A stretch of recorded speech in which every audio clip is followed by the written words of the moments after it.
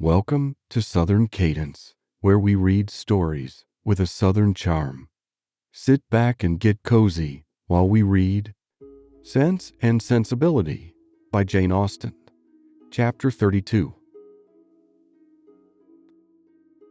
When the particulars of this conversation were repeated by Miss Dashwood to her sister, as they very soon were, the effect on her was not entirely such as the former had hoped to see.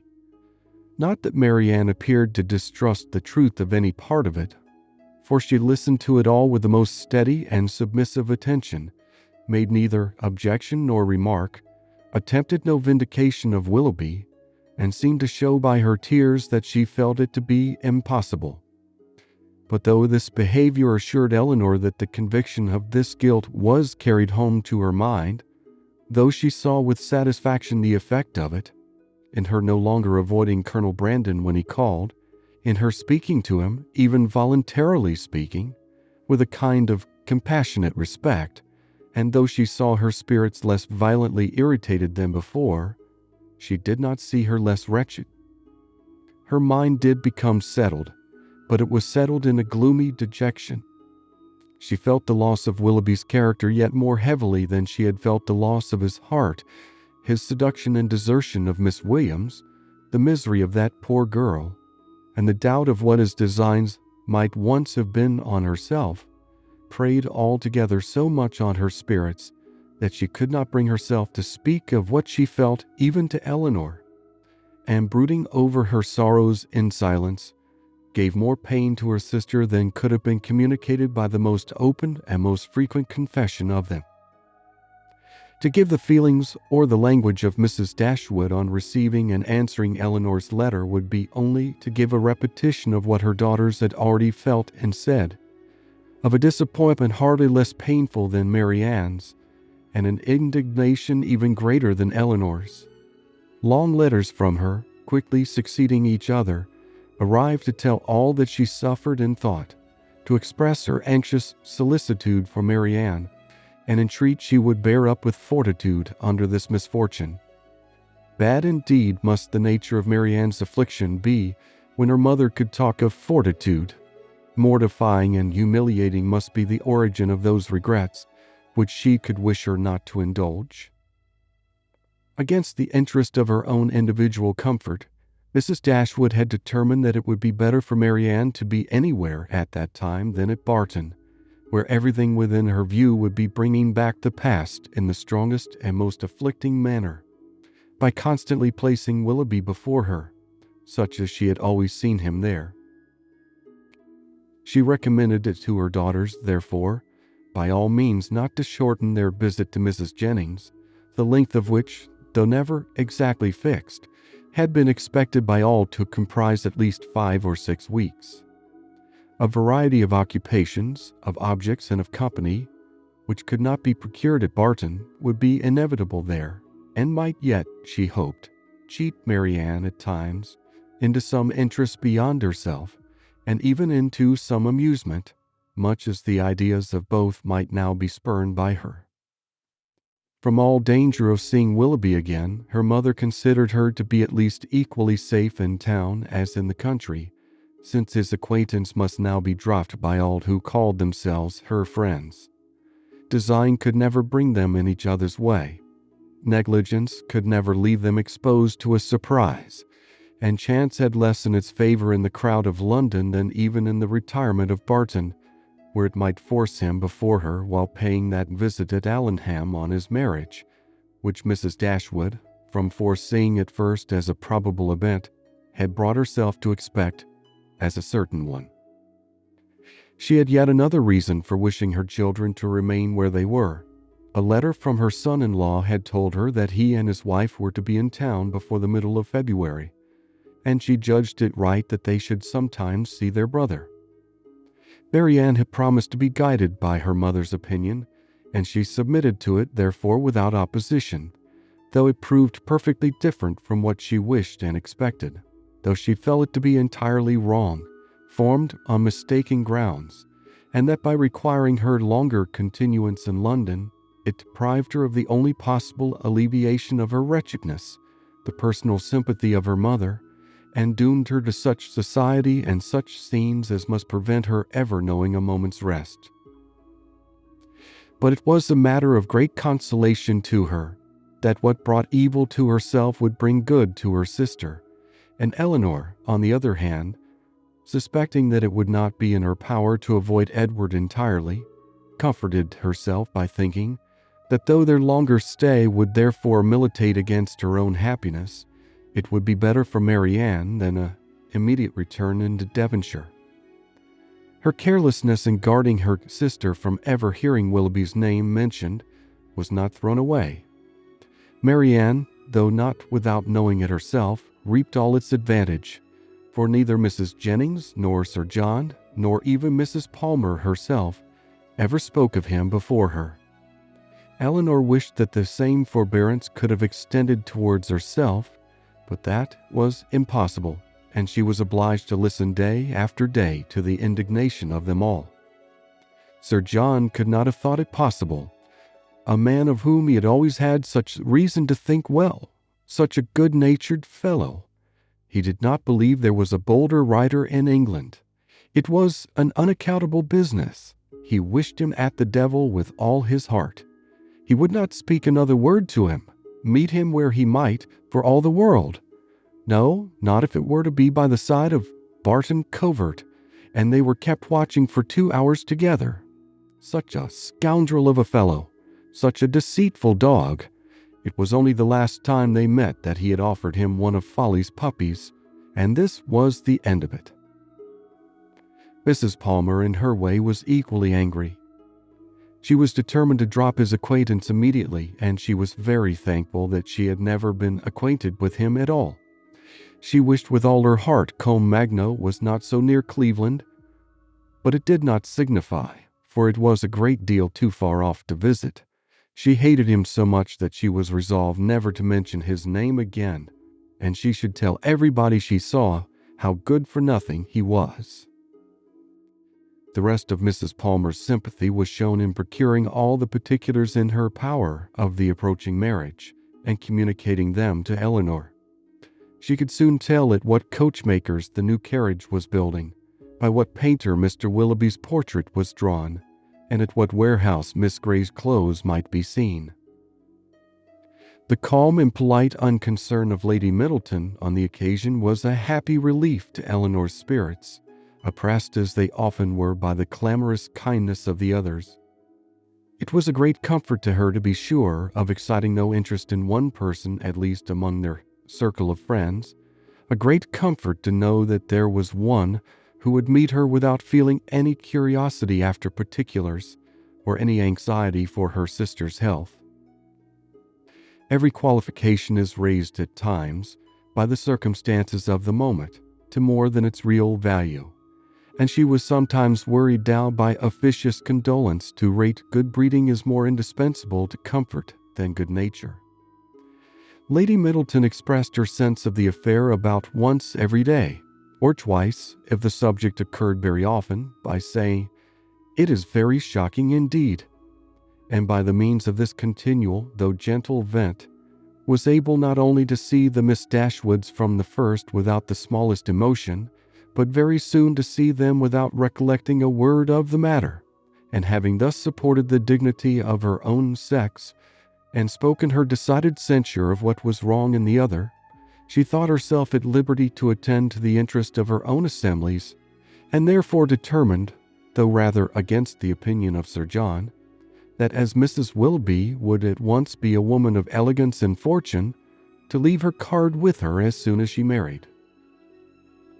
Colonel Brandon's delicate, unobtrusive enquiries were never unwelcome to Miss Dashwood. He had abundantly earned the privilege of intimate discussion of her sister's disappointment by the friendly zeal with which he had endeavored to soften it, and they always conversed with confidence. His chief reward for the painful exertion of disclosing past sorrows and present humiliations was given in the pitying eye with which Marianne sometimes observed him, and the gentleness of her voice whenever, though it did not often happen, she was obliged or could oblige herself to speak to him. These assured him that his exertion had produced an increase of goodwill towards himself, and these gave Elinor hopes of its being farther augmented hereafter.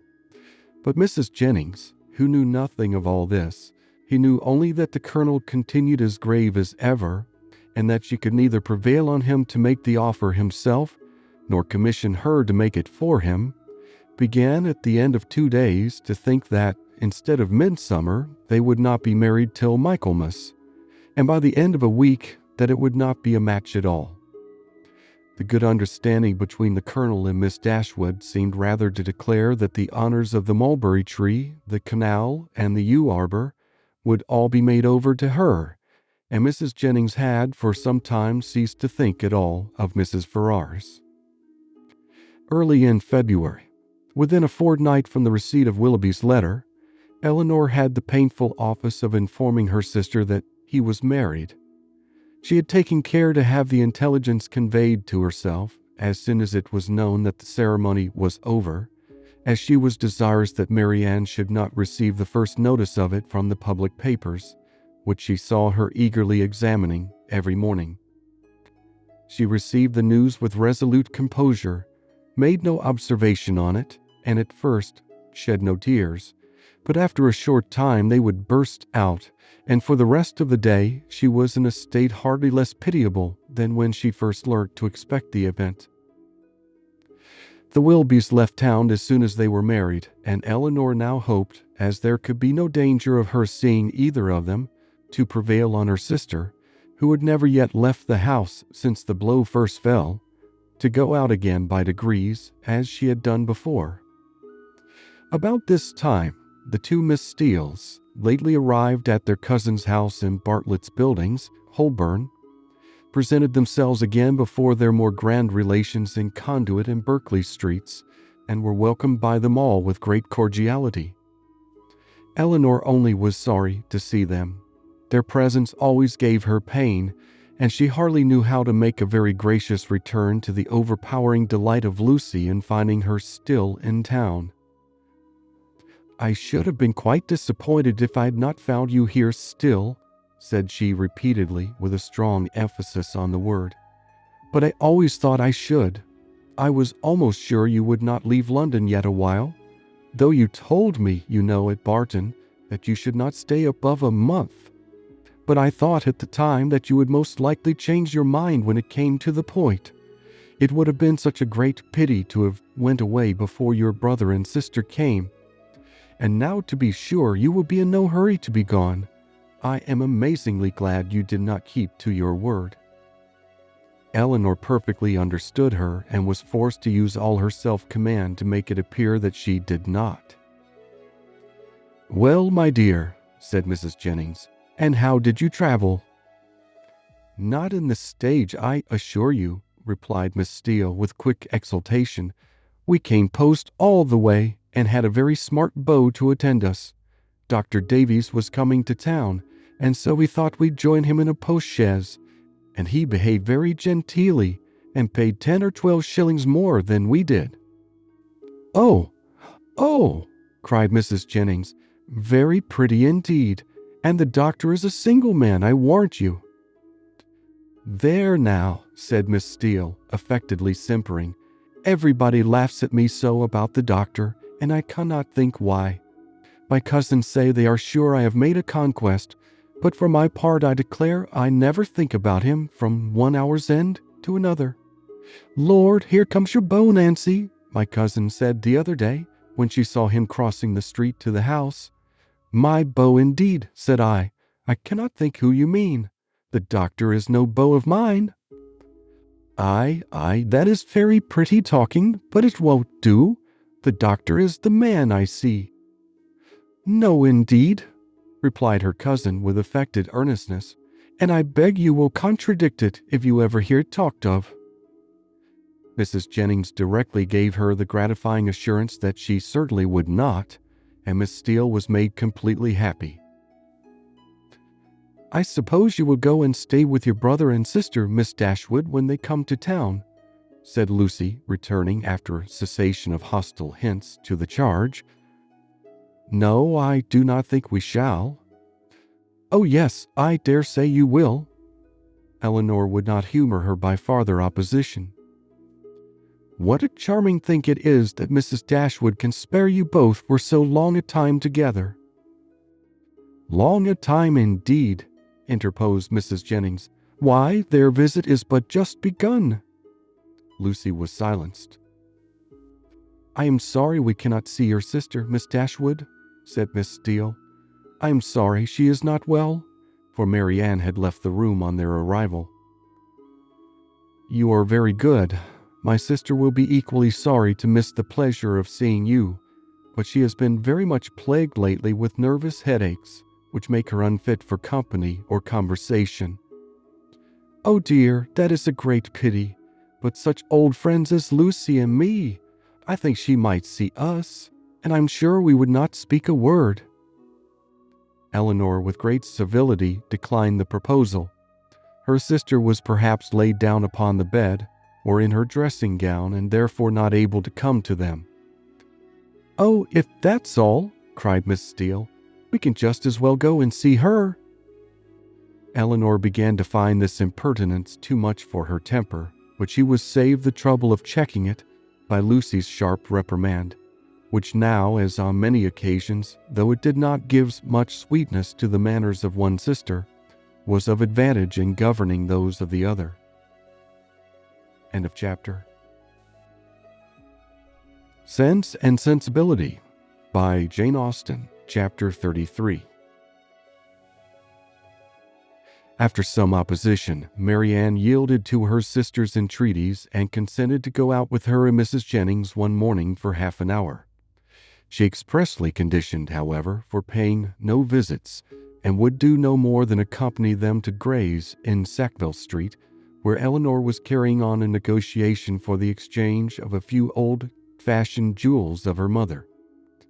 When they stopped at the door, Mrs. Jennings recollected that there was a lady at the other end of the street on whom she ought to call, and as she had no business at Gray's, it was resolved that while her young friends transacted theirs, she should pay her visit and return for them. On ascending the stairs, the Miss Dashwoods found so many people before them in the room that there was not a person at liberty to tend to their orders, and they were obliged to wait. All that could be done was to sit down at that end of the counter which seemed to promise the quickest succession. One gentleman only was standing there, and it is probable that Elinor was not without hope of exciting his politeness to a quicker dispatch. But the correctness of his eye and the delicacy of his taste proved to be beyond his politeness. He was giving orders for a toothpick case for himself, until its size, shape, and ornaments were determined, all of which, after examining and debating for a quarter of an hour over every toothpick case in the shop, were finally arranged by his own inventive fancy.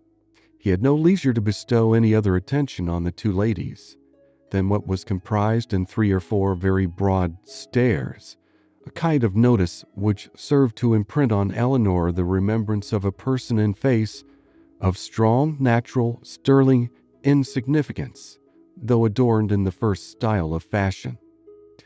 Marianne was spared from the troublesome feelings of contempt and resentment on this impertinent examination of their features, and on the puppyism of his manner in deciding on all the different horrors of the different toothpick cases presented to his inspection, by remaining unconscious of it all, for she was as well able to collect her thoughts within herself and be as ignorant of what was passing around her in Mr. Gray's shop as in her own bedroom. At last the affair was decided. The ivory, the gold, and the pearls all received their appointment, and the gentleman, having named the last day on which his existence could be continued without the possession of the toothpick case, drew on his gloves with leisurely care, and bestowing another glance on the Miss Dashwoods, but such a one as seemed rather to demand than expressed admiration, walked off with a happy air of real conceit and affected indifference. Elinor lost no time in bringing her business forward, was on the point of concluding it, when another gentleman presented himself at her side. She turned her eyes toward his face and found him with some surprise to be her brother. Their affection and pleasure in meeting was just enough to make a very creditable appearance in Mr. Gray's shop. John Dashwood was really far from being sorry to see his sisters again. It rather gave them satisfaction, and his inquiries after their mother were respectful and attentive. Elinor found that he and Fanny had been in town 2 days. "I wished very much to call upon you yesterday," said he, "but it was impossible, for we were obliged to take Harry to see the wild beasts at Exeter Exchange, and we spent the rest of the day with Mrs. Ferrars. Harry was vastly pleased. This morning I had fully intended to call on you, if I could possibly find a spare half-hour, but one has always so much to do on first coming to town. I am come here to bespeak Fanny a seal, but tomorrow I think I shall certainly be able to call in Berkeley Street and be introduced to your friend, Mrs. Jennings. I understand she is a woman of very good fortune. And the Middletons, too, you must introduce me to them. As my mother-in-law's relations, I shall be happy to show them every respect. They are excellent neighbors to you in the country, I understand." "Excellent indeed. Their attention to our comfort, their friendliness in every particular, is more than I can express."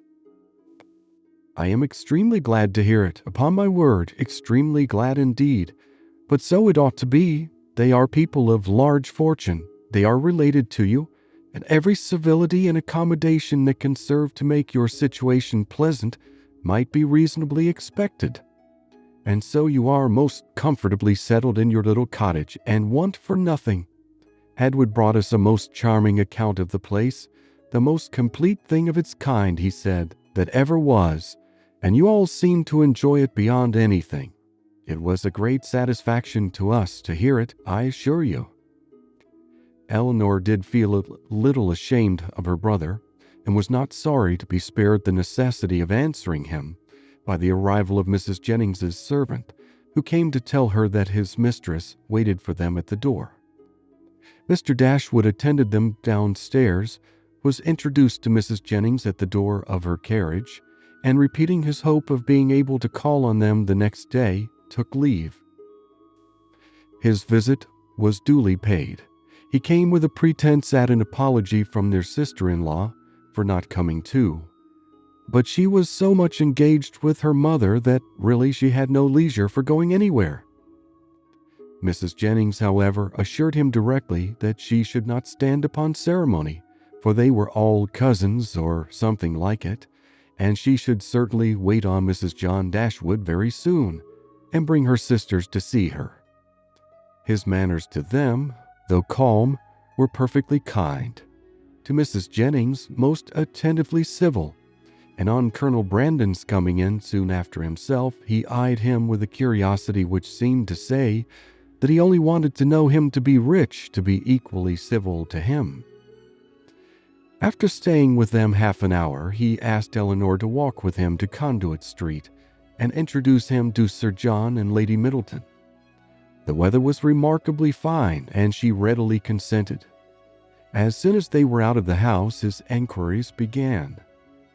"Who is Colonel Brandon? Is he a man of fortune?" "Yes, he is very good property in Dorsetshire." "I am glad of it. He seems a most gentlemanlike man, and I think, Elinor, I may congratulate you on the prospect of a very respectable establishment in life." "Me, brother? What do you mean?" "He likes you. I observed him narrowly, and am convinced of it. What is the amount of his fortune?" "I believe about 2,000 a year." 2,000 a year.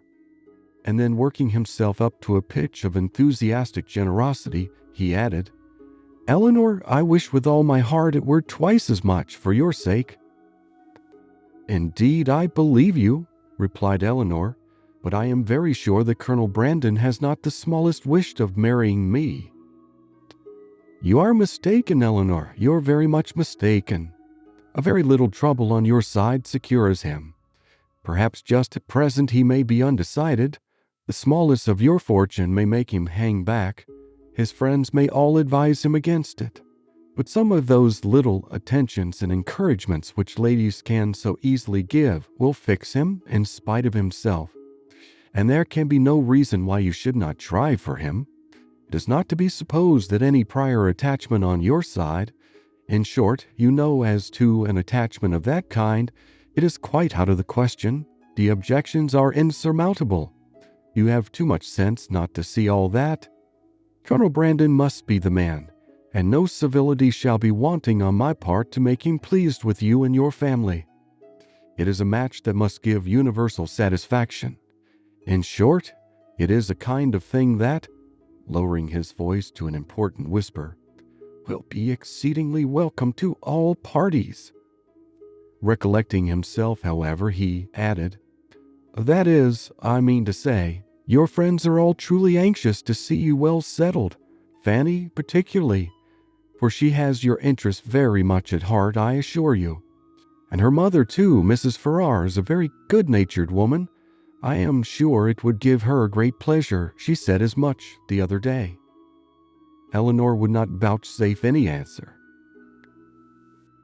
"It would be something remarkable now," he continued, "something droll, if Fanny should have a brother and I a sister settling at the same time, and yet it is not very unlikely." "Is Mr. Edward Ferrars," said Elinor with resolution, "going to be married?" "It is not actually settled, but there is such a thing in agitation. He has a most excellent mother. Mrs. Ferrars, with the utmost liberality, will come forward and settle on him 1,000 a year if the match takes place. The lady is the Honourable Miss Morton, only daughter of the late Lord Morton, with 30,000 pounds.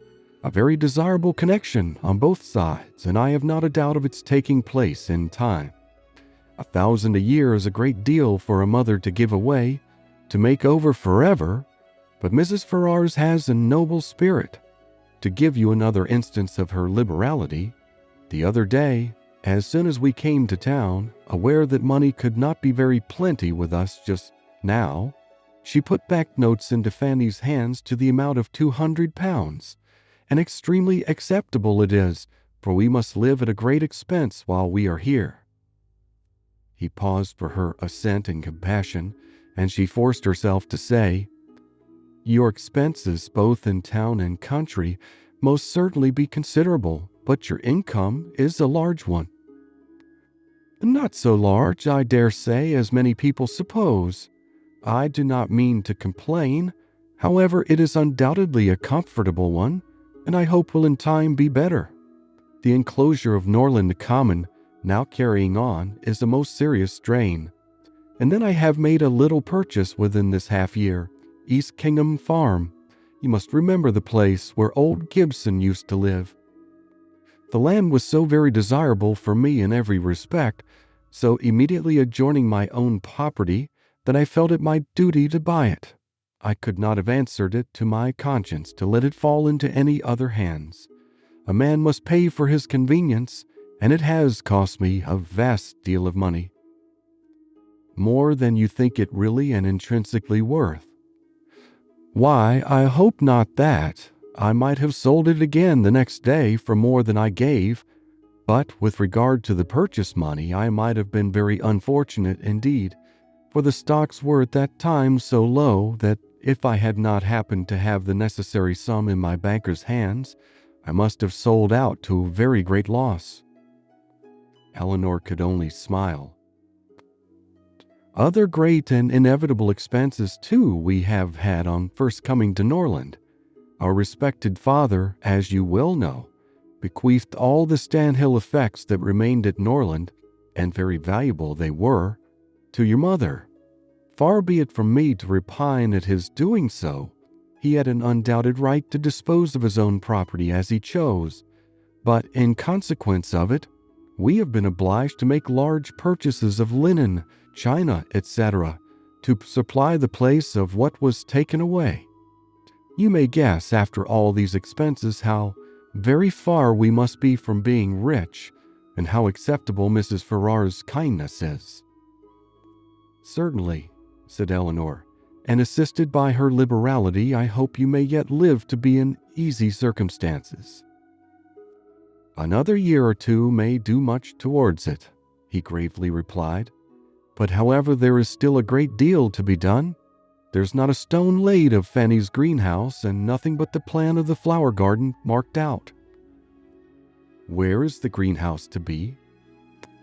Upon the knoll behind the house. The old walnut trees are all come down to make room for it. It will be a very fine object from many parts of the park, and the flower garden will slope down just before it and be exceedingly pretty. We have cleared away all the old thorns that grew in patches over the brow. Elinor kept her concern and her censure to herself, and was very thankful that Marianne was not present to share the provocation. Having now said enough to make his poverty clear, and to do away the necessity of buying a pair of earrings for each of his sisters in his next visit at Gray's, his thoughts took a cheerfuller turn, and he began to congratulate Elinor on having such a friend as Mrs. Jennings. She seems a most valuable woman indeed. Her house, her style of living, all bespeak an exceeding good income, and it is an acquaintance that has not only been of great use to you hitherto, but in the end may prove materially advantageous. Her inviting you to town is certainly a vast thing in your favor, and indeed it speaks altogether so great a regard for you, that in all probability that when she dies you will not be forgotten. She must have a great deal to leave. Nothing at all, I should rather suppose, for she has only her jointure, which will descend to her children. But it is not to be imagined that she lives up to her income. Few people of common prudence will do that, and whatever she saves she will be able to dispose of. And do you not think it more likely that she should leave it to her daughters than to us?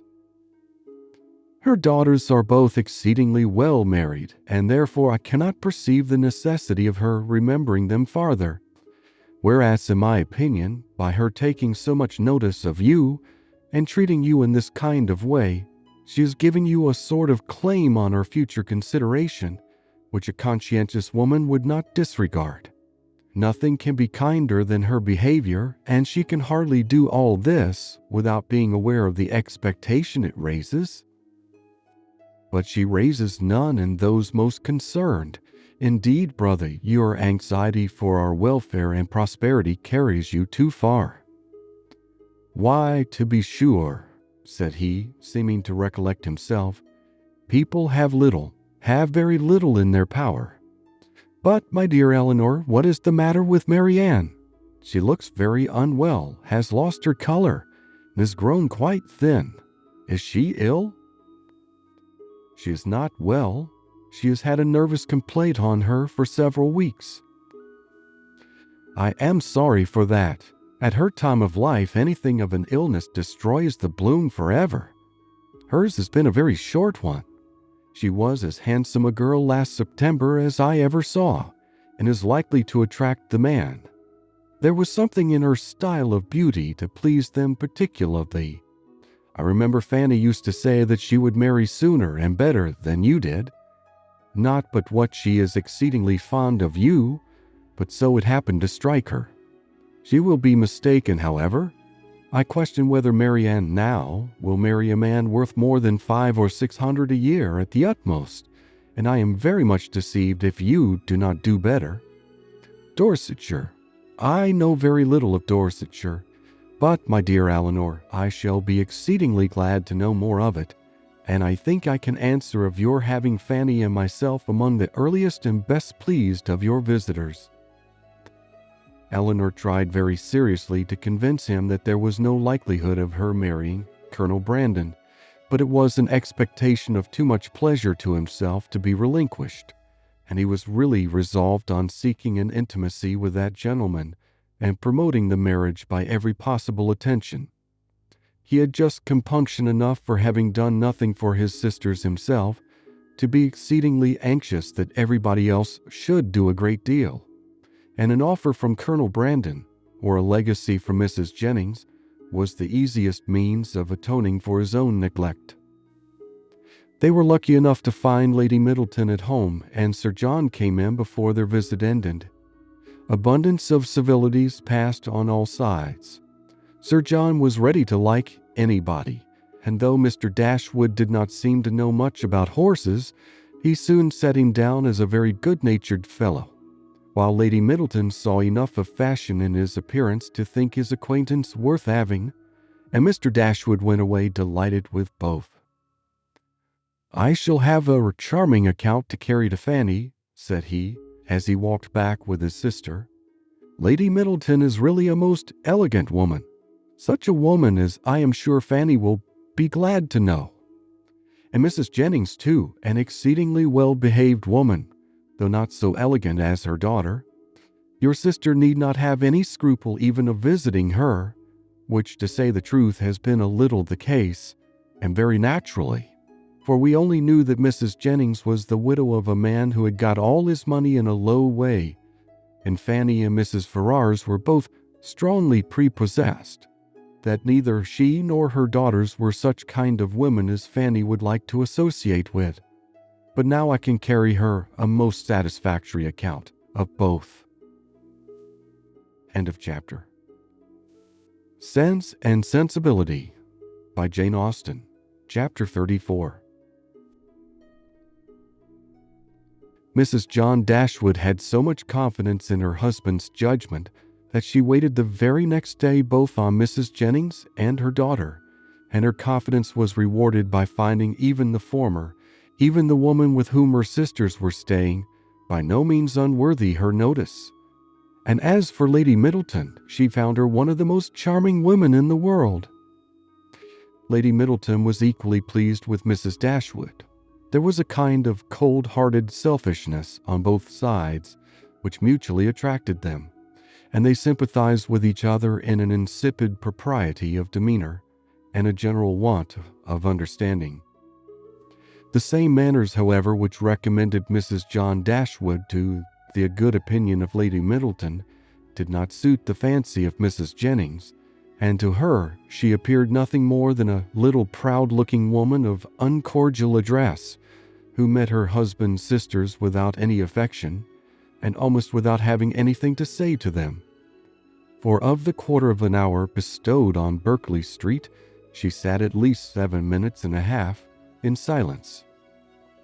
Elinor wanted very much to know, though she did not choose to ask, whether Edward was then in town, but nothing would have induced Fanny voluntarily to mention his name before her, till able to tell her that his marriage with Miss Morton was resolved on, or till her husband's expectations on Colonel Brandon were answered, because she believed them still so very much attached to each other, but they could not be too sedulously divided in word and deed on every occasion. The intelligence, however, which she would not give, soon flowed from another quarter. Lucy came very shortly to claim Elinor's compassion on being unable to see Edward, though he had arrived in town with Mr. and Mrs. Dashwood. He dared not come to Bartlett's Buildings for fear of detection, and though their mutual impatience to meet was not to be told, they could do nothing at present but write. Edward assured them himself of his being in town within a very short time by twice calling in Berkeley Street. Twice was his card found on the table when they returned from their morning's engagements. Elinor was pleased that he had called, and still more pleased that she had missed him. The Dashwoods were so prodigiously delighted with the Middletons that, though not much in the habit of giving anything, they determined to give them a dinner, and soon after their acquaintance began, invited them to dine in Harley Street, where they had taken a very good house for 3 months. Their sisters and Mrs. Jennings were invited likewise, and John Dashwood was careful to secure Colonel Brandon, who, always glad to be where the Miss Dashwoods were, received his eager civilities with some surprise, but much more pleasure. They were to meet Mrs. Ferrars, but Elinor could not learn whether her sons were to be of the party. The expectation of seeing her, however, was enough to make her interested in the engagement, for though she could not now meet Edward's mother without that strong anxiety which had once promised to attend such an introduction, though she could not now see her with perfect indifference as to her opinion of herself, her desire of being in company with Mrs. Ferrars her curiosity to know what she was like was as lively as ever. The interest with which she thus anticipated the party was soon afterwards increased, more powerfully than pleasantly, by her hearing that the Miss Steeles were also to be at it. So well had they recommended themselves to Lady Middleton, so agreeable had their assiduities made them to her, that though Lucy was certainly not so elegant, and her sister not even genteel, she was as ready as Sir John to ask them to spend a week or two in Conduit Street, and it happened to be particularly convenient to the Miss Steeles, as soon as the Dashwoods' invitation was known, that their visit should begin a few days before the party took place. Their claims to the notice of Mrs. John Dashwood, as the nieces of the gentleman who for many years had had the care of her brother, might not have done much, however, towards procuring them seats at her table, but as Lady Middleton's guests they must be welcome, and Lucy, who had long wanted to be personally known to the family, to have a nearer view of their characters and her own difficulties, and to have an opportunity of endeavoring to please them, had seldom been happier in her life than she was on receiving Mrs. John Dashwood's card. On Elinor its effect was very different. She began immediately to determine that Edward, who lived with his mother, must be asked, as his mother was, to a party given by his sister, and to see him for the first time after all that passed in the company of Lucy, she hardly knew how she could bear it. These apprehensions, perhaps, were not founded entirely on reason, and certainly not at all on truth. They were relieved, however, not by her own recollection, but by the goodwill of Lucy, who believed herself to be inflicting a severe disappointment when she told her that Edward certainly would not be in Harley Street on Tuesday, and even hoped to be carrying the pain still farther by persuading her that he was kept away by the extreme affection for herself, which he could not conceal when they were together. The important Tuesday came that was to introduce the two young ladies to this formidable mother-in-law. "Pity me, dear Miss Dashwood," said Lucy as they walked up the stairs together, for the Middletons arrived so directly after Mrs. Jennings that they all followed the servant at the same time. "There is nobody here but you that can feel for me. I declare I can hardly stand. Ah, good gracious, in a moment I shall see the person that all my happiness depends on, that is to be my mother." Elinor could have given her immediate relief by suggesting the possibility of its being Miss Morden's mother, rather than her own, whom they were about to behold, but instead of doing that, she assured her, and with great sincerity, that she did pity her, to the utter amazement of Lucy, who, though really uncomfortable herself, hoped at least to be an object of irrepressible envy to Elinor. Mrs. Ferrars was a little, thin woman, upright, even to formality in her figure, and serious, even to sourness in her aspect. Her complexion was sallow, and her features small, without beauty, and naturally without expression. But a lucky contraction of the brow had rescued her countenance from the disgrace of insipidity, by giving it the strong characters of pride and ill nature.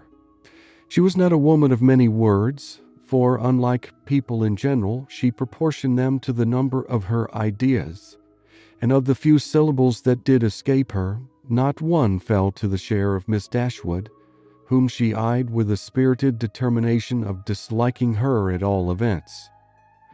Elinor could not now be made unhappy by this behavior. A few months ago it would have hurt her exceedingly, but it was not in Mrs. Ferrars' power to distress her by it now. And the difference of her manners to the Miss Steeles, a difference which seemed purposely made to humble her more, only amused her.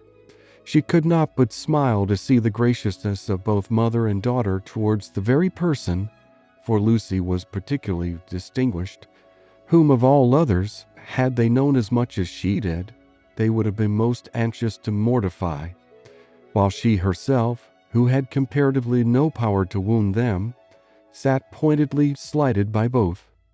But while she smiled at a graciousness so misapplied, she could not reflect on the mean-spirited folly from which it sprung, nor observe the studied attention with which the Miss Steeles courted its continuance, without thoroughly despising them all four. Lucy was all exultation on being so honorably distinguished, and Miss Steele wanted only to be teased about Dr. Davies to be perfectly happy. The dinner was a grand one. The servants were numerous, and everything bespoke the mistress's inclination for show and the master's ability to support it. In spite of the improvements and additions which were making to the Norland estate, and in spite of its owner having once been within some £1,000 of being obliged to sell out at a loss, nothing gave any symptom of that indigence which he had tried to infer from it. No poverty of any kind, except of conversation, appeared. But there the deficiency was considerable. John Dashwood had not much to say for himself that was worth hearing, and his wife had still less. But there was no peculiar disgrace in this, for it was very much the case with the chief of their visitors, who almost all labored under one or other of these disqualifications for being agreeable: want of sense, either natural or improved, want of elegance, want of spirits, or want of temper. When the ladies withdrew to the drawing-room after dinner, this poverty was particularly evident, for the gentlemen had supplied the discourse with some variety, the variety of politics, enclosing land, and breaking horses. But then it was all over, and one subject only engaged the ladies till coffee came in, which was the comparative heights of Harry Dashwood and Lady Middleton's second son, William, who were nearly of the same age. Had both the children been there, the affair might have been determined too easily by measuring them at once. But as Harry only was present, it was all conjectural assertion on both sides, and everybody had a right to be equally positive in their opinion, and to repeat it over and over again as often as they liked. The parties stood thus. The two mothers, though each really convinced that her own son was the tallest, politely decided in favor of the other. The two grandmothers, with not less partiality but more sincerity, were equally earnest in support of their own descendant. Lucy, who was hardly less anxious to please one parent than the other, thought the boys were both remarkably tall for their age, and could not conceive that there could be the smallest difference in the world between them. And Miss Steele, with yet greater address, gave it, as fast as she could, in favor of each. Elinor, having once delivered her opinion on William's side, by which she offended Mrs. Ferrars and Fanny still more, did not see the necessity of enforcing it by any farther assertion, and Marianne, when called on for hers, offended them all by declaring that she had no opinion to give, as she had never thought about it. Before her removing from Norland, Elinor had painted a very pretty pair of screens for her sister-in-law, which being now just mounted and brought home, ornamented her present drawing-room. And these screens, catching the eye of John Dashwood on his following the other gentlemen into the room, were officiously handed by him to Colonel Brandon for his admiration. "These are all done by my eldest sister," said he, "and you, as a man of taste, will, I dare say, be pleased with them. I do not know whether you have ever happened to see any of her performances before, but she is in general reckoned to draw extremely well." The colonel, though disclaiming all pretensions to connoisseurship, warmly admired the screens, as he would have done anything painted by Miss Dashwood, and on the curiosity of the others being of course excited, they were handed round for general inspection.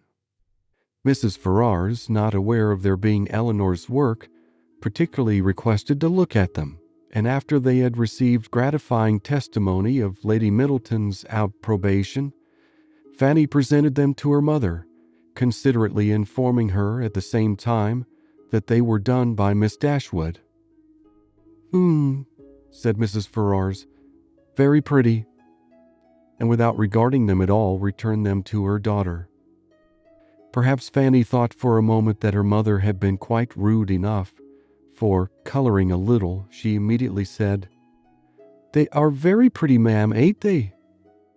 And then again, the dread of having been too civil, too encouraging herself, probably came over her, for she presently added, "Do you not think there is something in Miss Morton's style of painting, ma'am? She does paint most delightfully. How beautifully her last landscape is done."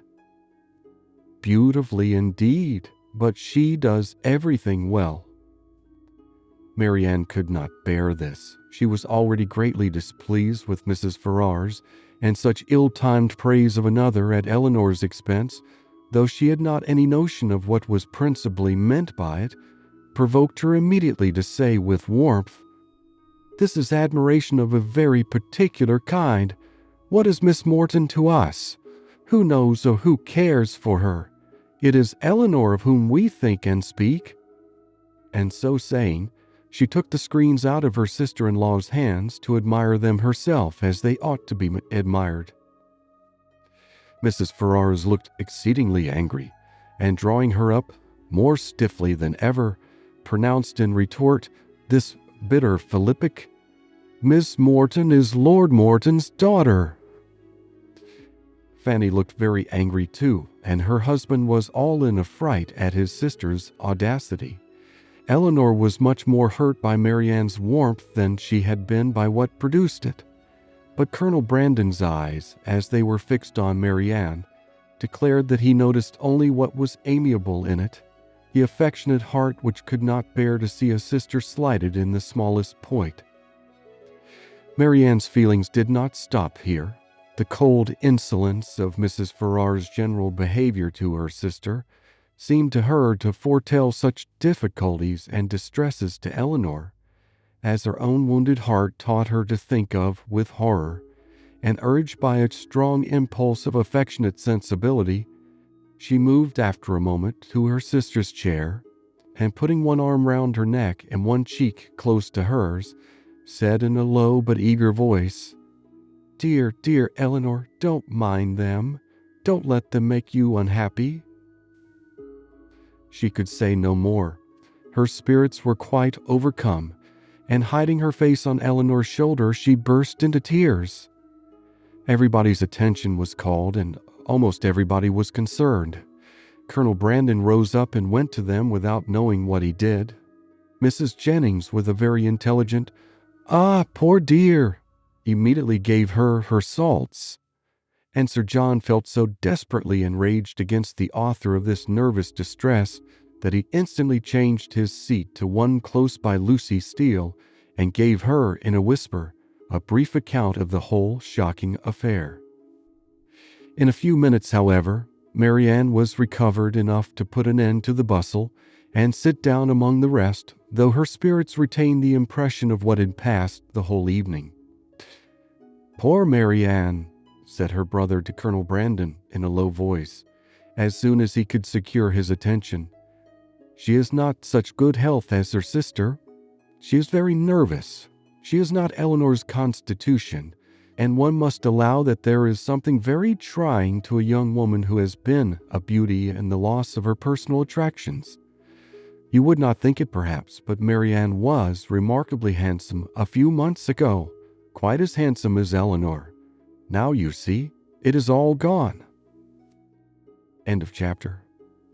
Sense and Sensibility by Jane Austen, Chapter 35. Elinor's curiosity to see Mrs. Ferrars was satisfied. She had found in her everything that could tend to make a farther connection between the families undesirable.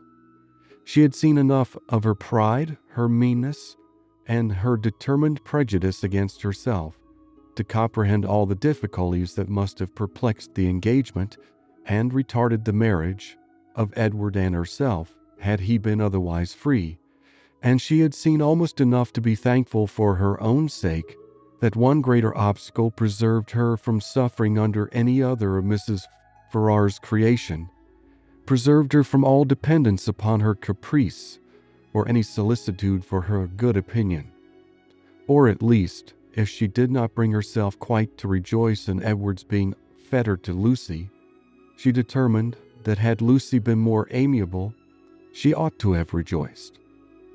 She wondered that Lucy's spirits could be so very much elevated by the civility of Mrs. Ferrars, that her interest and her vanity should so very much blind her as to make the attention which seemed only paid her because she was not Elinor appear as a compliment to herself, or to allow her to derive encouragement from a preference only given her because her real situation was unknown.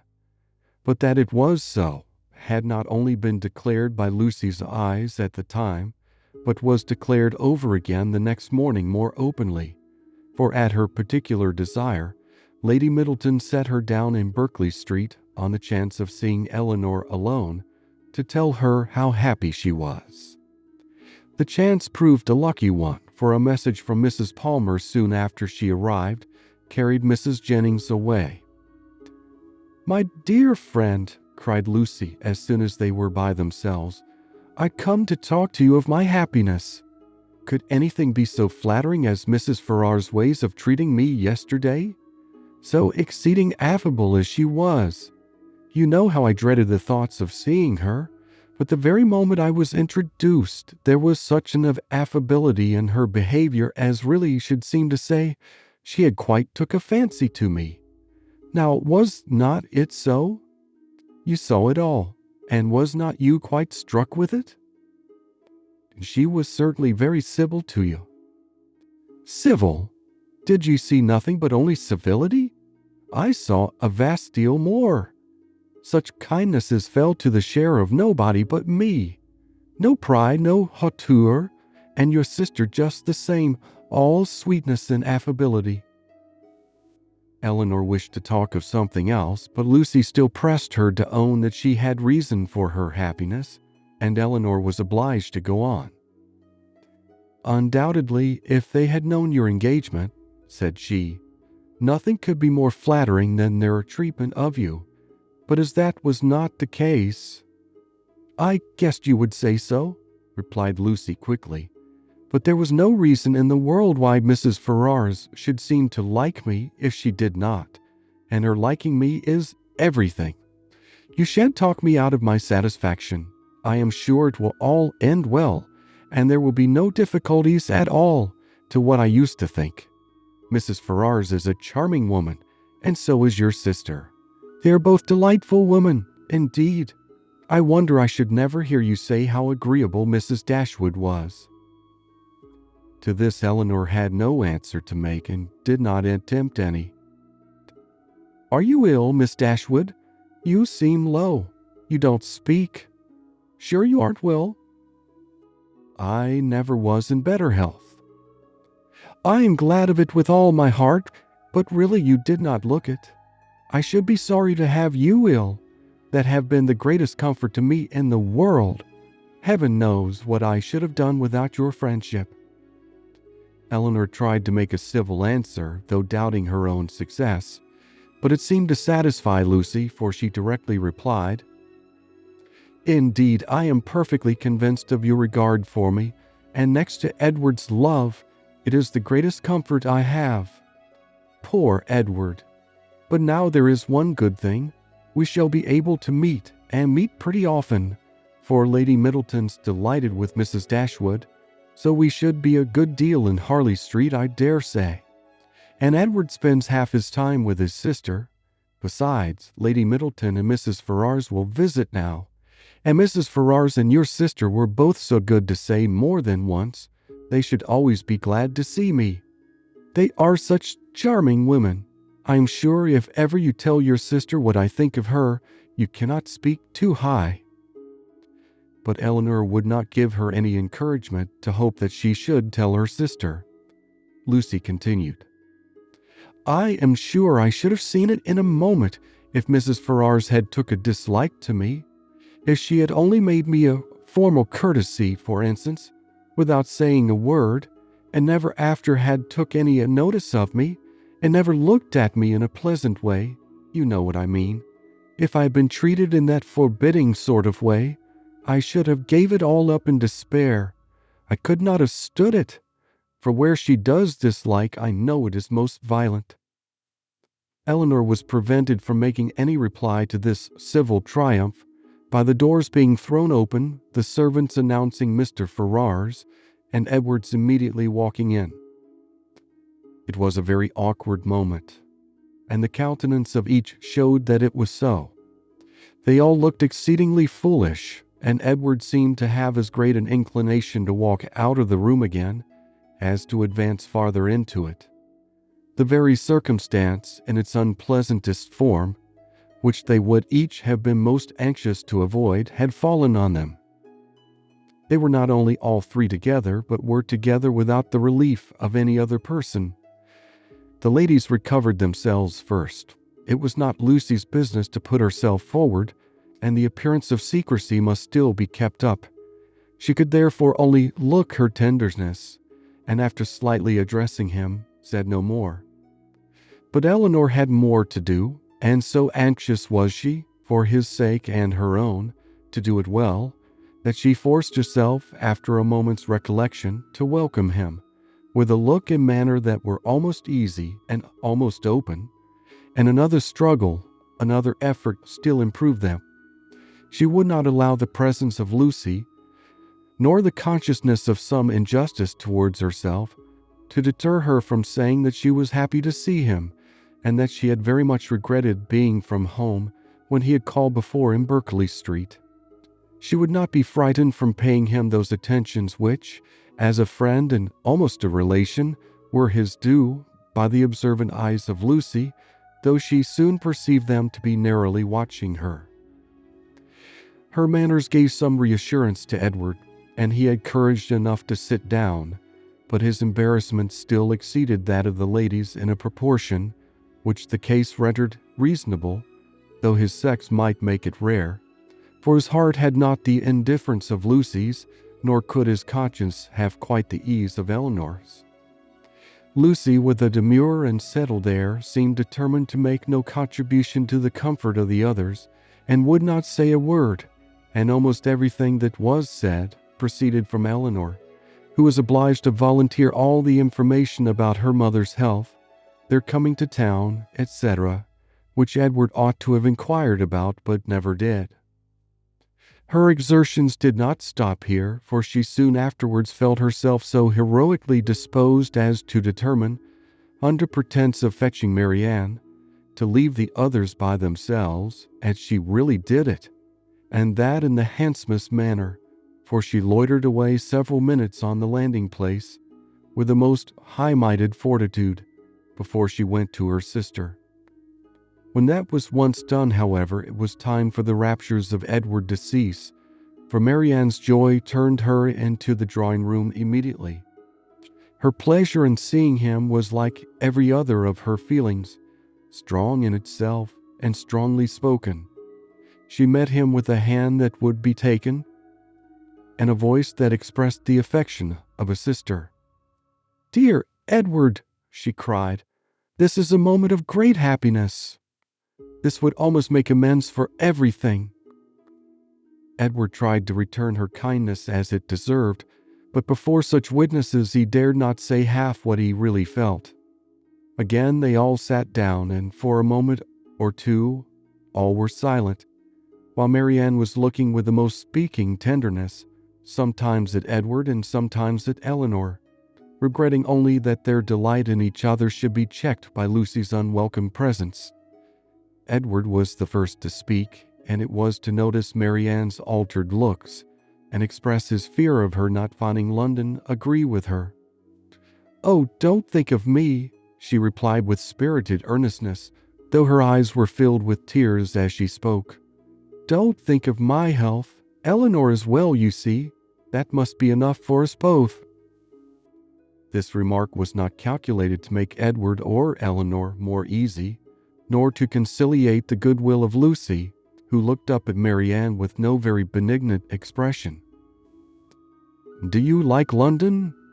said Edward, willing to say anything that might introduce another subject. "Not at all. I expected much pleasure in it, but I have found none. The sight of you, Edward, is the only comfort it has afforded, And thank heaven you are what you always were." She paused. No one spoke. "I think, Elinor," she presently added, "we must employ Edward to take care of us in our return to Barton in a week or two. I suppose we shall be going, and I trust Edward would not be very unwilling to accept the charge." Poor Edward muttered something, but what it was nobody knew, not even himself. But Marianne, who saw his agitation and could easily trace it to whatever cause best pleased herself, was perfectly satisfied and soon talked of something else. "We spent such a day, Edward, in Harley Street yesterday. So dull, so wretchedly dull. But I have much to say to you on that head, which cannot be said now." And with this admirable discretion did she defer the assurance of her finding their mutual relatives more disagreeable than ever, and of her being particularly disgusted with his mother, till they were more in private. "But why were you not there, Edward? Why did you not come?" "I was engaged elsewhere." "Engaged? But what was that, when such friends were to be met?" "Perhaps, Miss Marianne," cried Lucy, eager to take some revenge on her, "you think young men never stand upon engagements if they have no mind to keep them, little as well as great." Elinor was very angry, but Marianne seemed entirely insensible of the sting, for she calmly replied, "Not so, indeed, for, seriously speaking, I am very sure the conscience only kept Edward from Harley Street, and I really believe he has the most delicate conscience in the world, the most scrupulous in performing every engagement, however minute, and however it may make against his interest or pleasure.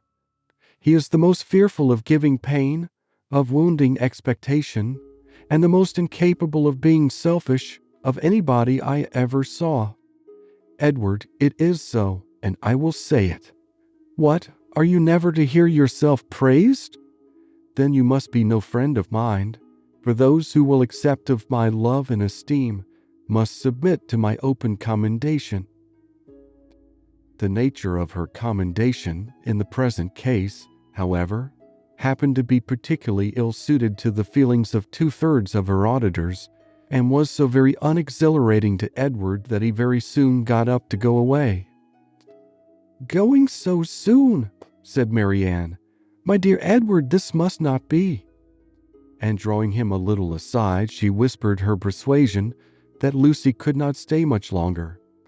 But even this encouragement failed, for he would go, and Lucy, who would have outstayed him had his visit lasted 2 hours, soon afterwards went away. "What can bring her here so often?" said Marianne on her leaving them. "Could she not see that we wanted her gone? How teasing to Edward!" "Why so? We were all his friends, and Lucy has been the longest known to him of any. It is but natural that he should like to see her as well as ourselves." Marianne looked at her steadily and said, "You know, Elinor, that this is a kind of talking which I cannot bear. If you only hope to have your assertion contradicted, as I must suppose to be the case, you ought to recollect that I am the last person in the world to do it. I cannot descend to be tricked out of assurances that are not really wanted."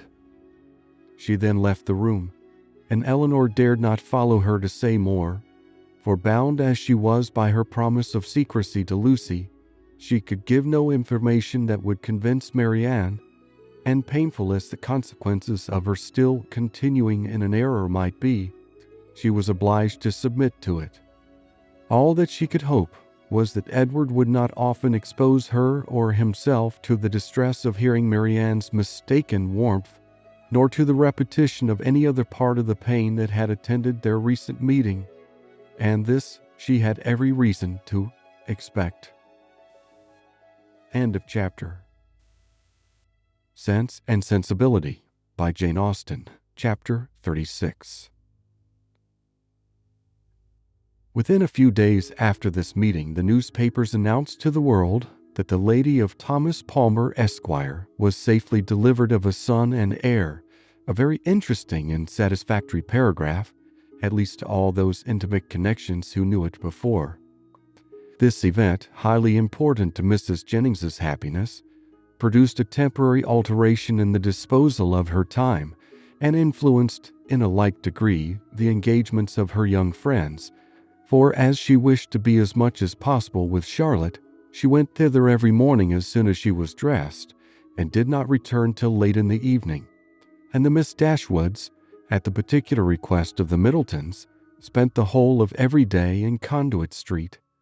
For their own comfort they would much rather have remained, at least all the morning, in Mrs. Jennings's house, but it was not a thing to be urged against the wishes of everybody. Their hours were therefore made over to Lady Middleton and the two Miss Steeles, by whom their company, in fact, was as little valued as it was professedly sought. They had too much sense to be desirable companions to the former, and by the latter they were considered with a jealous eye, as intruding on their ground, and sharing the kindness which they wanted to monopolize. Though nothing could be more polite than Lady Middleton's behavior to Elinor and Marianne, she did not really like them at all. Because they neither flattered herself nor her children, she could not believe them good-natured, and because they were fond of reading, she fancied them satirical, perhaps without exactly knowing what it was to be satirical. But that did not signify. It was censure in common use and easily given.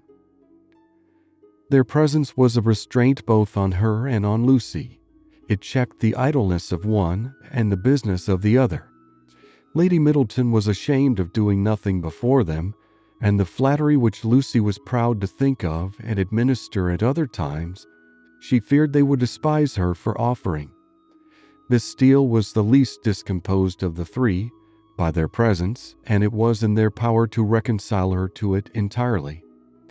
Would either of them only have given her a full and minute account of the whole affair between Marianne and Mr. Willoughby, she would have thought herself amply rewarded for the sacrifice of the best place by the fire after dinner, which their arrival occasioned. But this conciliation was not granted, for though she often threw out expressions of pity for her sister to Elinor, and more than once dropped a reflection on the inconstancy of beaux before Marianne, no effect was produced, but a look of indifference from the former or of disgust in the latter.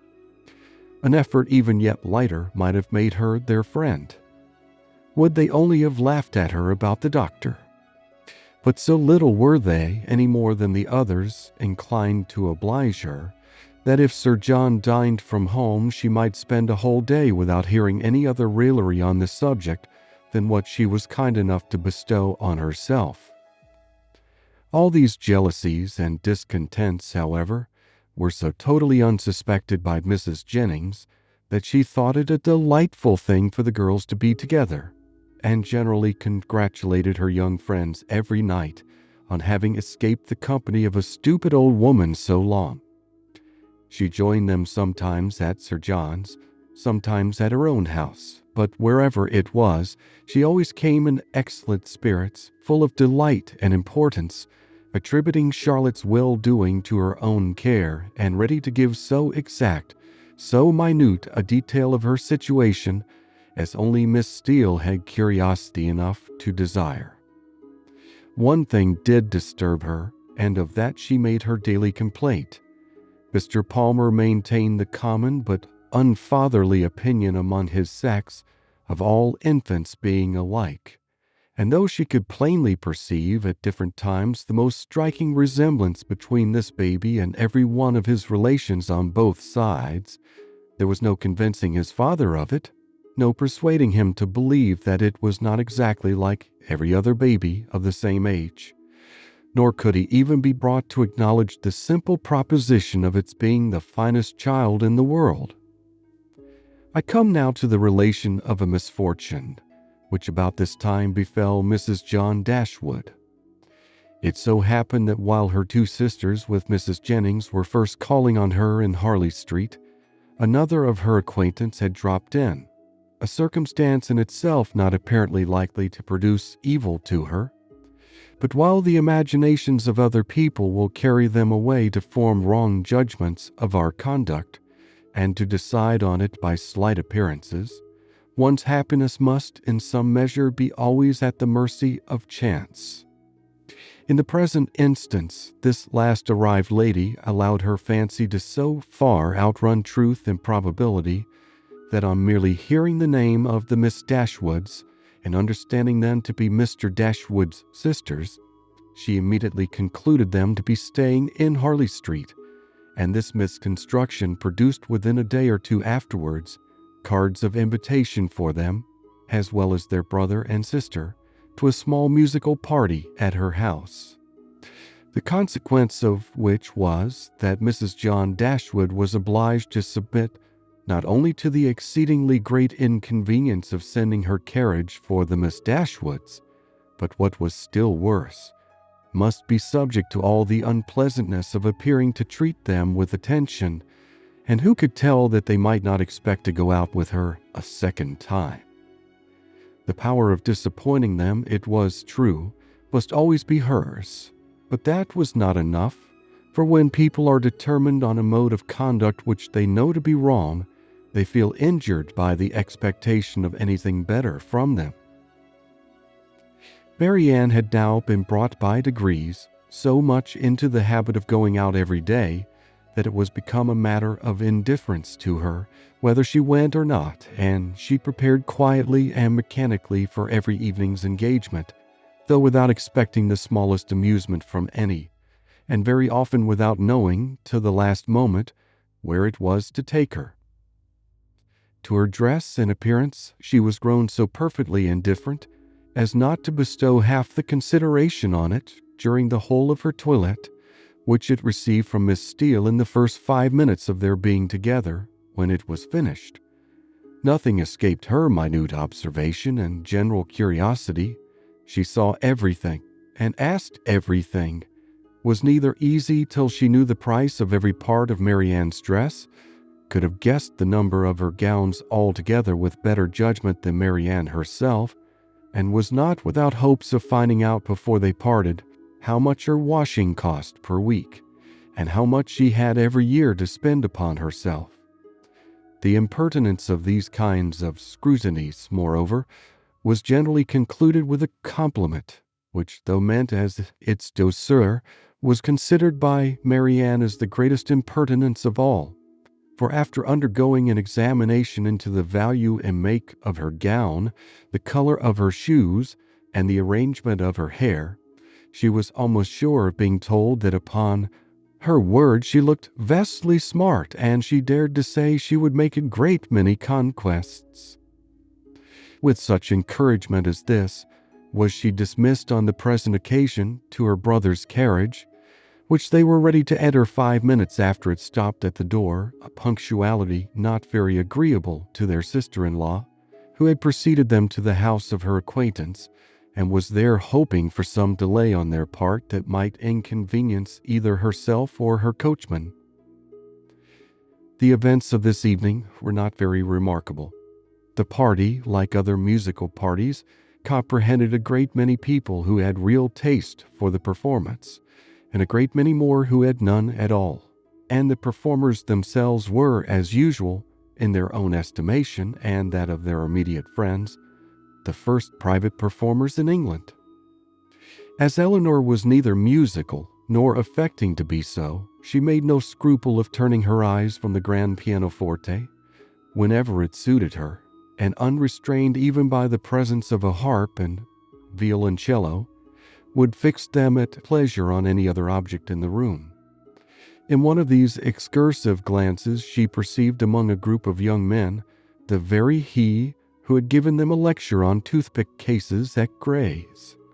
She perceived him soon afterwards looking at herself and speaking familiarly to her brother, and had just determined to find out his name from the latter, when they both came towards her, and Mr. Dashwood introduced him to her as Mr. Robert Ferrars.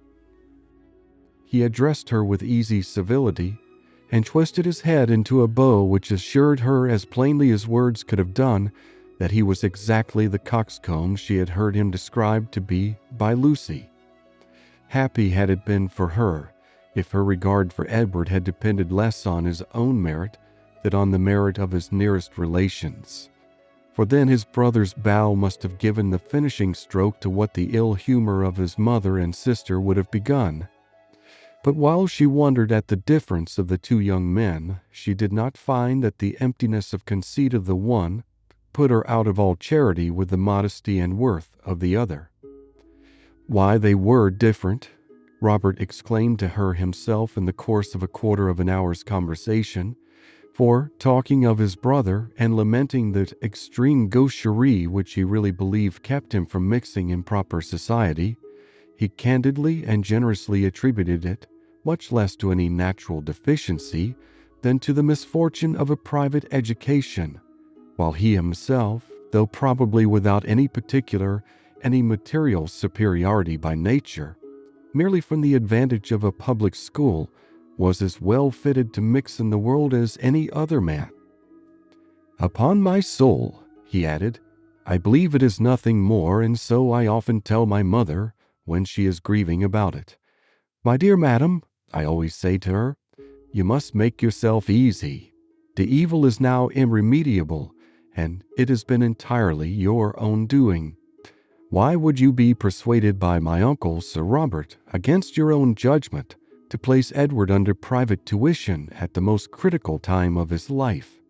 If you had only sent him to Westminster as well as myself, instead of sending him to Mr. Pratt's, all this would have been prevented. This is the way in which I always consider the matter, and my mother is perfectly convinced of her error." Elinor would not oppose his opinion because, whatever might be her general estimation of the advantage of a public school, she could not think of Edward's abode in Mr. Pratt's family with any satisfaction. "You reside in Devonshire, I think," was his next observation, "in a cottage near Dawlish." Elinor set him right as to its situation, and it seemed rather surprising to him that anybody could live in Devonshire without living near Dawlish. He bestowed his hearty approbation, however, on their species of house. "For my own part," said he, "I am excessively fond of a cottage. There is always so much comfort, so much elegance about them. And I protest, if I had any money to spare, I should buy a little land and build one myself within a short distance of London, where I might drive myself down at any time and collect a few friends about me and be happy. I advise everybody who is going to build a cottage. My friend Lord Courtland came to me the other day on purpose to ask my advice, and laid before me 3 different plans of bonomies. I was to decide on the best of them. 'My dear Courtland,' said I, immediately throwing them all into the fire, 'do not adopt either of them, but by all means build a cottage, and that I fancy will be the end of it.' Some people imagine that there can be no accommodations, no space in a cottage, but this is all a mistake. I was last month at my friend Elliot's near Dartford. Lady Elliot wished to give a dance. 'But how can it be done?' said she. 'My dear Ferrars, do tell me how it is to be managed. There's not a room in this cottage that will hold 10 couple, and where can the supper be?' I immediately saw that there could be no difficulty in it, so I said, 'My dear Lady Elliot, do not be uneasy. The dining parlor will admit 18 couple with ease. Card tables may be placed in the drawing room, the library may be opened for tea and other refreshments, and let the supper be set out in the saloon.' Lady Elliot was delighted with the thought. We measured the dining room and found it would hold exactly 18 couple, and the affair was arranged precisely after my plan. So that, in fact, you see, if people do but know how to set about it, every comfort may be as well enjoyed in a cottage as in the most spacious dwelling." Elinor agreed to it all, for she did not think he deserved the compliment of rational opposition.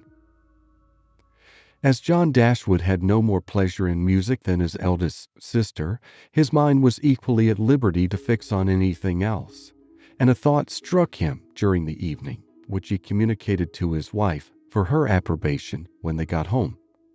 The consideration of Mrs. Dennison's mistake in supposing his sisters their guests, had suggested the propriety of their being really invited to become such, while Mrs. Jennings's engagements kept her from home. The expense would be nothing, the inconvenience not more, and it was altogether an attention which the delicacy of his conscience pointed out to be requisite to its complete enfranchisement from his promise to his father. Fanny was startled at the proposal. "I do not see how it can be done," said she, "without affronting Lady Middleton, for they spend every day with her. Otherwise I should be exceedingly glad to do it. You know I am always ready to pay them any attention in my power, as my taking them out this evening shows, but they are Lady Middleton's visitors. How can I ask them away from her?"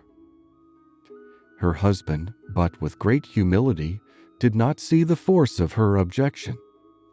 They had already spent a week in this manner in Conduit Street, and Lady Middleton could not be displeased at their giving the same number of days to such near relations. Fanny paused a moment, and then with fresh vigor said, "My love, I would ask them with all my heart if it was in my power, but I had just settled within myself to ask the Miss Steeles to spend a few days with us. They are very well behaved, good kind of girls, and I think the attention is due to them, as their uncle did so very well by Edward. We can ask your sisters some other year, you know, but the Miss Steeles may not be in town any more. I'm sure you will like them. Indeed, you do like them, you know, very much already, and so does my mother, and they are such favorites with Harry." Mr. Dashwood was convinced.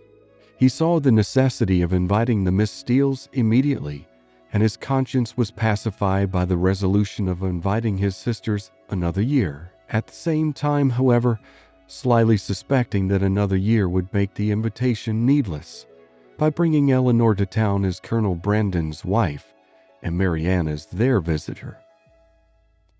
Fanny, rejoicing in her escape, and proud of the ready wit that had procured it, wrote the next morning to Lucy to request her company and her sisters for some days in Harley Street, as soon as Lady Middleton could spare them. This was enough to make Lucy really and reasonably happy. Mrs. Dashwood seemed actually working for her herself, cherishing all her hopes and promoting all her views. Such an opportunity of being with Edward and his family was, above all things, the most material to her interest, and such an invitation the most gratifying to her feelings. It was an advantage that could not be too gratefully acknowledged, nor too speedily made use of, and the visit to Lady Middleton, which had not before had any precise limits, was instantly discovered to have been always meant to end in 2 days' time. When the note was shown to Elinor, as it was within 10 minutes after its arrival, it gave her, for the first time, some share in the expectations of Lucy, for such a mark of uncommon kindness, vouchsafed on so short an acquaintance, seemed to declare that the goodwill towards her arose from something more than merely malice against herself, and might be brought by time and address to do everything that Lucy wished. Her flattery had already subdued the pride of Lady Middleton, and made an entry into the close heart of Mrs. John Dashwood, and these were effects that laid open the probability of greater. The Miss Steeles removed to Harley Street, and all that reached Elinor of their influence there strengthened her expectation of the event. Sir John, who called on them more than once, brought home such accounts of the favor they were in as must be universally striking. Mrs. Dashwood had never been so much pleased with any young women in her life as she was with them, had given each of them a needlebook made by some emigrant, called Lucy by her Christian name, and did not know whether she should ever be able to part with them. End of chapter. Sense and Sensibility by Jane Austen, Chapter 37. Mrs. Palmer was so well at the end of a fortnight that her mother felt it no longer necessary to give up the whole of her time to her, and, contenting herself with visiting her once or twice a day, returned from that period to her own home and her own habits, in which she found the Miss Dashwoods very ready to resume their former share. About the third or fourth morning after their being thus resettled in Berkeley Street, Mrs. Jennings, on returning from her ordinary visit to Mrs. Palmer, entered the drawing-room, where Elinor was sitting by herself, with an air of such hurrying importance as prepared her to hear something wonderful, and giving her time only to form that idea, began directly to justify it by saying, "Lord, my dear Miss Dashwood, have you heard the news?" "No, ma'am. What is it?" "Something so strange, but you shall hear it all. When I got to Mr. Palmer's, I found Charlotte quite in a fuss about the child. She was sure it was very ill. It cried and fretted and was all over pimples. So I looked at it directly and, 'Lord, my dear,' said I, 'it is nothing in the world but the red gum.' And nurse said just the same, but Charlotte, she would not be satisfied. So Mr. Donovan was sent for, and luckily he happened to just come in from Harley Street, so he stepped over directly, and as soon as ever he saw the child, he said just as we did, that it was nothing in the world but the red gum, and then Charlotte was easy.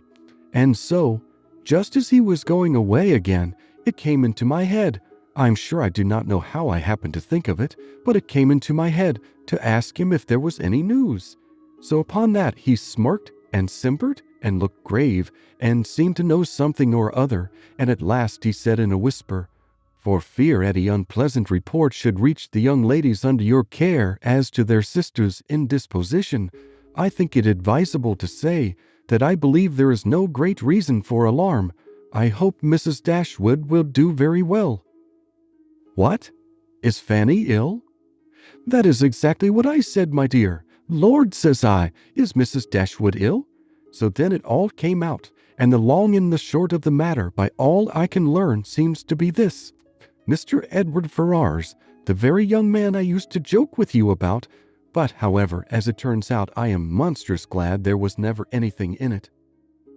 Mr. Edward Ferrars, it seems, has been engaged above this 12-month to my cousin Lucy. There's for you, my dear, and not a creature knowing a syllable of the matter except Nancy. Can you have believed such a thing possible? There is no great wonder in their liking one another, but that matters should be brought so forward between them, and nobody suspect it. That is strange. I never happened to see them together, or I am sure I should have found it out directly. Well, and so this was kept a great secret for fear of Mrs. Ferrars, and neither she nor your brother or sister suspected a word of the matter, till this very morning poor Nancy, who you know is a well-meaning creature, but no conjurer, popped it all out. Lord, thinks she to herself, they are all so fond of Lucy, to be sure they will make no difficulty about it. And so away she went to your sister, who was sitting all alone at her carpet work, little suspecting what was to come, for she had just been saying to your brother, only 5 minutes before, that she thought to make a match between Edward and some lord's daughter or other, I forget who. So you may think what a blow it was to all her vanity and pride.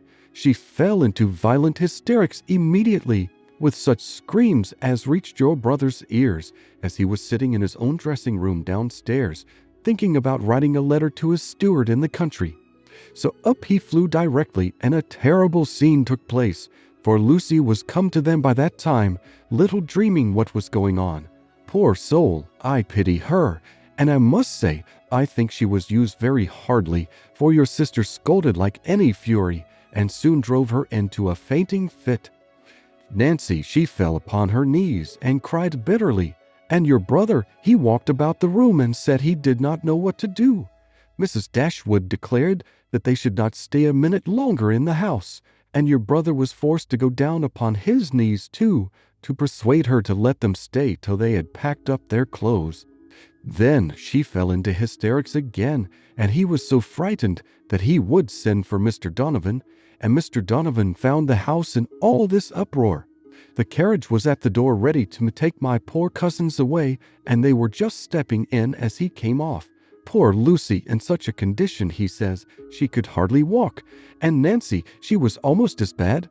I declare I have no patience with your sister, and I hope with all my heart it will be a match in spite of her. Lord, what a taking poor Mr. Edward will be in when he hears of it, to have his love used so scornfully. For they say he is monstrous fond of her, as well he may. I should not wonder if he was to be in the greatest passion, and Mr. Donovan thinks just the same. He and I had a great deal of talk about it, and the best of all is that he has gone back again to Harley Street, that he may be within call when Mrs. Ferrars is told of it, for she was sent for as soon as ever my cousins left the house. For your sister was sure she would be in hysterics too, and so she may, for what I care. I have no pity for either of them. I have no notion of people's making such a to-do about money and greatness. There is no reason on earth why Mr. Edward and Lucy should not marry, for I am sure Mrs. Ferrars may afford to do very well by her son, and though Lucy has next to nothing herself, she knows better than anybody how to make the most of everything. I dare say, if Mrs. Ferrars would only allow him 500 a year, she would make as good an appearance with it as anybody else would with 8. Lord, how snug they might live in such another cottage as yours, or a little bigger, with 2 maids and 2 men, and I believe I could help them to a housemaid, for my Betty has a sister out of place that would fit them exactly. Here Mrs. Jennings ceased, and as Elinor had had time enough to collect her thoughts, she was able to give such an answer and make such observations as the subject might naturally be supposed to produce. Happy to find that she was not suspected of any extraordinary interest in it, that Mrs. Jennings, as she had of late often hoped might be the case, had ceased to imagine her at all attached to Edward, and happy above all the rest in the absence of Marianne, she felt very well able to speak of the affair without embarrassment, and to give her judgment, as she believed, with impartiality on the conduct of everyone concerned in it. She could hardly determine what her own expectation of its event really was, though she earnestly tried to drive away the notion of its being possible to end otherwise at last than in the marriage of Edward and Lucy. What Mrs. Ferrars would say and do, though there could not be a doubt of its nature, she was anxious to hear, and still more anxious to know how Edward would conduct himself. For him she felt much compassion, for Lucy very little, and it cost her some pains to procure that little. For the rest of the party, none at all. As Mrs. Jennings could talk on no other subject, Elinor soon saw the necessity of preparing Marianne for its discussion. No time was to be lost in undeceiving her, in making her acquainted with the real truth, and in endeavoring to bring her to hear it talked of by others, without betraying that she felt any uneasiness for her sister, or any resentment against Edward. Elinor's office was a painful one. She was going to remove what she really believed to be her sister's chief consolation, to give such particulars of Edward as she feared would ruin him forever in her good opinion, and to make Marianne, by a resemblance in their situations, which to her fancy would seem strong, feel all her own disappointment over again. But, unwelcome as such a task must be, it was necessary to be done, and Elinor therefore hastened to perform it. She was very far from wishing to dwell on her own feelings, or to represent herself as suffering much, any otherwise than as the self-command she had practiced since her first knowledge of Edward's engagement might suggest a hint of what was practicable to Marianne. Her narration was clear and simple, and though it could not be given without emotion, it was not accompanied by violent agitation, nor impetuous grief. That belonged rather to the hearer, for Marianne listened with horror and cried excessively. Elinor was to be the comforter of others in her own distresses, no less than in theirs, and all the comfort that could be given by assurances of her own composure of mind and a very earnest vindication of Edward from every charge but of imprudence was readily offered. But Marianne for some time would give credit to neither. Edward seemed to second Willoughby, and acknowledging as Elinor did that she had loved him most sincerely, could she feel less than herself? As for Lucy Steele, she considered her so totally unamiable, so absolutely incapable of attaching a sensible man that she could not be persuaded at first to believe, and afterwards to pardon, any former affection of Edward for her. She would not even admit it to have been natural, and Elinor left her to be convinced that it was so, by that which only could convince her, a better knowledge of mankind. Her first communication had reached no farther than to state the fact of the engagement and the length of time it had existed. Marianne's feelings had then broken in and put an end to all regularity of detail, and for some time all that could be done was to soothe her distress, lessen her alarms, and combat her resentment. The first question on her side, which led to further particulars, was, "How long has this been known to you, Elinor? Has he written to you?" "I have known of it these 4 months. When Lucy first came to Barton Park last November, she told me in confidence of her engagement." At these words, Marianne's eyes expressed the astonishment which her lips could not utter.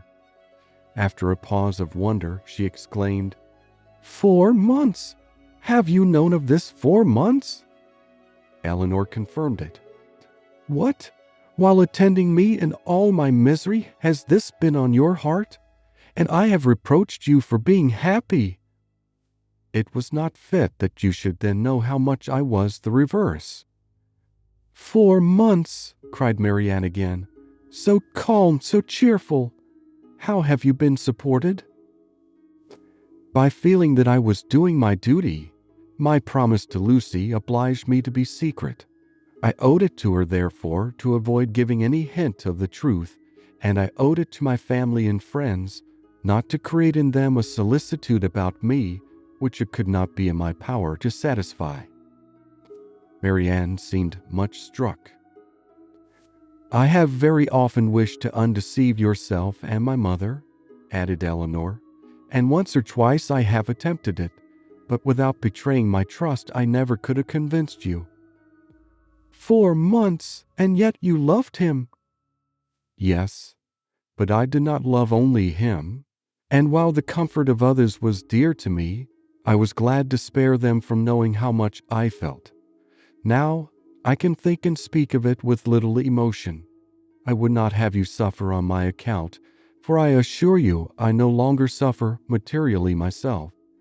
I have many things to support me. I am not conscious of having provoked the disappointment by any imprudence of my own.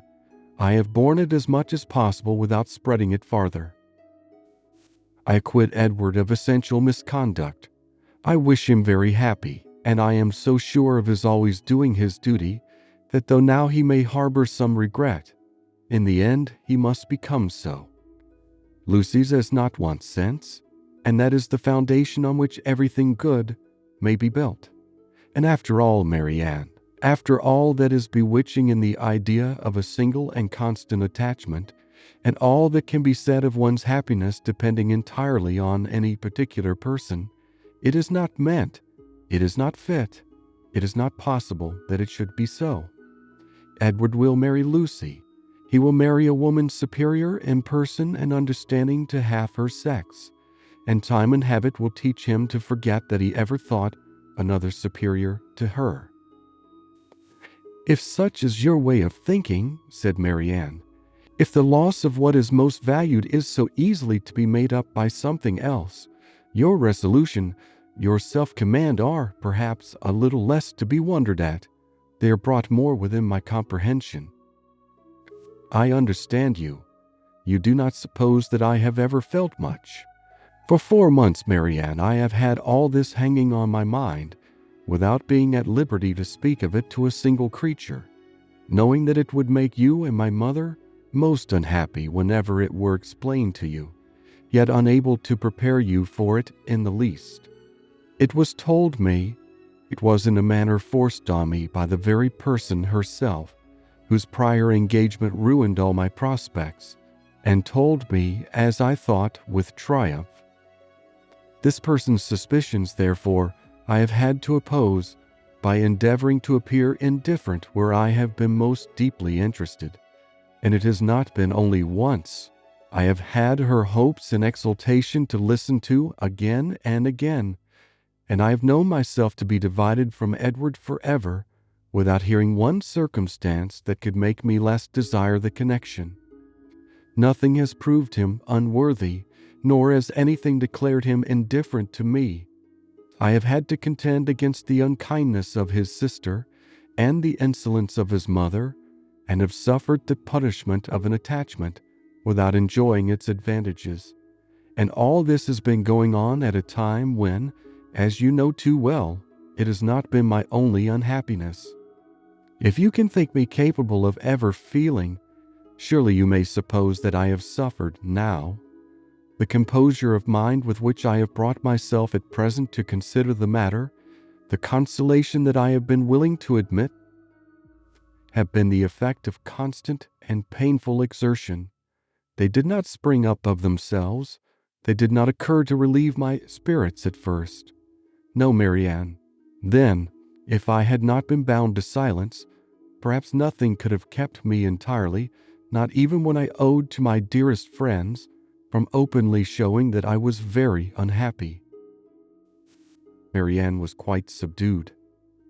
"Oh, Elinor," she cried, "you have made me hate myself forever.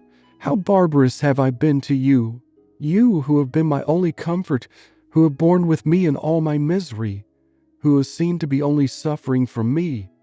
Is this my gratitude? Is this the only return I can make you? Because your merit cries out upon myself, I have been trying to do it away." The tenderest caresses followed this confession. In such a frame of mind as she was now in, Elinor had no difficulty in obtaining from her whatever promise she required, and at her request, Marianne engaged never to speak of the affair to anyone with the least appearance of bitterness. To meet Lucy without betraying the smallest increase of dislike to her, and even to see Edward himself, if chance should bring them together, without any diminution of her usual cordiality. These were great concessions, but where Marianne felt that she had injured, no reparation could be too much for her to make. She performed her promise of being discreet to admiration.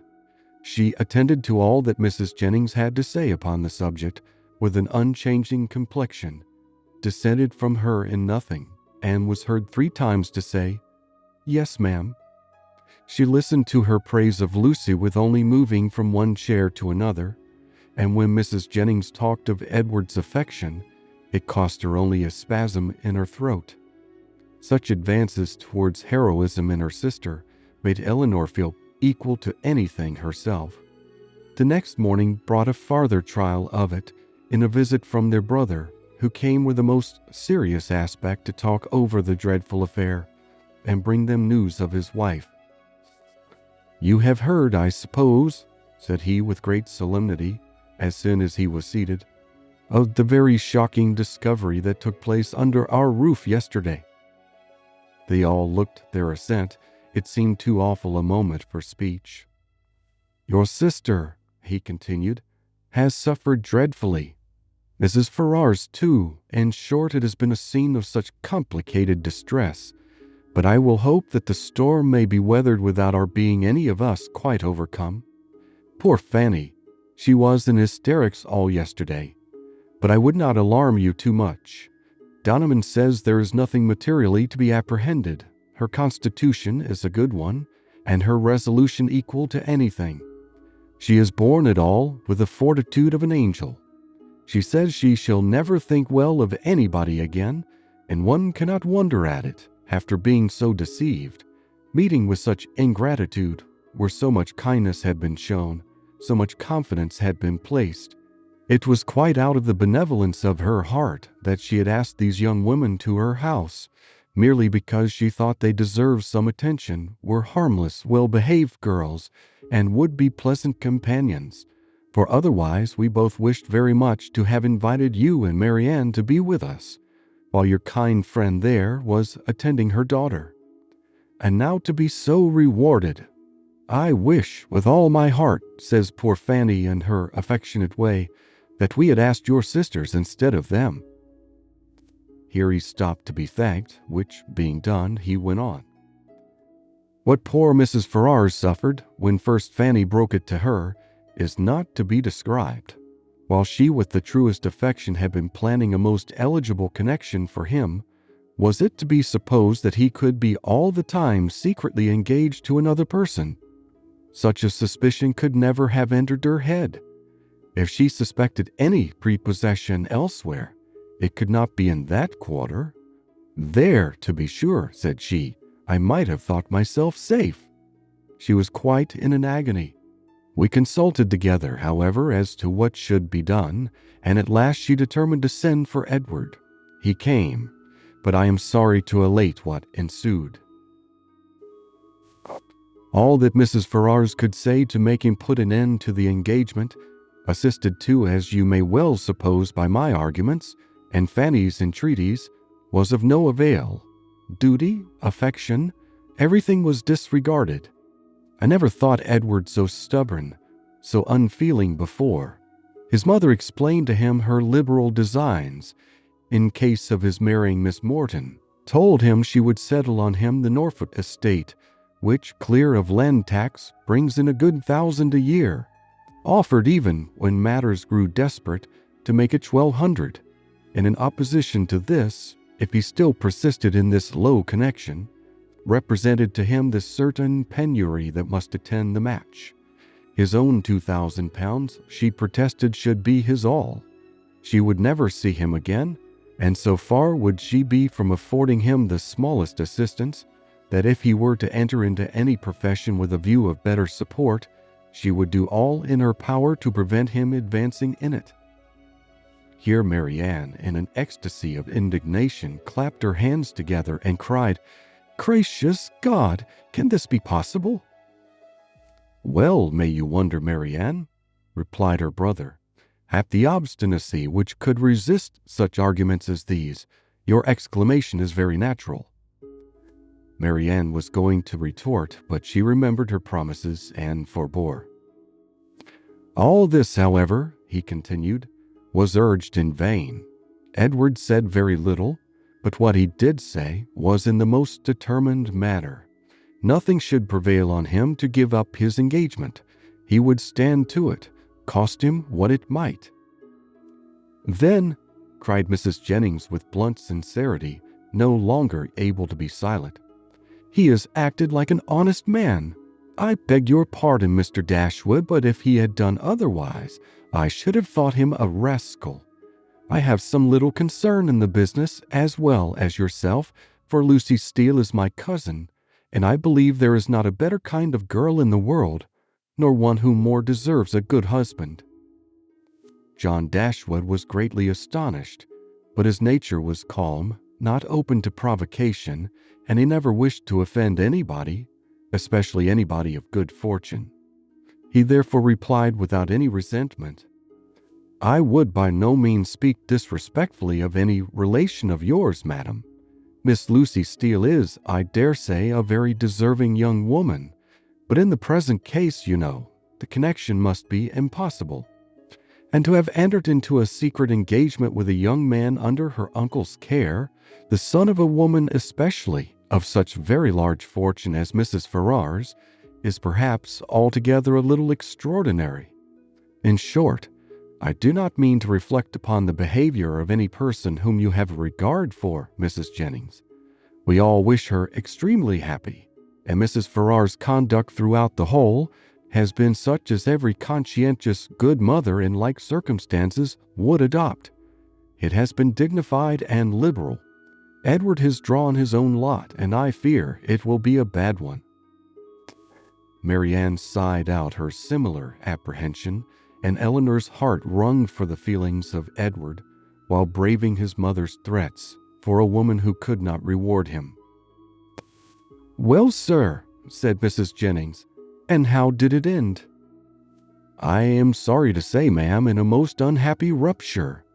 Edward is dismissed forever from his mother's notice.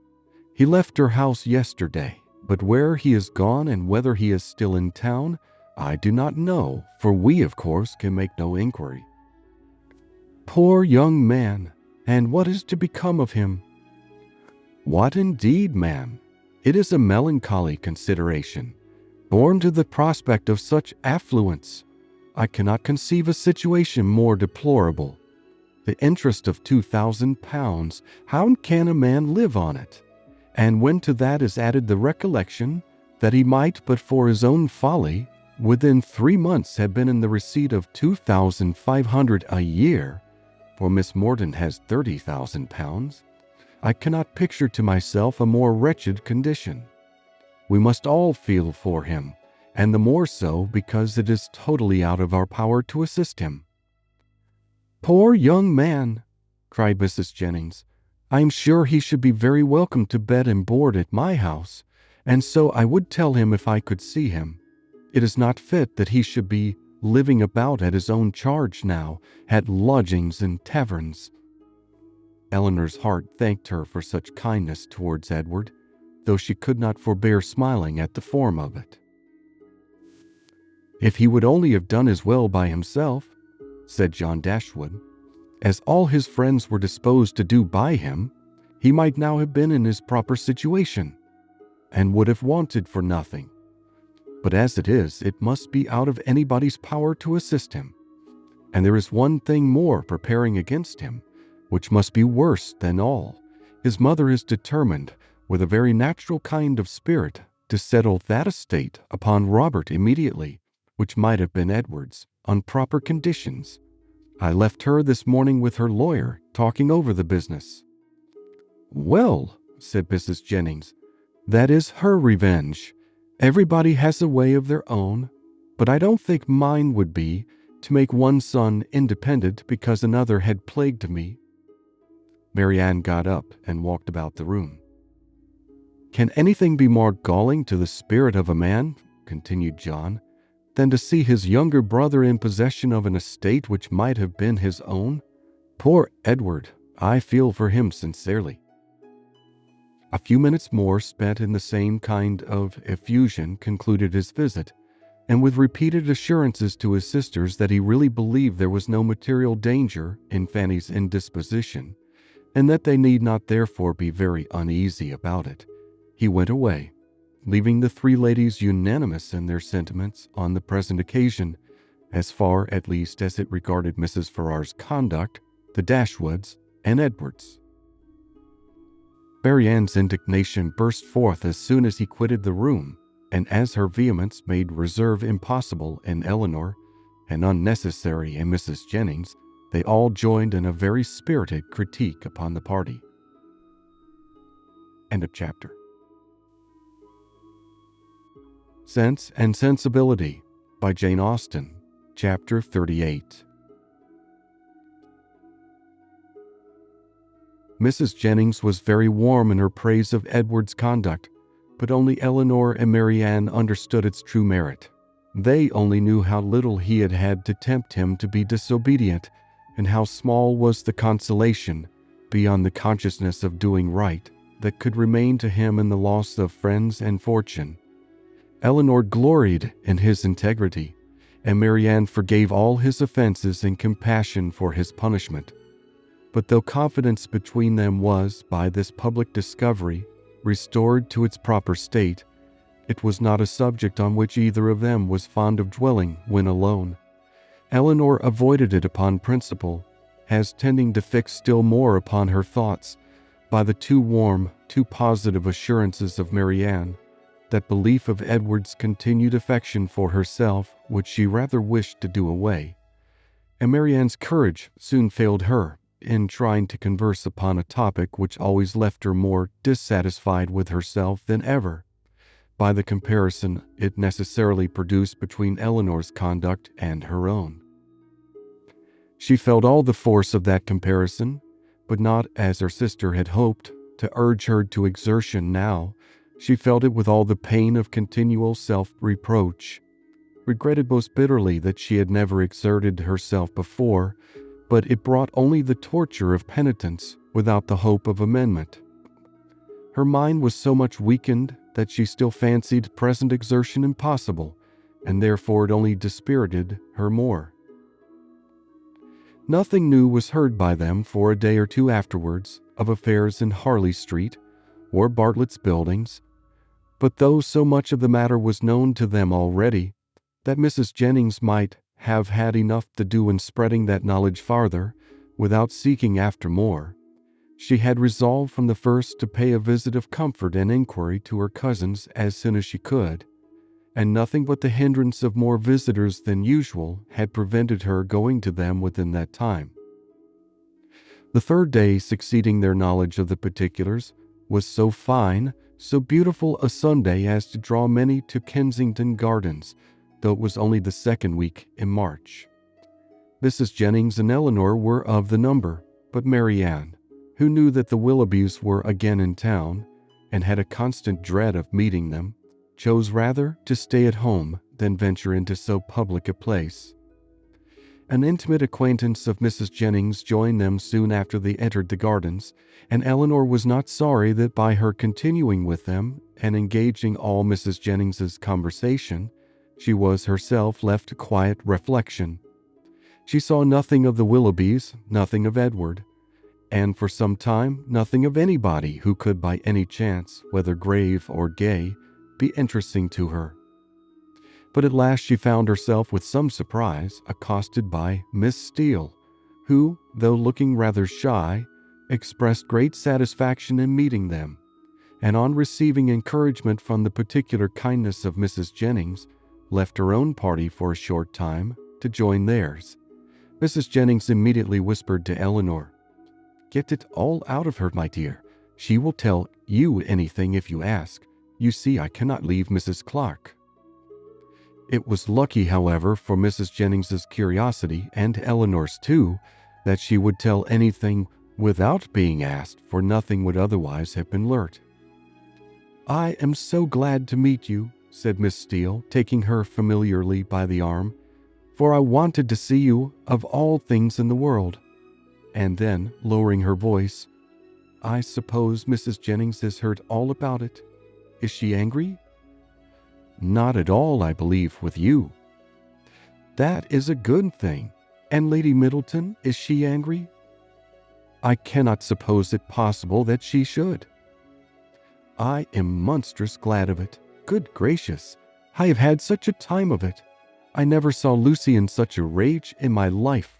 She vowed at first she would never trim me up a new bonnet, nor do anything else for me again, so long as she lived. But now she is quite come to, and we are as good friends as ever. Look, she made me this bow to my hat, and put in the feather last night. There now, you are going to laugh at me too.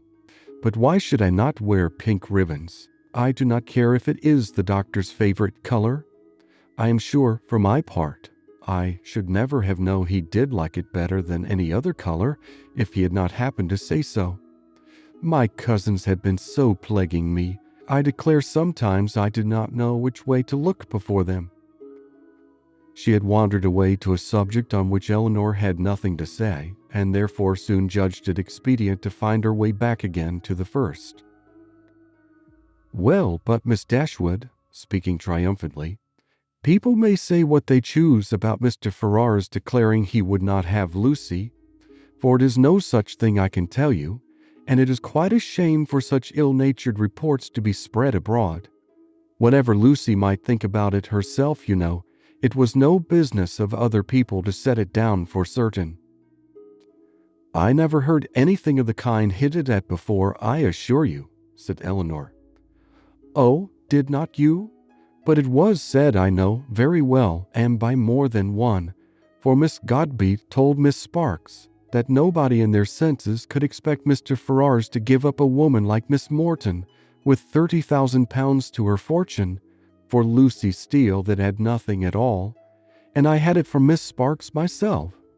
And besides that, my cousin Richard said himself that when it came to the point he was afraid Mr. Ferrars would be off, and when Edward did not come near us for 3 days, I could not tell what to think myself, and I believe in my heart Lucy gave it up all for lost. For we came away from your brother's Wednesday, and we saw nothing of him not all Thursday, Friday, and Saturday, and did not know what was become of him. Once Lucy thought to write to him, but then her spirits rose against that. However, this morning he came just as we came home from church, and then it all came out, how he had been sent for Wednesday to Harley Street and been talked to by his mother and all of them, and how he had declared before them all that he loved nobody but Lucy, and nobody but Lucy would he have, and how he had been so worried by what passed that as soon as he had went away from his mother's house, he had got upon his horse and rid into the country somewhere or other, and how he had stayed about at an inn all Thursday and Friday on purpose to get the better of it. And after thinking it all over and over again, he said it seemed to him as if, now he had no fortune and no nothing at all, it would be quite unkind to keep her on to the engagement, because it must be for her loss, for he had nothing but £2,000 and no hope of anything else, and if he was to go into orders, as he had some thoughts, he could get nothing but a curacy, and how was they to live upon that? He could not bear to think of her doing no better, and so he begged, if she had the least mind for it, to put an end to the matter directly, and leave him shift for himself. I heard him say all this as plain as could possibly be, and was entirely for her sake and upon her account that he said a word about being off, and not upon his own. I will take my oath he never dropped a syllable of being tired of her, or of wishing to marry Miss Morton, or anything like it. But, to be sure, Lucy would not give ear to such kind of talking, so she told him directly, with a great deal about sweet and love, you know, and all that. Oh, la, one can't repeat such kind of things, you know.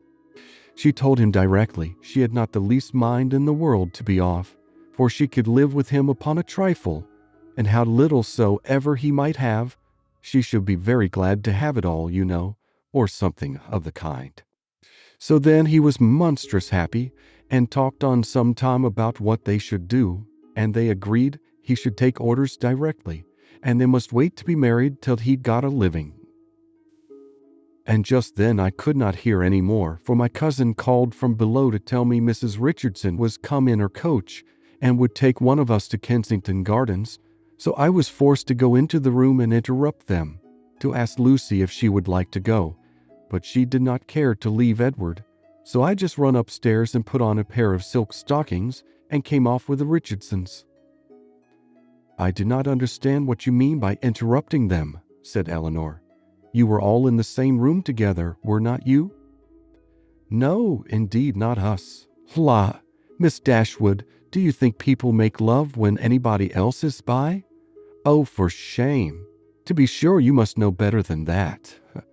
Laughing affectedly. No, they were shut up in the drawing-room together, and all I heard was only by listening at the door. How? Cried Elinor.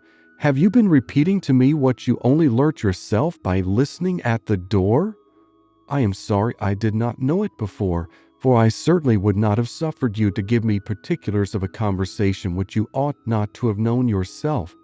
How could you behave so unfairly by your sister? Oh, la, there is nothing in that. I only stood at the door and heard what I could.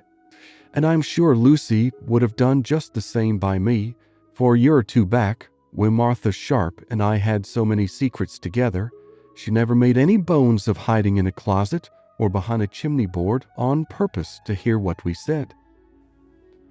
Elinor tried to talk of something else, but Miss Steele could not be kept beyond a couple of minutes from what was uppermost in her mind. Edward talks of going to Oxford soon, said she, but now he is lodging in Pall Mall. What an ill-natured woman his mother is, and she. And your brother and sister were not very kind.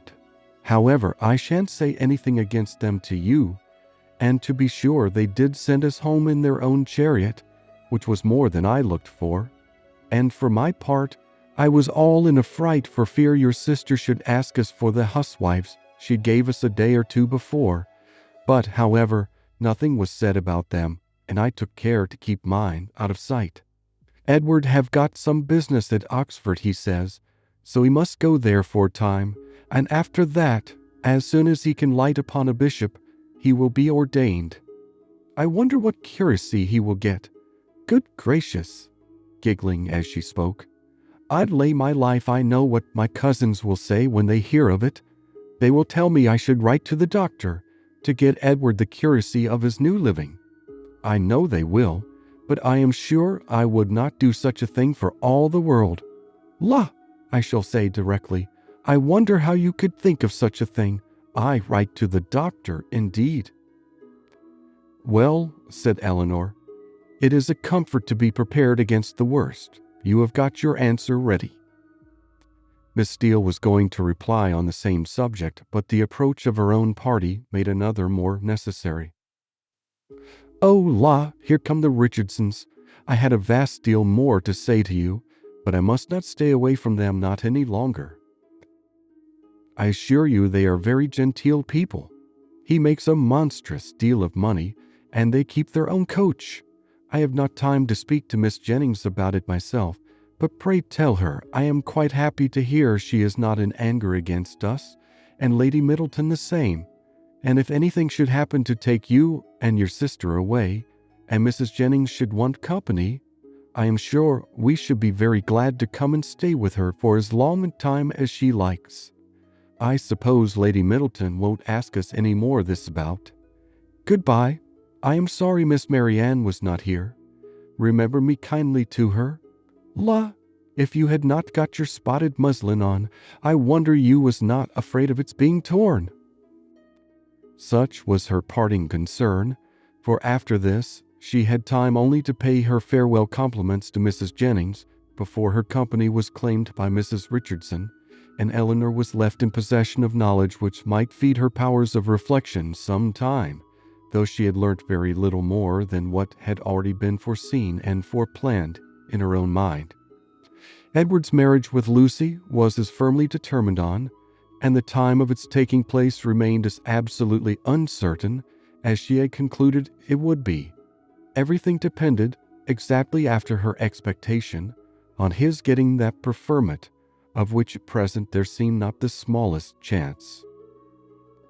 As soon as they returned to the carriage, Mrs. Jennings was eager for information, but as Elinor wished to spread as little as possible intelligence that had in the first place been so unfairly obtained, she confined herself to the brief repetition of such simple particulars as she felt assured that Lucy, for the sake of her own consequence, would choose to have known.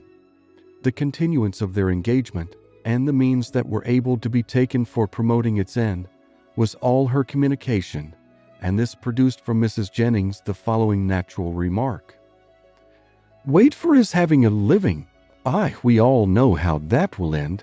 They will wait a 12-month, and finding no good comes of it, will set down upon a curacy of £50 a year, with the interest of his £2,000, and what little matter Mr. Steele and Mr. Pratt can give her. Then they will have a child every year, and Lord help 'em, how poor they will be. I must see what I can give them towards furnishing their house. 2 maids and 2 men, indeed, as I talked of the other day. No, they must get a stout girl of all works. Betty's sister would never do for them now." The next morning brought Elinor a letter by the 2-penny post from Lucy herself. It was as follows. Bartlett's Building, March. "I hope my dear Miss Dashwood will excuse the liberty I take of writing to her, but I know your friendship for me will make you pleased to hear such a good account of myself and my dear Edward, after all the troubles we have went through lately. Therefore will make no more apologies, but proceed to say that, thank God, though we have suffered dreadfully, we are both quite well now, and as happy as we must always be in one another's love. We have had great trials and great persecutions, but however at the same time gratefully acknowledge many friends, yourself not the least among them, whose great kindness I shall always thankfully remember, as will Edward too, who I have told of it. I am sure you will be glad to hear, as likewise dear Mrs. Jennings. I spent 2 happy hours with him yesterday afternoon. He would not hear of our parting, though earnestly did I, as I thought my duty required, urge him to it for prudence sake, and would have parted forever on the spot, would he consent to it. But he said it should never be. he did not regard his mother's anger, while he could have my affections. Our prospects are not very bright, to be sure, but we must wait and hope for the best. He will be ordained shortly, and should it ever be in your power to recommend him to anybody that has a living to bestow, am very sure you will not forget us, and dear Mrs. Jennings too. Trust she will speak a good word for us to Sir John, or Mr. Palmer, or any friend that may be able to assist us. Poor Anne was much to blame for what she did, but she did it for the best, so I say nothing. Hope Mrs. Jennings won't think it too much trouble to give us a call. Should she come this way any morning, 'twould be a great kindness, and my cousins would be proud to know her. My paper reminds me to conclude, and begging to be most gratefully and respectfully remembered to her, and to Sir John, and Lady Middleton, and the dear children when you chance to see them, and love to Miss Marianne. I am, etc. As soon as Elinor had finished it, she performed what she concluded to be its writer's real design by placing it in the hands of Mrs. Jennings, who read it aloud with many comments of satisfaction and praise. Very well indeed. How prettily she writes. Aye, that was quite proper to let him be off if he would. That was just like Lucy. Poor soul, I wish I could get him a living with all my heart. She calls me dear Mrs. Jennings, you see. She is a good-hearted girl as ever lived. Very well, upon my word. That sentence is very prettily turned. Yes, I will go and see her, sure enough. How attentive she is to think of everybody. Thank you, my dear, for showing it me. It is as pretty a letter as ever I saw, and does Lucy's head and heart great credit. End of chapter. Sense and Sensibility by Jane Austen, Chapter 39. The Miss Dashwoods had now been rather more than 2 months in town, and Marianne's impatience to be gone increased every day. She sighed for the air, the liberty, the quiet of the country, and fancied that if any place could give her ease, Barton must do it. Elinor was hardly less anxious than herself for their removal, and only so much less bent on its being effected immediately as that she was conscious of the difficulties of so long a journey, which Marianne could not be brought to acknowledge. She began, however, seriously to turn her thoughts towards its accomplishment, and had already mentioned their wishes to their kind hostess, who resisted them with all the eloquence of her goodwill, when a plan was suggested, which, though detaining them from home yet a few weeks longer, appeared to Elinor altogether much more eligible than any other. The Palmers were to remove to Cleveland about the end of March for the Easter holidays, and Mrs. Jennings, with both her friends, received a very warm invitation from Charlotte to go with them. This would not in itself have been sufficient for the delicacy of Miss Dashwood, but it was enforced with so much real politeness by Mr. Palmer himself, as, joined to the very great amendment of his manners towards them since her sister had been known to be unhappy, induced her to accept it with pleasure. When she told Marianne what she had done, however, her first reply was not very auspicious. "Cleveland!" she cried with great agitation. "No, I cannot go to Cleveland." "You forget," said Elinor gently, "that its situation is not in the neighborhood of—" "But it is in Somersetshire. I cannot go into Somersetshire. There where I looked forward to going. No, Elinor, you cannot expect me to go there." Elinor would not argue upon the propriety of overcoming such feelings. She only endeavored to counteract them by working on others, represented it therefore as a measure which would fix the time of her returning to that dear mother, whom she so much wished to see, in a more eligible, more comfortable manner than any other plan could do, and perhaps without any greater delay. From Cleveland, which was within a few miles of Bristol, the distance to Barton was not beyond 1 day, though a long day's journey, and their mother's servant might easily come there to attend them down. And as there could be no occasion of their staying above a week at Cleveland, they might now be at home in little more than 3 weeks' time, As Marianne's affection for her mother was sincere, it must triumph with little difficulty over the imaginary evils she had started. Mrs. Jennings was so far from being weary of her guest that she pressed them very earnestly to return with her again from Cleveland. Elinor was grateful for the attention, but it could not alter her design, and their mother's concurrence being readily gained, everything relative to their return was arranged as far as it could be, and Marianne found some relief in drawing up a statement of the hours that were yet to divide her from Barton. "Ah, Colonel, I do not know what you and I shall do without the Miss Dashwoods," was Mrs. Jennings's address to him when he first called on her, after their leaving her was settled. "For they are quite resolved upon going home from the Palmers, and how forlorn we shall be when I come back. Lord, we shall sit and gape at one another as dull as two cats." Perhaps Mrs. Jennings was in hopes, by this vigorous sketch of their future ennui, to provoke him to make that offer which might give himself an escape from it, and if so, she had soon afterwards good reason to think her object gained, for, on Elinor's moving to the window to take more expeditiously the dimensions of a print, which she was going to copy for her friend, he followed her to it with a look of particular meaning, and conversed with her there for several minutes.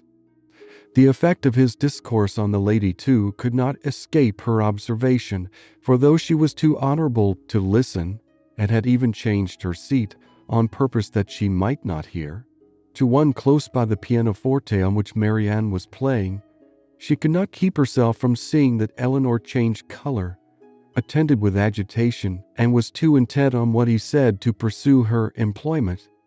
Still farther in confirmation of her hopes, in the interval of Marianne's turning from one lesson to another, some words of the Colonel's inevitably reached her ear, in which he seemed to be apologizing for the badness of his house. This set the matter beyond a doubt. She wondered indeed at his thinking it necessary to do so, but supposed it to be the proper etiquette. What Elinor said in reply she could not distinguish, but judged from the motion of her lips that she did not think that any material objection, and Mrs. Jennings commended her in her heart for being so honest. They then talked on for a few minutes longer without her catching a syllable, when another lucky stop in Marianne's performance brought her these words in the Colonel's calm voice: "I am afraid it cannot take place very soon." Astonished and shocked at so unlover-like a speech, she was almost ready to cry out, "Lord, what should hinder it?" But, checking her desire, confined herself to this silent ejaculation: "This is very strange. Sure he need not wait to be older." This delay on the Colonel's side, however, did not seem to offend or mortify his fair companion in the least, for on their breaking up the conference soon afterwards, and moving different ways, Mrs. Jennings very plainly heard Elinor say, and with a voice which showed her to feel what she said, "I shall always think myself very much obliged to you." Mrs. Jennings was delighted with her gratitude, and only wondered that after hearing such a sentence, the Colonel should be able to take leave of them, as he immediately did, with the utmost sang-froid, and go away without making her any reply. She had not thought her old friend could have made so indifferent a suitor. What had really passed between them was to this effect: "I have heard," said he with great compassion, "of the injustice your friend Mr. Ferrars has suffered from his family, for if I understand the matter right, he has been entirely cast off by them for persevering in his engagement with a very deserving young woman. Have I been rightly informed? Is it so?" Elinor told him that it was. "The cruelty, the impolitic cruelty," he replied with great feeling, "of dividing, or attempting to divide, two young people long attached to each other, is terrible. Mrs. Ferrars does not know what she may be doing, what she may drive her son to. I have seen Mr. Ferrars 2 or 3 times in Harley Street, and am much pleased with him. He is not a young man with whom one can be intimately acquainted in a short time, but I have seen enough of him to wish him well for his own sake, and as a friend of yours, I wish it still more. I understand that he intends to take orders. Will you be so good as to tell him that the living of Delaford, now just vacant, as I am informed by this day's post, is his, if he think it worth his acceptance, but that perhaps, so unfortunately circumstanced as he is now, it may be nonsense to appear to doubt. I only wish it were more valuable. It is a rectory, but a small one. The late incumbent, I believe, did not make more than £200 per annum, and though it is certainly capable of improvement, I fear not to such an amount as to afford him a very comfortable income. Such as it is, however, my pleasure in presenting him to it will be very great. Pray assure him of it."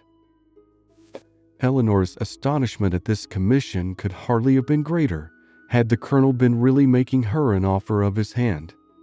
The preferment, which only 2 days before she had considered as hopeless for Edward, was already provided to enable him to marry, and she, of all people in the world, was fixed on to bestow it. Her emotion was such as Mrs. Jennings had attributed to a very different cause, but whatever minor feelings, less pure, less pleasing, might have a share in that emotion, her esteem for the general benevolence, and her gratitude for the particular friendship, which together prompted Colonel Brandon to this act, were strongly felt and warmly expressed. She thanked him for it with all her heart, spoke of Edward's principles and disposition with that praise which she knew them to deserve, and promised to undertake the commission with pleasure, if it were really his wish to put off so agreeable an office to another. But at the same time she could not help thinking that no one could so well perform it as himself. It was an office, in short, from which, unwilling to give Edward the pain of receiving an obligation from her, she would have been very glad to be spared herself. But Colonel Brandon, on motives of equal delicacy, declining it likewise, still seemed so desirous of its being given through her means that she would not on any account make farther opposition. Edward, she believed, was still in town, and fortunately she had heard his address from Miss Steele. She could undertake, therefore, to inform him of it in the course of the day. After this had been settled, Colonel Brandon began to talk of his own advantage in securing so respectable and agreeable a neighbor, and then it was that he mentioned with regret that the house was small and indifferent, an evil which Elinor, as Mrs. Jennings had supposed her to do, made very light of, at least as far as regarded its size. "The smallness of the house," said she, "I cannot imagine any inconvenience to them, for it will be in proportion to their family and income." By which the colonel was surprised to find that she was considering Mr. Ferrars' marriage as the certain consequence of the presentation, for he did not suppose it possible that Delaford living could supply such an income as anybody in his style of life would venture to settle on, and he said so. "This little rectory can do no more than make Mr. Ferrars comfortable as a bachelor. It cannot enable him to marry. I am sorry to say that my patronage ends with this, and my interest is hardly more extensive. If, however, by an unforeseen chance it should be in my power to serve him farther, I must think very differently of him from what I now do, if I am not as ready to be useful to him then as I sincerely wish I could be at present. What I am now doing, indeed, seems nothing at all, since it can advance him so little towards what must be his principal, his only object of happiness. His marriage must still be a distant good. At least, I'm afraid it cannot take place very soon." Such was the sentence which, when misunderstood, so justly offended the delicate feelings of Mrs. Jennings. But after this narration of what really passed between Colonel Brandon and Elinor, while they stood at the window, the gratitude expressed by the latter on their parting may perhaps appear in general not less reasonably excited nor less properly worded than if it had arisen from an offer of marriage. End of chapter. Sense and Sensibility by Jane Austen, Chapter 40. Well, Miss Dashwood, said Mrs. Jennings, sagaciously smiling as soon as the gentleman had withdrawn, I do not ask you what the Colonel has been saying to you, for though upon my honor I tried to keep out of hearing, I could not help catching enough to understand his business. And I assure you I never was better pleased in my life, and I wish you joy of it with all my heart. Thank you, ma'am, said Elinor. It is a matter of great joy to me, and I feel the goodness of Colonel Brandon most sensibly. There are not many men who would act as he has done. Few people who have so compassionate a heart. I never was more astonished in my life. Lord, my dear, you are very modest. I ain't the least astonished at it in the world, for I have often thought of late there was nothing more likely to happen. You judged from your knowledge of the Colonel's general benevolence, but at least you could not foresee that the opportunity would so very soon occur. Opportunity, repeated Mrs. Jennings. Oh, as to that, when a man has once made up his mind to do such a thing, somehow or other he will soon find an opportunity. Well, my dear, I wish you joy of it again and again, and if ever there was a happy couple in the world, I think I shall soon know where to look for them. You mean to go to Delaford after them, I suppose, said Elinor with a faint smile. Aye, my dear, that I do indeed, and as to the house being a bad one, I do not know what the Colonel would be at, for it is as good a one as ever I saw. He spoke of it being out of repair. Well, and whose fault is that? Why don't he repair it? Who should do it but himself? They were interrupted by the servants coming in to announce the carriage being at the door, and Mrs. Jennings, immediately preparing to go, said, Well, my dear, I must be gone before I've had half my talk out, but, however, we may have it all over in the evening, for we shall be quite alone. I do not ask you to go with me, for I dare say your mind is too full of the matter to care for company, and besides you must long to tell your sister all about it. Marianne had left the room before the conversation began. Certainly, ma'am, I shall tell Marianne of it, but I shall not mention it at present to anybody else. Oh, very well, said Mrs. Jennings, rather disappointed. Then you would not have me tell it to Lucia, for I think of going as far as Holborn today. No, ma'am, not even Lucy, if you please. One day's delay will not be very material, and till I have written to Mr. Ferrars, I think it ought not to be mentioned to anybody else. I shall do that directly. It is of importance that no time should be lost with him, for he will of course have much to do relative to his ordination. This speech at first puzzled Mrs. Jennings exceedingly. Why Mr. Ferrars was to have been written to about it in such a hurry, she could not immediately comprehend. A few moments' reflection, however, produced a very happy idea, and she exclaimed, Oh ho! I understand you. Mr. Ferrars is to be the man. Well, so much the better for him. Aye, to be sure, he must be ordained in readiness, and I am very glad to find things are so forward between you. But, my dear, is not this rather out of character? Should not the Colonel write himself? Sure, he is the proper person. Elinor did not quite understand the beginning of Mrs. Jennings's speech, neither did she think it worth inquiring into, and therefore only replied to its conclusion. Colonel Brandon is so delicate a man that he rather wished anyone to announce his intentions to Mr. Ferrars than himself. And so you are forced to do it. Well, that is an odd kind of delicacy. However, I will not disturb you, seeing her prepare to write. You know your own concerns best. So goodbye, my dear. I have not heard of anything to please me so well since Charlotte was brought to bed. And away she went, but returning again in a moment, I have just been thinking of Betty's sister, my dear. I should be very glad to get her so good a mistress, but whether she would do for a lady's maid, I am sure I can't tell. She is an excellent housemaid, and works very well at her needle. However, you will think of all that at your leisure. Certainly, ma'am, replied Elinor, not hearing much of what she said, and more anxious to be alone than to be mistress of the subject.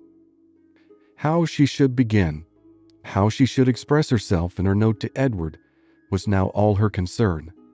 The particular circumstances between them made a difficulty of that which to any other person would have been the easiest thing in the world.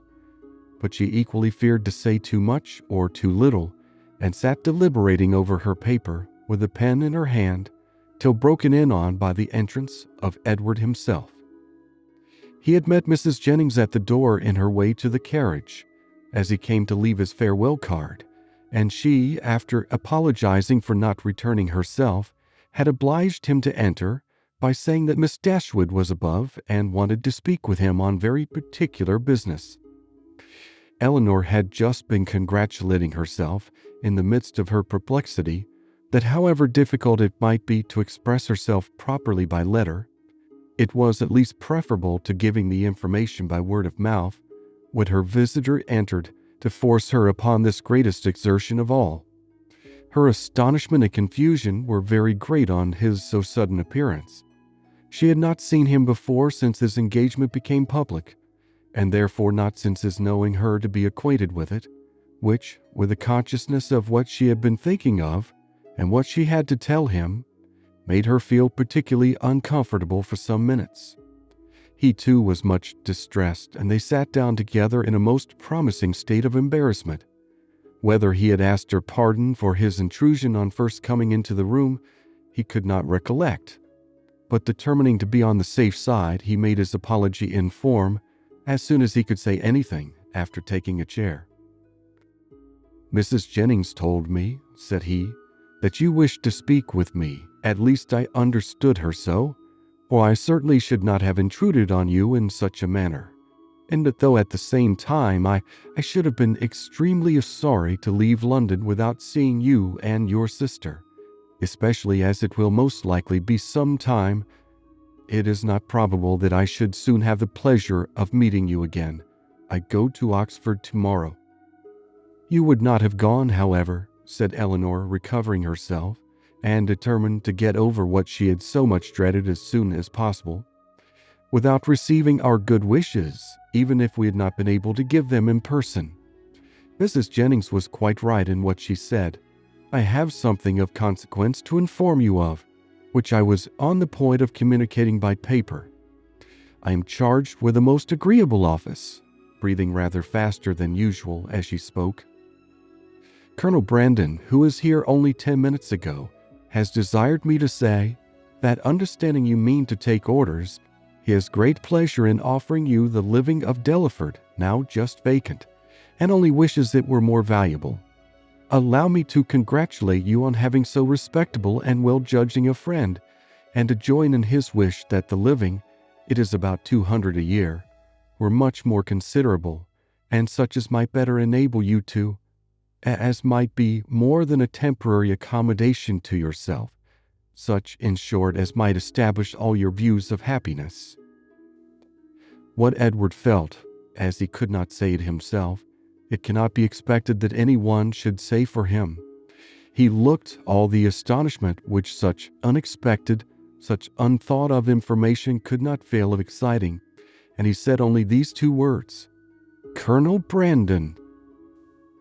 "Yes," continued Elinor, gathering more resolution as some of the worst was over, "Colonel Brandon means it as a testimony of his concern for what has lately passed, for the cruel situation in which the unjustifiable conduct of your family has placed you, a concern which I am sure Marianne, myself, and all your friends must share, and likewise as a proof of his high esteem for your general character, and his particular approbation of your behavior on the present occasion."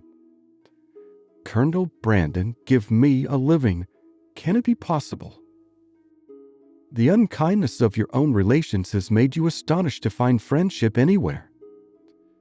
"No," replied he with sudden consciousness, "not to find it in you, for I cannot be ignorant that to you, to your goodness, I owe it all. I feel it. I would express it if I could, but as you well know, I am no orator." "You are very much mistaken. I do assure you that you owe it entirely, at least almost entirely, to your own merit, and Colonel Brandon's discernment of it. I've had no hand in it. I did not even know, till I understood his design, that the living was vacant, nor had it ever occurred to me that he might have had such a living in his gift.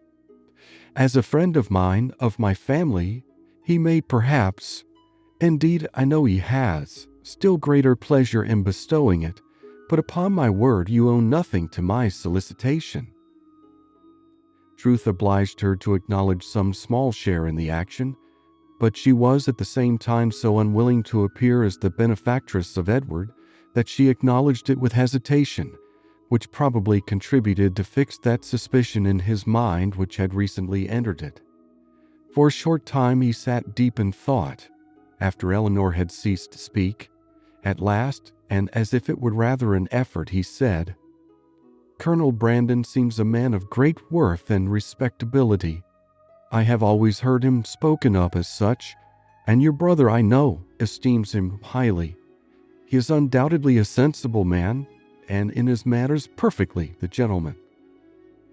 "Indeed," replied Elinor, "I believe that you will find him, on farther acquaintance, all that you have heard him to be, and as you will be such very near neighbors, for I understand the parsonage is almost close to the mansion house, it is particularly important that he should be all this." Edward made no answer, but when she had turned away her head, gave her a look so serious, so earnest, so uncheerful, as seemed to say that he might hereafter wish the distance between the parsonage and the mansion house much greater. "Colonel Brandon, I think, lodges in St. James Street," said he soon afterwards, rising from his chair. Elinor told him the number of the house. "I must hurry away then to give him those thanks which you will not allow me to give you, to assure him that he has made me an exceedingly happy man." Elinor did not offer to detain him, and they parted, with a very earnest assurance on her side of her unceasing good wishes for his happiness in every change of situation that might befall him. On his, with rather an attempt to return the same goodwill than the power of expressing it. "When I see him again," said Elinor to herself as the door shut him out, "I shall see him the husband of Lucy." And with this pleasing anticipation, she sat down to reconsider the past, recall the words, and endeavor to comprehend all the feelings of Edward, and of course, to reflect on her own with discontent.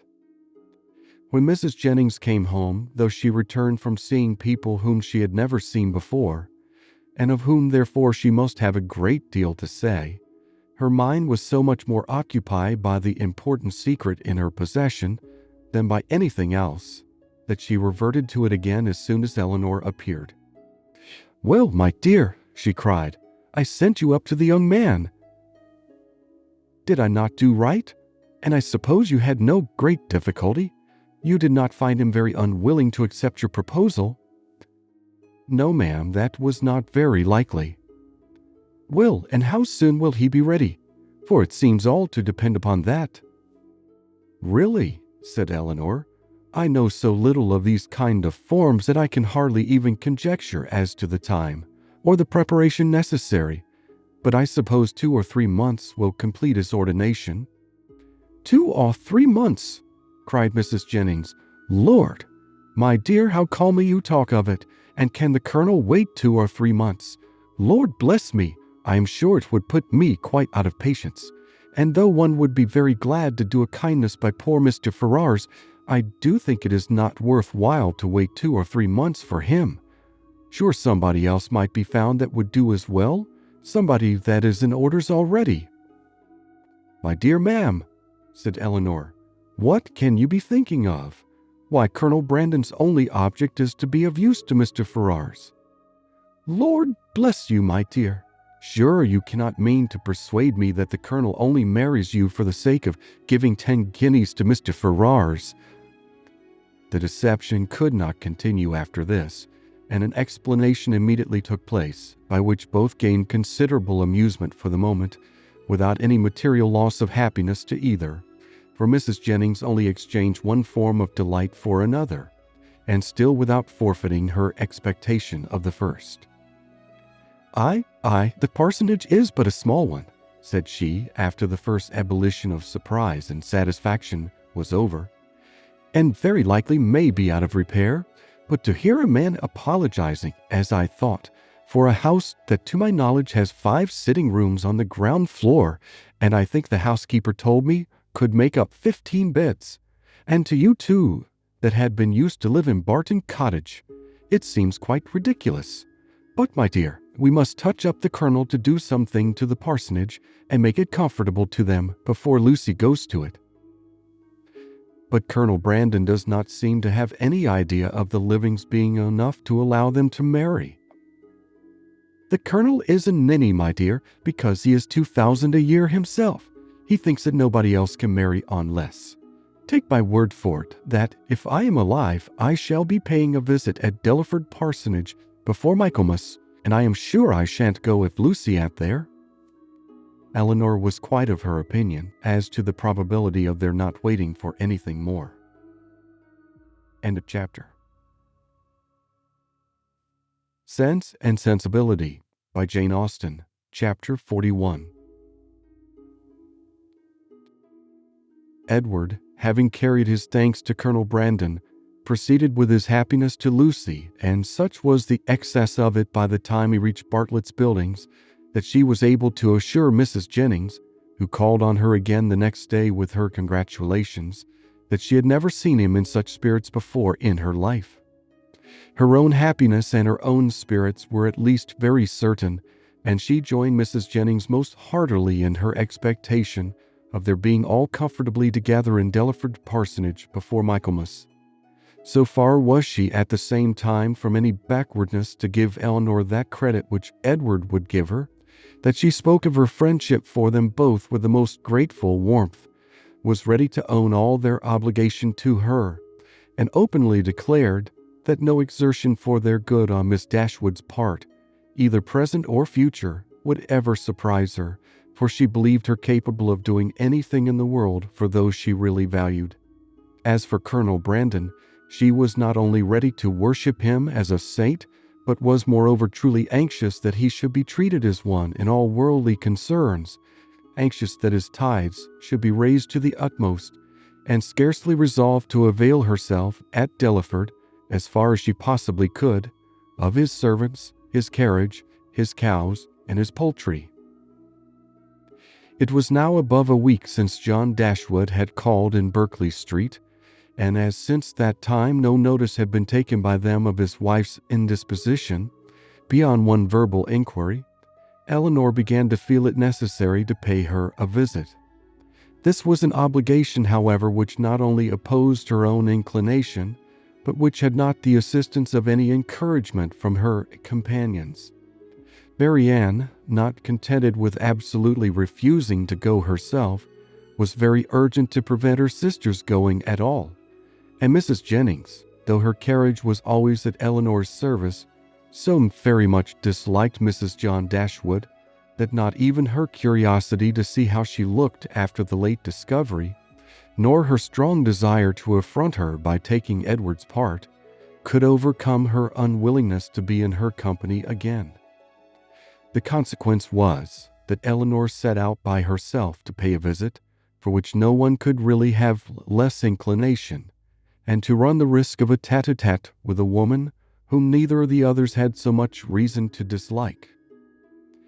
Mrs. Dashwood was denied, but before the carriage could turn from the house, her husband accidentally came out. He expressed great pleasure in meeting Elinor, told her that he had just been going to call in Berkeley Street, and assuring her that Fanny would be very glad to see her, invited her to come in. They walked upstairs into the drawing-room. Nobody was there. "Fanny is in her own room, I suppose," said he. "I will go to her presently, for I am sure she will not have the least objection in the world to seeing you. Very far from it, indeed. Now, especially there cannot be. But however, you and Marianne were always great favorites. Why would not Marianne come?" Elinor made what excuse she could for her. "I am not sorry to see you alone," he replied, "for I have a good deal to say to you. This living of Colonel Brandon's, can it be true? Has he really given it to Edward? I heard it yesterday by chance and was coming to you on purpose to inquire farther about it." "It is perfectly true. Colonel Brandon has given the living of Delaford to Edward." "Really? Well, this is very astonishing.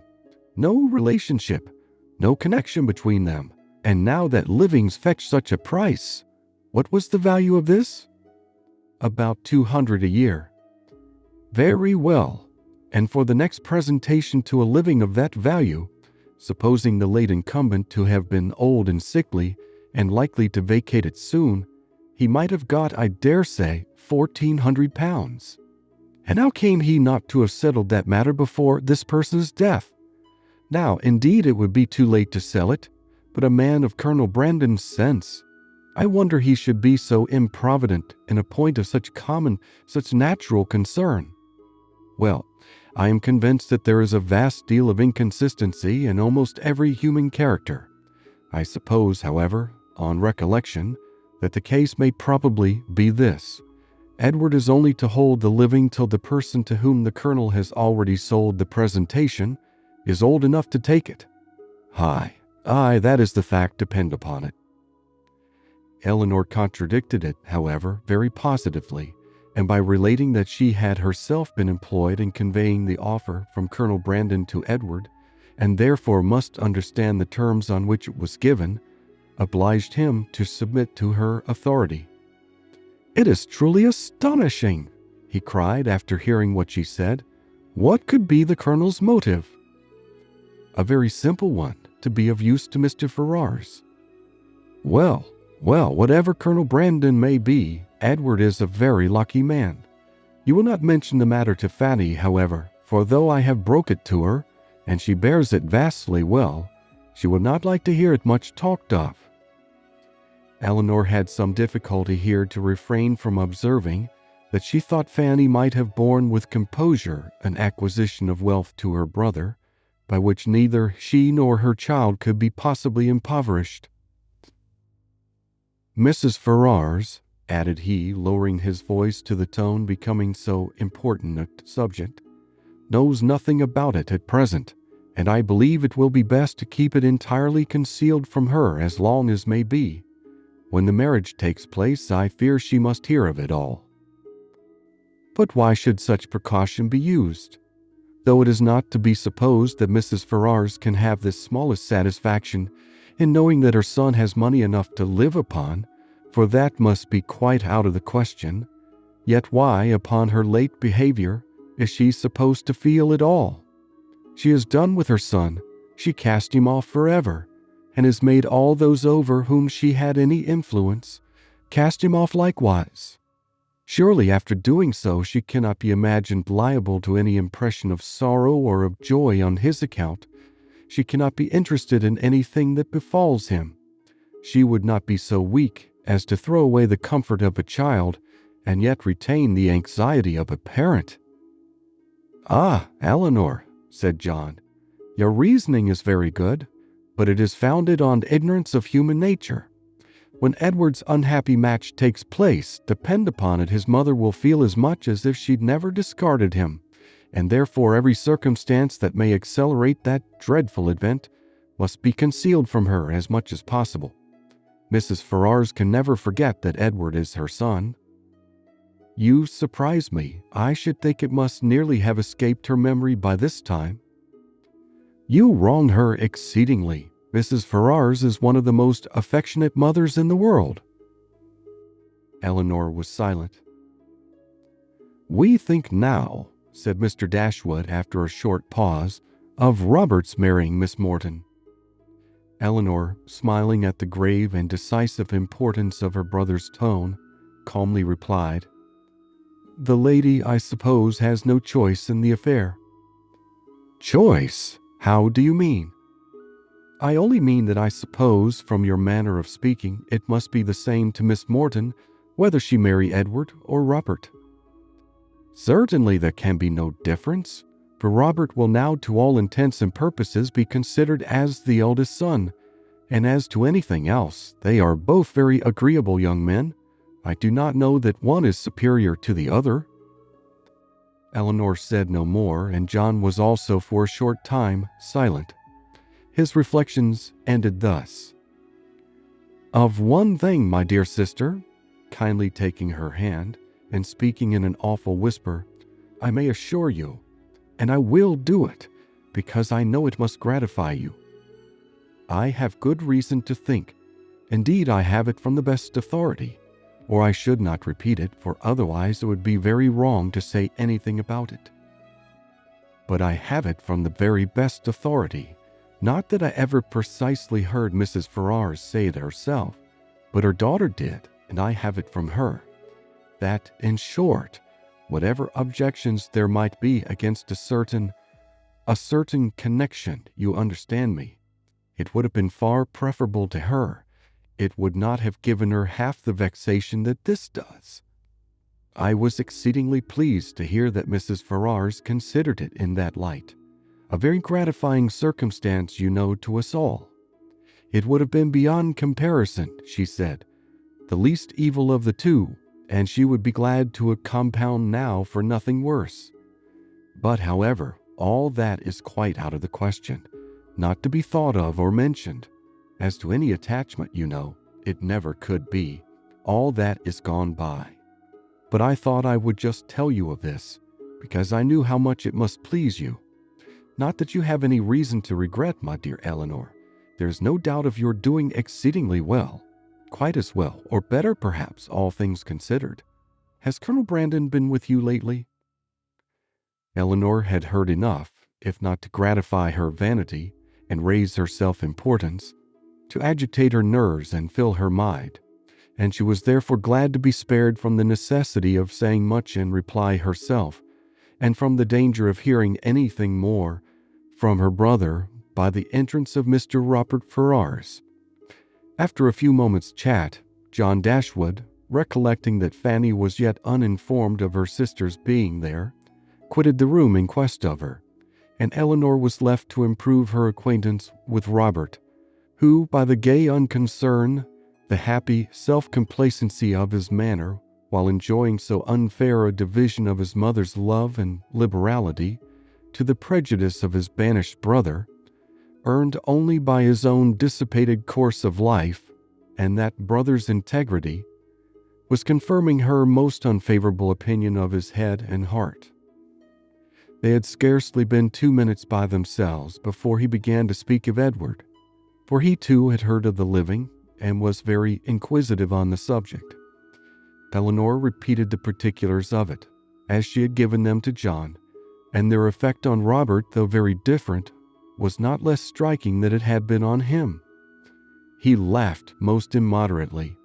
The idea of Edward's being a clergyman and living in a small parsonage house diverted him beyond measure, and when to that was added the fanciful imagery of Edward reading prayers in a white surplice and publishing the banns of marriage between John Smith and Mary Brown, he could conceive nothing more ridiculous.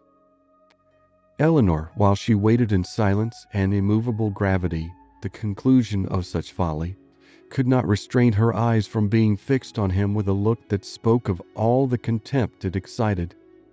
It was a look, however, very well bestowed, for it relieved her own feelings and gave no intelligence to him. He was recalled from wit to wisdom, not by any reproof of hers, but by his own sensibility.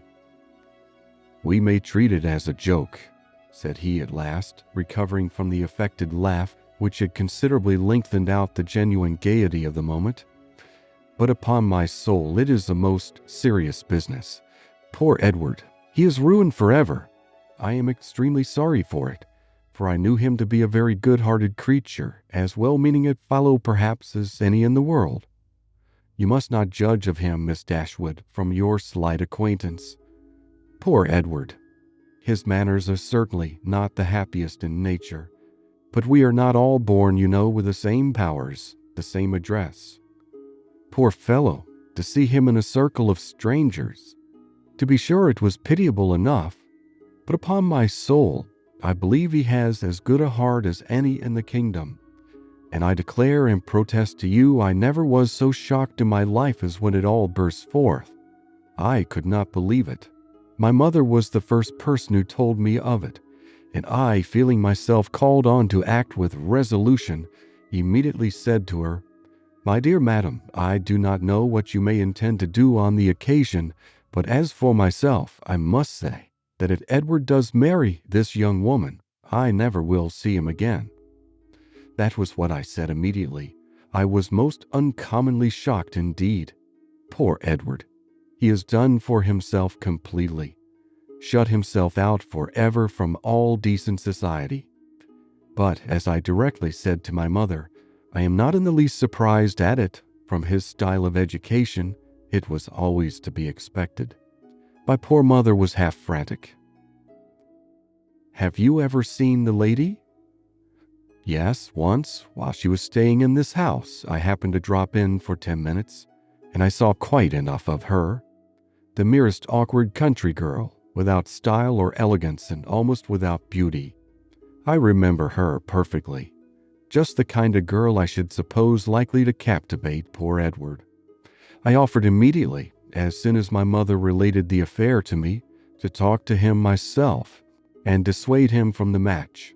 But it was too late then, I found, to do anything, for unluckily I was not in the way at first, and knew nothing of it till after the breach had taken place, when it was not for me, to interfere. But had I been informed of it a few hours earlier, I think it is most probable that something might have been hit on. I certainly should have represented it to Edward in a very strong light. 'My dear fellow,' I should have said, 'consider what you are doing. You're making a most disgraceful connection, and such a one as your family are unanimous in disapproving.' I cannot help thinking, in short, that means might have been found, but now it is all too late. He must be starved, that is certain, absolutely starved." He had just settled this point with great composure when the entrance of Mrs. John Dashwood put an end to the subject. But though she never spoke of it out of her own family, Elinor could see its influence on her mind in the something like confusion of countenance with which she entered, and an attempt at cordiality in her behavior to herself. She even proceeded so far as to be concerned to find that Elinor and her sister were so soon to leave town, as she had hoped to see more of them, an exertion in which her husband, who attended her into the room and hung enamored over her accents, seemed to distinguish everything that was most affectionate and graceful. End of chapter. Sense and Sensibility by Jane Austen, Chapter 42. One other short call in Harley Street, in which Elinor received her brother's congratulations on their traveling so far towards Barton without any expense, and on Colonel Brandon's being to follow them to Cleveland in a day or two, completed the intercourse of the brother and sisters in town, and a faint invitation from Fanny to come to Norland whenever it should happen to be in their way, which of all things was the most unlikely to occur, with a more warm, though less public assurance from John to Elinor of the promptitude with which he should come to see her at Delaford, was all that foretold any meeting in the country. It amused her to observe that all her friends seemed determined to send her to Delaford, a place in which, of all others, she would now least choose to visit or wish to reside, for not only was it considered as her future home by her brother and Mrs. Jennings, but even Lucy, when they parted, gave her a pressing invitation to visit her there. Very early in April, and tolerably early in the day, the two parties from Hanover Square and Berkeley Street set out from their respective homes to meet by appointment on the road. For the convenience of Charlotte and her child, they were to be more than 2 days on their journey, and Mr. Palmer, traveling more expeditiously with Colonel Brandon, was to join them at Cleveland soon after their arrival. Marianne, few as had been her hours of comfort in London, and eager as she had long been to quit it, could not, when it came to the point, bid adieu to the house in which she had for the last time enjoyed those hopes and that confidence in Willoughby, which were now extinguished forever, without great pain. Nor could she leave the place in which Willoughby remained, busy in new engagements and new schemes, in which she could have no share, without shedding many tears. Elinor's satisfaction at the moment of removal was more positive. She had no such object for her lingering thoughts to fix on. She left no creature behind, from whom it would give her a moment's regret to be divided forever. She was pleased to be free herself from the persecution of Lucy's friendship. She was grateful for bringing her sister away unseen by Willoughby since his marriage, and she looked forward with hope to what a few months of tranquility at Barton might do towards restoring Marianne's peace of mind and confirming her own. Their journey was safely performed. The second day brought them into the cherished, or the prohibited, county of Somerset, for as such was it dwelt on by turns in Marianne's imagination, and in the forenoon of the third they drove up to Cleveland. Cleveland was a spacious, modern-built house situated on a sloping lawn. It had no park, but the pleasure grounds were tolerably extensive, and like every other place of the same degree of importance, it had its open shrubbery and closer woodwalk. A road of smooth gravel winding round a plantation led to the front. The lawn was dotted over with timber. The house itself was under the guardianship of the fir, the mountain ash, and the acacia, and a thick screen of them altogether, interspersed with tall Lombardy poplars, shut out the offices. Marianne entered the house with a heart swelling with emotion from the consciousness of being only 80 miles from Barton and not 30 from Combe Magna, and before she had been 5 minutes within its walls, while the others were busily helping Charlotte to show her child to the housekeeper, she quitted it again, stealing away through the winding shrubberies, now just beginning to be in beauty, to gain a distant eminence, where, from its Grecian temple, her eye, wandering over a wide tract of country to the southeast, could fondly rest on the farthest ridge of hills in the horizon, and fancied that from their summits Combe Magna might be seen.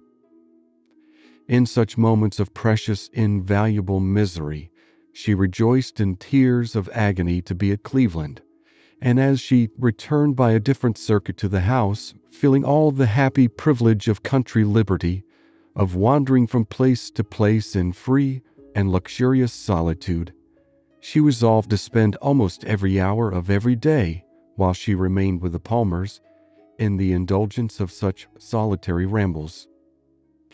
She returned just in time to join the others as they quitted the house, on an excursion through its more immediate premises, and the rest of the morning was easily whiled away in lounging round the kitchen garden, examining the bloom upon its walls, and listening to the gardener's lamentations upon blights, in dawdling through the greenhouse, where the loss of her favorite plants, unwarily exposed and nipped by the lingering frost, raised the laughter of Charlotte, and in visiting her poultry yard, where, in the disappointed hopes of her dairymaid, by hens forsaking their nests, or being stolen by a fox, or in the rapid decrease of a promising young brood, she found fresh sources of merriment. The morning was fine and dry, and Marianne, in her plan of employment abroad, had not calculated for any change of weather during their stay at Cleveland. With great surprise, therefore, did she find herself prevented by a settled rain from going out again after dinner.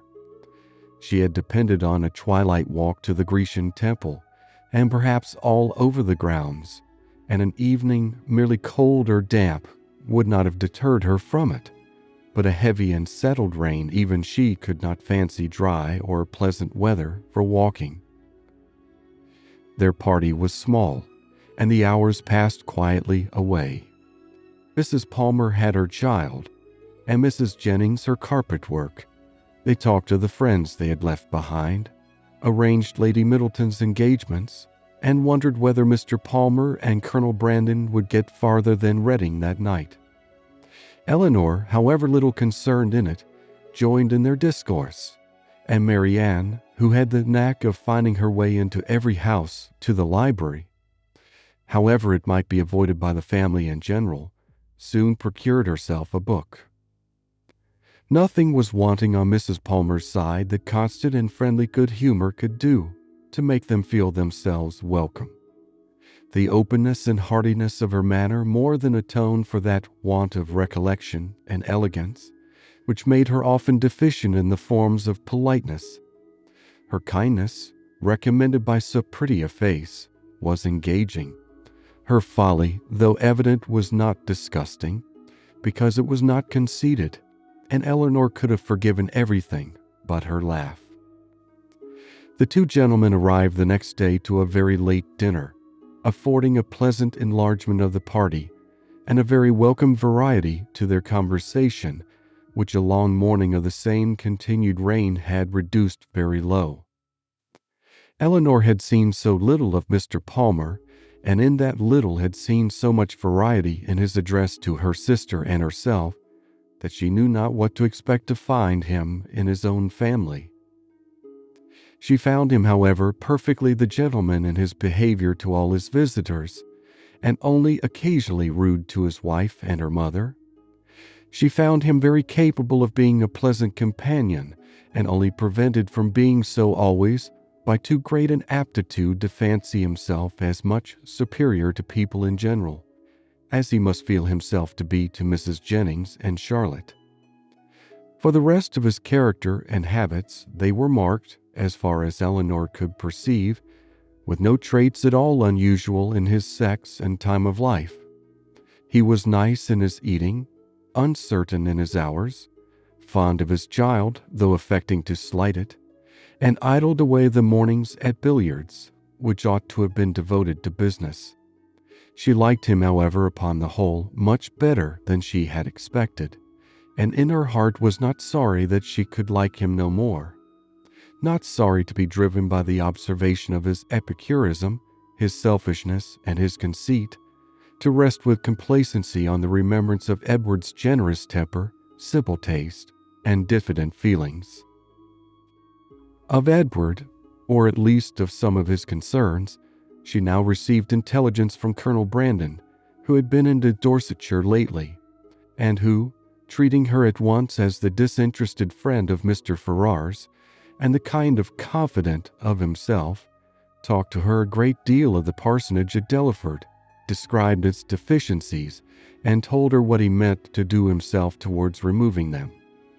His behavior to her in this, as well as in every other particular, his open pleasure in meeting her after an absence of only 10 days, his readiness to converse with her, and his deference to her opinion, might very well justify Mrs. Jennings' persuasion of his attachment, and would have been enough, perhaps, had not Elinor still, as from the first, believed Marianne his real favorite, to make her suspect it herself.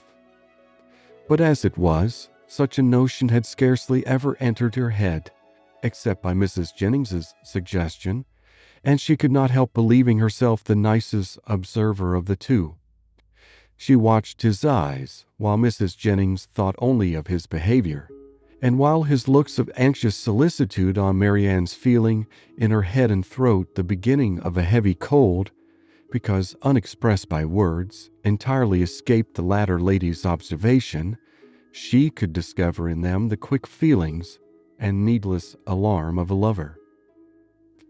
2 delightful twilight walks on the 3rd and 4th evenings of her being there, not merely on the dry gravel of the shrubbery, but all over the grounds, and especially in the most distant parts of them, where there was something more of wildness than in the rest, where the trees were the oldest, and the grass was the longest and wettest, had, assisted by the still greater imprudence of sitting in her wet shoes and stockings, given Marianne a cold so violent as, though for a day or two trifled with or denied, would force itself by increasing ailments on the concern of everybody, and the notice of herself.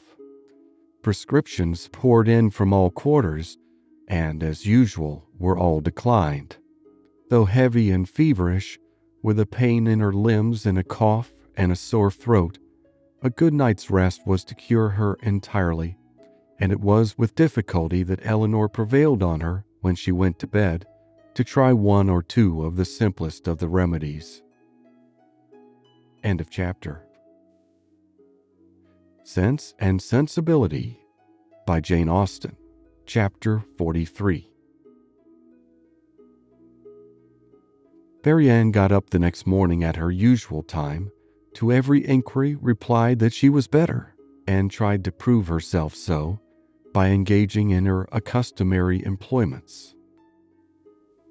But a day spent in sitting shivering over the fire with a book in her hand, which she was unable to read, or in lying, weary and languid, on a sofa, did not speak much in favor of her amendment, and when at last she went early to bed, more and more indisposed, Colonel Brandon was only astonished at her sister's composure, who, though attending and nursing her the whole day, against Marianne's inclination, and forcing proper medicines on her at night, trusted, like Marianne, to the certainty and efficacy of sleep, and felt no real alarm.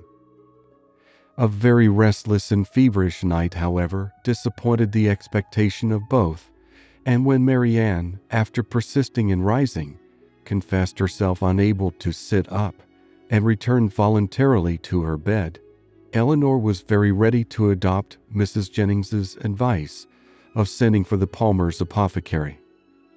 He came, examined his patient, and though encouraging Miss Dashwood to expect that a very few days would restore her sister to health, yet by pronouncing her disorder to have a putrid tendency, and allowing the word infection to pass his lips, gave instant alarm to Mrs. Palmer on her baby's account. Mrs. Jennings, who had been inclined from the first to think Marianne's complaint more serious than Elinor, now looked very grave on Mr. Harris's report, and confirming Charlotte's fears and caution, urged the necessity of her immediate removal with her infant, and Mr. Palmer, though treating their apprehensions as idle, found the anxiety and importunity of his wife too great to be withstood. Her departure, therefore, was fixed on, and within an hour after Mr. Harris's arrival, she set off with her little boy and his nurse for the house of a near relation of Mr. Palmer's, who lived a few miles on the other side of Bath, whither her husband promised, at her earnest entreaty, to join her in a day or two, and whither she was almost equally urgent with her mother to accompany her. Mrs. Jennings, however, with a kindness of heart which made Elinor really love her, declared her resolution of not stirring from Cleveland as long as Marianne remained ill, and of endeavoring, by her own attentive care, to supply to her the place of the mother she had taken her from. And Elinor found her on every occasion a most willing and active helpmate, desirous to share in all her fatigues, and often, by her better experience in nursing, of material use. Poor Marianne, languid and low for the nature of her malady, and feeling herself universally ill, could no longer hope that tomorrow would find her recovered, and the idea of what tomorrow would have produced, but for this unlucky illness, made every ailment severe. For on that day they were to have begun their journey home, and, attended the whole way by a servant of Mrs. Jennings, were to have taken their mother by surprise on the following forenoon. The little she said was all in lamentation of this inevitable delay, though Elinor tried to raise her spirits and make her believe, as she then really believed herself, that it would be a very short one. The next day produced little or no alteration in the state of the patient. She certainly was not better, and, except that there was no amendment, did not appear worse. Their party was now further reduced, for Mr. Palmer, though very unwilling to go as well from real humanity and good nature as from a dislike of appearing to be frightened away by his wife, was persuaded at last by Colonel Brandon to perform his promise of following her, and while he was preparing to go, Colonel Brandon himself, with a much greater exertion, began to talk of going likewise. Here, however, the kindness of Mrs. Jennings interposed most acceptably, for to send the Colonel away while his love was in so much uneasiness on her sister's account would be to deprive them both, she thought, of every comfort, and therefore telling him at once that his stay at Cleveland was necessary to herself, that she should want him to play at piquet of an evening, while Miss Dashwood was above with her sister, etc.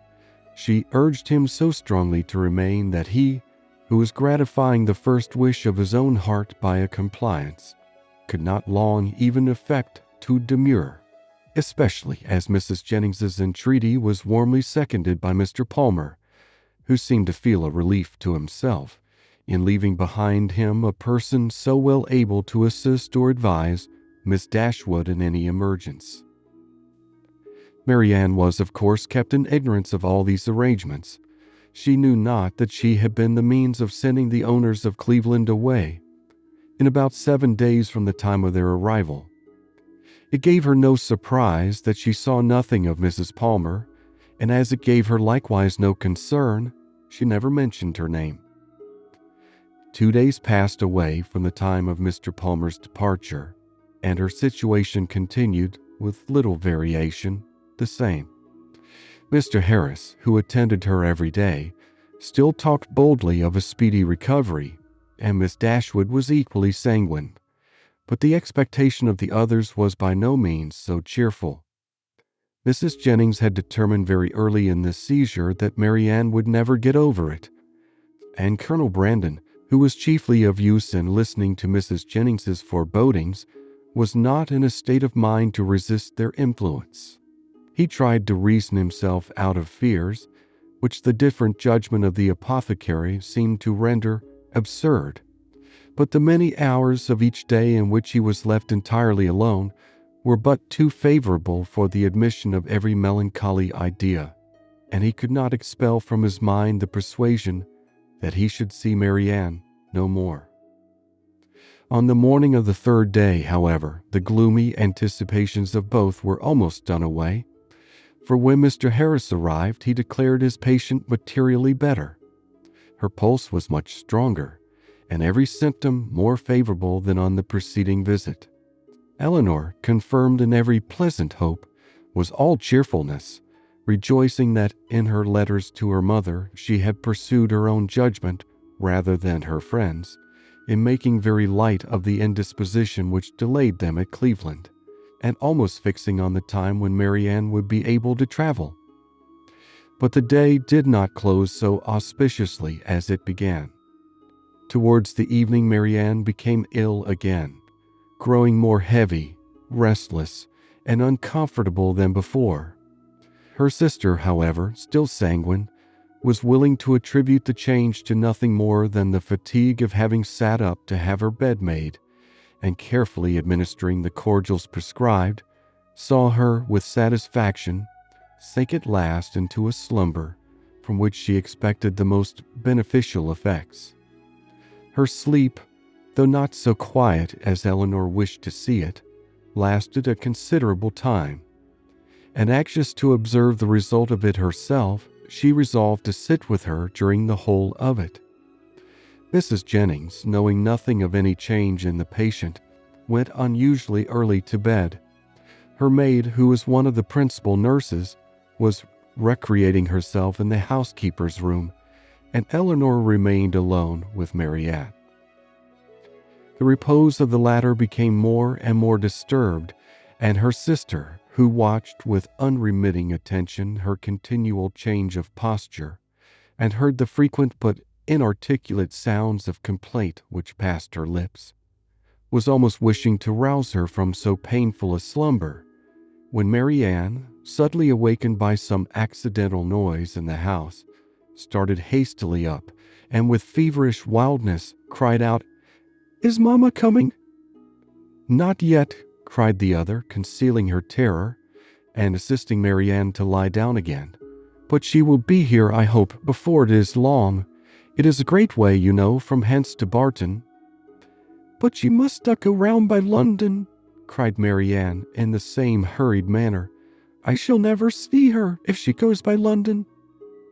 Elinor perceived with alarm that she was not quite herself, and while attempting to soothe her, eagerly felt her pulse. It was lower and quicker than ever, and Marianne, still talking wildly of Mamma, her alarm increased so rapidly as to determine her on sending instantly for Mr. Harris, and dispatching a messenger to Barton for her mother. To consult with Colonel Brandon on the best means of effecting the latter was a thought which immediately followed the resolution of its performance, and as soon as she had rung up the maid to take her place by her sister, she hastened down to the drawing-room, where she knew he was generally to be found at a much later hour than the present. It was no time for hesitation. Her fears and her difficulties were immediately before him. Her fears he had no courage, no confidence to attempt the removal of. He listened to them in silent despondence, but her difficulties were instantly obviated, for with a readiness that seemed to speak the occasion and the service prearranged in his mind, he offered himself as the messenger who should fetch Mrs. Dashwood. Elinor made no resistance that was not easily overcome. She thanked him with brief though fervent gratitude, and while he went to hurry off his servant with a message to Mr. Harris and an order for post-horses directly, she wrote a few lines to her mother. The comfort of such a friend at that moment as Colonel Brandon, or such a companion for her mother, how gratefully was it felt! A companion whose judgment would guide, whose attendance must relieve, and whose friendship might soothe her. As far as the shock of such a summons could be lessened to her, his presence, his manners, his assistance would lessen it. He, meanwhile, whatever he might feel, acted with all the firmness of a collected mind, made every necessary arrangement with the utmost dispatch, and calculated with exactness the time in which she might look for his return. Not a moment was lost in delay of any kind. The horses arrived even before they were expected, and Colonel Brandon, only pressing her hand with a look of solemnity and a few words spoken too low to reach her ear, hurried into the carriage. It was then about 12 o'clock, and she returned to her sister's apartment to wait the arrival of the apothecary and to watch by her the rest of the night. It was a night of almost equal suffering to both. Hour after hour passed away in sleepless pain and delirium on Marianne's side, and in the most cruel anxiety on Elinor's, before Mr. Harris appeared. Her apprehensions once raised, paid by their excess for all her former security, and the servant who sat up with her, for she would not allow Mrs. Jennings to be called, only tortured her more by hints of what her mistress had always thought. Marianne's ideas were still, at intervals, fixed incoherently on her mother, and whenever she mentioned her name, it gave a pang to the heart of poor Elinor, who, reproaching herself for having trifled with so many days of illness, and wretched for some immediate relief, fancied that all relief might soon be in vain, that everything had been delayed too long, and pictured to herself her suffering mother arriving too late to see this darling child, or to see her rational. She was on the point of sending again for Mr. Harris, or if he could not come, for some other advice, when the former, but not until after 5 o'clock, arrived. His opinion, however, made little amends for his delay, for though acknowledging a very unexpected and unpleasant alteration in his patient, he would not allow the danger to be material, and talked of the relief which a fresh mode of treatment must procure, with a confidence which, in a lesser degree, was communicated to Elinor. He promised to call again in the course of 3 or 4 hours, and left both the patient and her anxious attendant more composed than he had found them. With strong concern and with many reproaches for not being called to their aid, did Mrs. Jennings hear in the morning of what had passed. Her former apprehensions, now with greater reason restored, left her no doubt of the event, and though trying to speak comfort to Elinor, her conviction of her sister's danger would not allow her to offer the comfort of hope. Her heart was really grieved. The rapid decay, the early death of a girl so young, so lovely as Marianne, must have struck a less interested person with concern, On Mrs. Jennings's compassion, she had other claims. She had been for 3 months her companion, was still under her care, and she was known to have been greatly injured and long unhappy. The distress of her sister, too, particularly a favorite, was before her. And as for their mother, when Mrs. Jennings considered that Marianne might probably be to her what Charlotte was to herself, her sympathy in her sufferings was very sincere. Mr. Harris was punctual in his second visit, but he came to be disappointed in his hopes of what the last would produce. His medicines had failed, the fever was unabated, and Marianne, only more quiet, not more herself, remained in a heavy stupor. Elinor, catching all, and more than all, his fears in a moment, proposed to call in further advice. But he judged it unnecessary. He had still something more to try, some more fresh application, of whose success he was as confident as the last. And his visit concluded with encouraging assurances which reached the ear, but could not enter the heart of Miss Dashwood. She was calm, except when she thought of her mother, but she was almost hopeless, and in this state she continued till noon, scarcely stirring from her sister's bed, her thoughts wandering from one image of grief, one suffering friend, to another, and her spirits oppressed to the utmost by the conversation of Mrs. Jennings, who scrupled not to attribute the severity and danger of this attack to the many weeks of previous indisposition which Marianne's disappointment had brought on. Elinor felt all the reasonableness of the idea, and it gave fresh misery to her reflections. About noon, however, she began, but with a caution, a dread of disappointment which for some time kept her silent, even to her friend, to fancy, to hope she could perceive a slight amendment in her sister's pulse.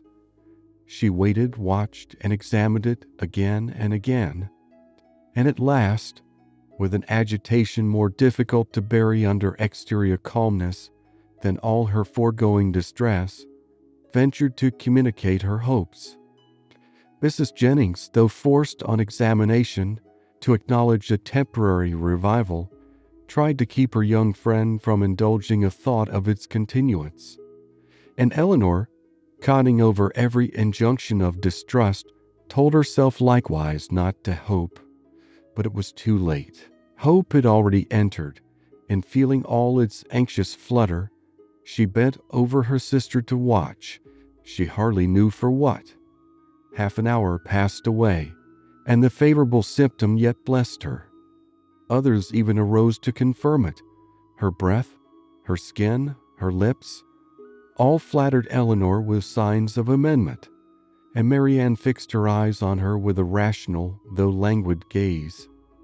Anxiety and hope now oppressed her in equal degrees, and left her no moment of tranquillity till the arrival of Mr. Harris at 4 o'clock, when his assurances, his felicitations on a recovery in her sister, even surpassing his expectation, gave her confidence, comfort, and tears of joy.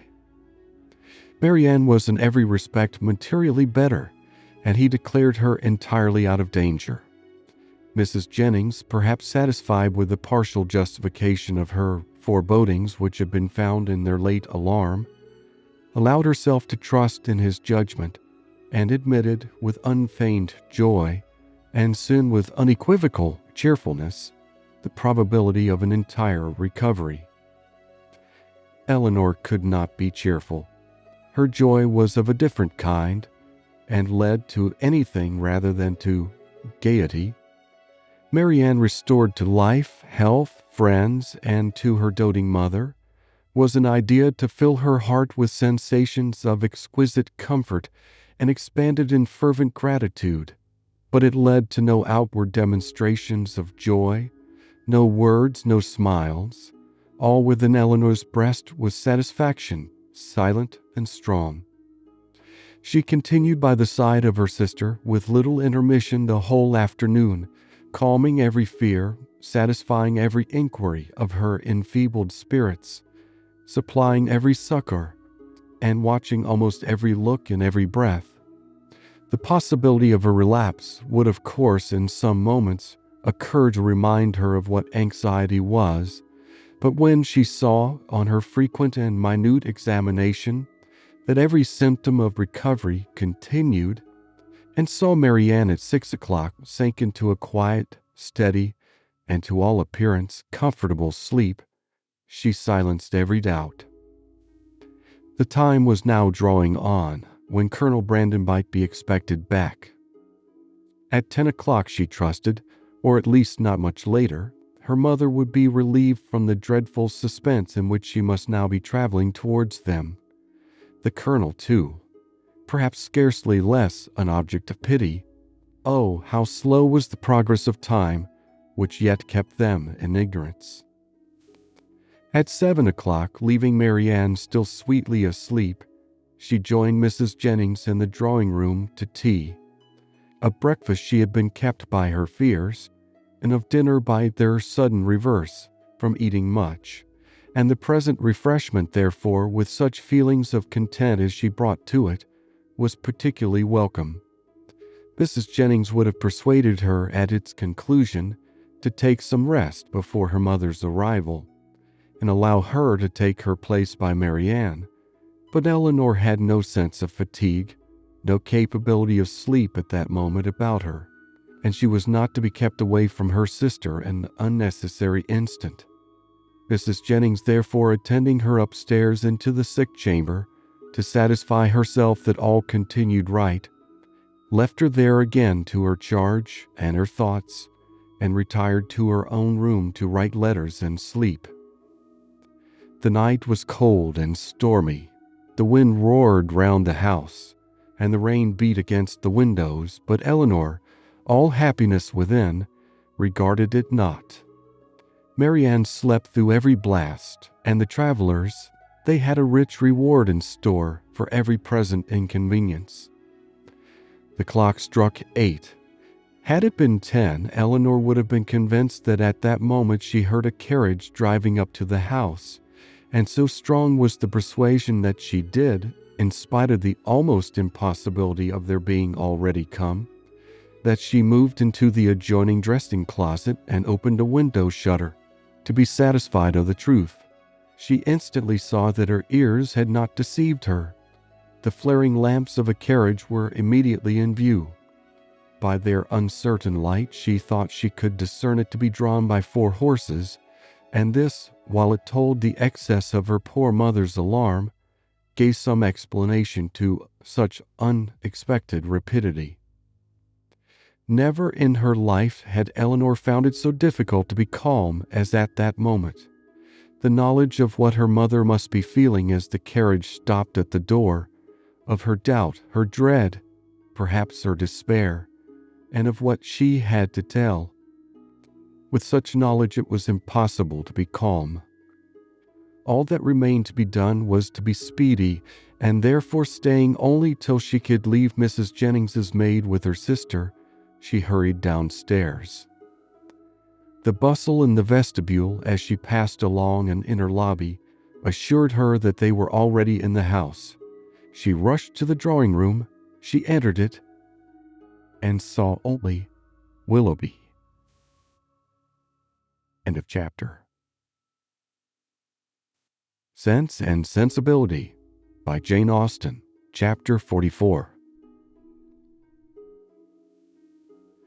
Elinor, starting back with a look of horror at the sight of him, obeyed the first impulse of her heart in turning instantly to quit the room, and her hand was already on the lock when its action was suspended by his hastily advancing and saying, in a voice rather of command than supplication, "Miss Dashwood, for half an hour, for 10 minutes, I entreat you to stay."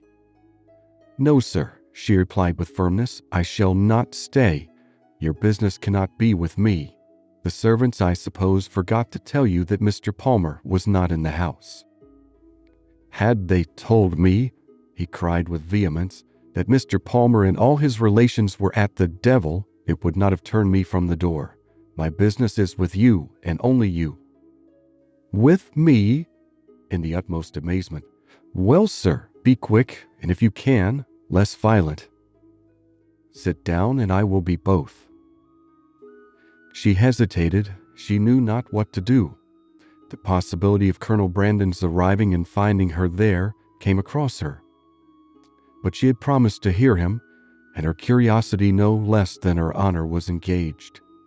After a moment's recollection, therefore, concluding that prudence required dispatch, and that her acquiescence would best promote it, she walked silently towards the table and sat down. He took the opposite chair, and for half a minute not a word was said by either. "Pray be quick, sir," said Elinor impatiently. "I have no time to spare." He was sitting in an attitude of deep meditation and seemed not to hear her. "Your sister," said he with abruptness a moment afterwards, "is out of danger. I heard it from the servant. God be praised. But is it true? Is it really true?" Elinor would not speak. He repeated the inquiry with yet greater eagerness. "For God's sakes, tell me, is she out of danger or is she not?" "We hope she is." He rose up and walked across the room. "Had I known as much half an hour ago, but since I am here," speaking with a forced vivacity as he returned to his seat, "what does it signify? For once, Miss Dashwood, it will be the last time, perhaps. Let us be cheerful together. I am in a fine mood for gaiety. Tell me honestly," a deeper glow overspreading his cheeks, "do you think me most a knave or a fool?" Elinor looked at him with greater astonishment than ever. She began to think that he must be in liquor. The strangeness of such a visit and of such manners seemed not otherwise intelligible, and with this impression she immediately rose, saying, "Mr. Willoughby, I advise you at present to return to Combe. I am not at leisure to remain with you longer. Whatever your business may be with me, it would be better recollected and explained tomorrow." "I understand you," he replied with an expressive smile and a voice perfectly calm. "Yes, I am very drunk. A pint of porter with my cold beef at Marlborough was enough to overset me." "At Marlborough!" cried Elinor, more and more at a loss to understand what he would be at. "Yes, I left London this morning at 8 o'clock, and the only 10 minutes I have spent out of my chaise since that time procured me a nuncheon at Marlborough." The steadiness of his manner and the intelligence of his eye as he spoke, convincing Elinor that whatever other unpardonable folly may bring him to Cleveland, he was not brought there by intoxication, she said after a moment's recollection, "Mr. Willoughby, you ought to feel, and I certainly do, that after what has passed, your coming here in this manner and forcing yourself upon my notice requires a very particular excuse.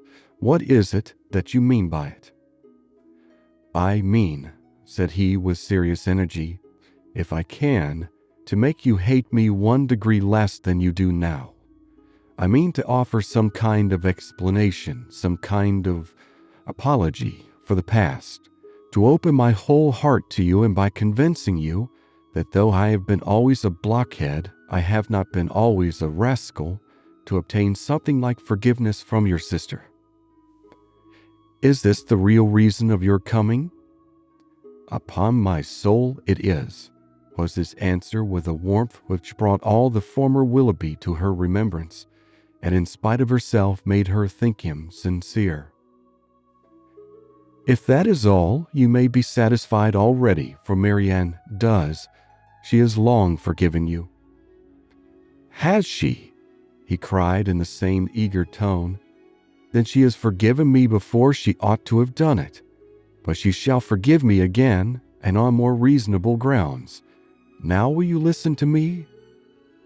Elinor bowed her assent. "I do not know," said he after a pause of expectation on her side and thoughtfulness on his own, "how you may have accounted for my behavior to your sister, or what diabolical motive you may have imputed to me. Perhaps you will hardly think the better of me. It is worth the trial, however, and you shall hear everything."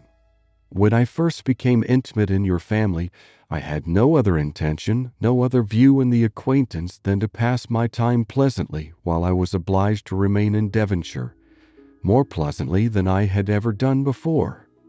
Your sister's lovely person and interesting manners could not but please me, and her behavior to me almost from the first was of a kind. It is astonishing when I reflect on what it was and what she was, that my heart should have been so insensible. But at first, I must confess, my vanity only was elevated by it. Careless of her happiness, thinking only of my own amusement, giving way to feelings which I had always been too much in the habit of indulging, I endeavored by every means in my power to make myself pleasing to her, without any design of returning her affection. Miss Dashwood, at this point, turning her eyes on him with the most angry contempt, stopped him by saying, "It is hardly worth while, Mr. Willoughby, for you to relate or for me to listen any longer. Such a beginning as this cannot be followed by anything. Do not let me be pained by hearing anything more on the subject." "I insist on you hearing the whole of it," he replied. "My fortune was never large, and I had always been expensive, always in the habit of associating with people of better income than myself. Every year since my coming of age, or even before, I believe, had added to my debts, and though the death of my old cousin, Mrs. Smith, was to set me free, yet that event being uncertain, and possibly far distant, it had been for some time my intention to re-establish my circumstances by marrying a woman of fortune. To attach myself to your sister, therefore, was not a thing to be thought of, and with a meanness, selfishness, cruelty, which no indignant, no contemptuous look even of yours, Miss Dashwood, can ever reprobate too much. I was acting in this manner, trying to engage her regard, without a thought of returning it. But one thing may be said for me, even in that horrid state of selfish vanity, I did not know the extent of the injury I meditated, because I did not then know what it was to love. But have I ever known it? Well may it be doubted, for had I really loved, could I have sacrificed my feelings to vanity, to avarice, or what is more, could I have sacrificed hers? But I have done it, to avoid a comparative poverty which her affection and her society would have deprived of all its horrors.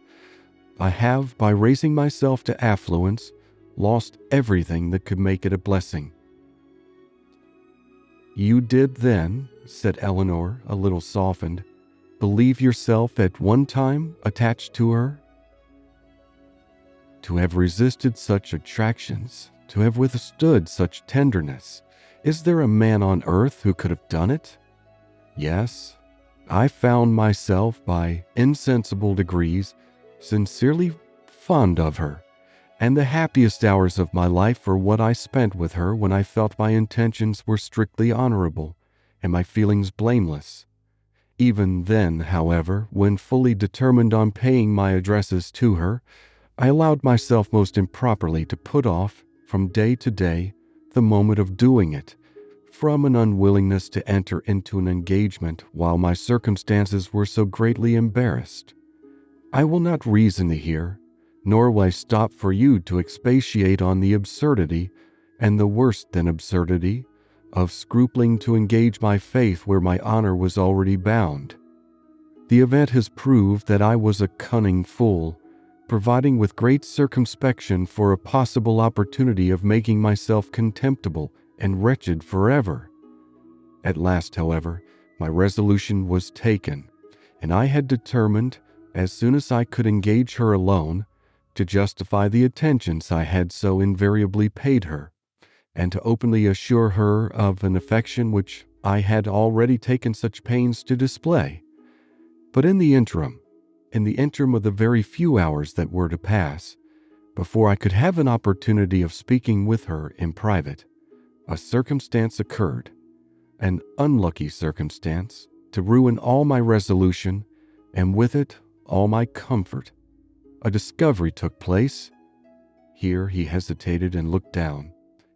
Mrs. Smith had somehow or other been informed, I imagine by some distant relation, whose interest it was to deprive me of her favor, of an affair, a connection, but I need not explain myself farther," he added, looking at her with a heightened color and an inquiring eye. "Your particular intimacy. You have probably heard the whole story long ago." "I have," returned Elinor, coloring likewise and hardening her heart anew against any compassion for him. "I have heard it all, and how you will explain away any part of your guilt in that dreadful business, I confess is beyond my comprehension." "Remember," cried Willoughby, "from whom you received the account. Could it be an impartial one? I acknowledge that her situation and her character ought to have been respected by me.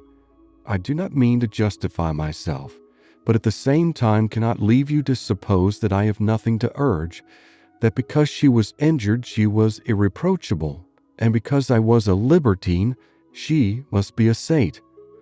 If the violence of her passions, the weakness of her understanding, I do not mean, however, to defend myself.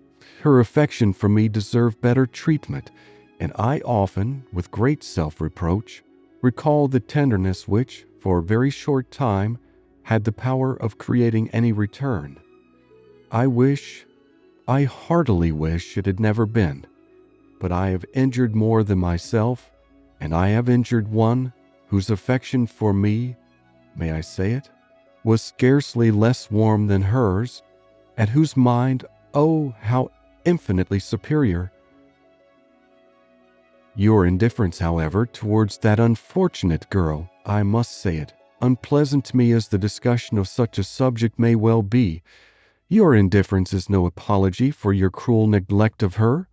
Do not think yourself excused by any weakness, any natural defect of understanding on her side, in the wanton cruelty so evident on yours.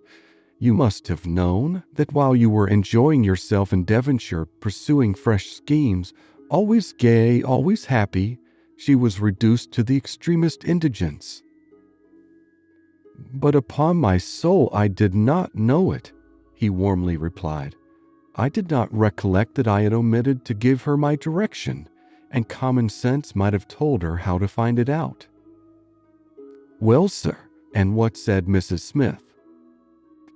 "She taxed me with the offense at once, and my confusion may be guessed.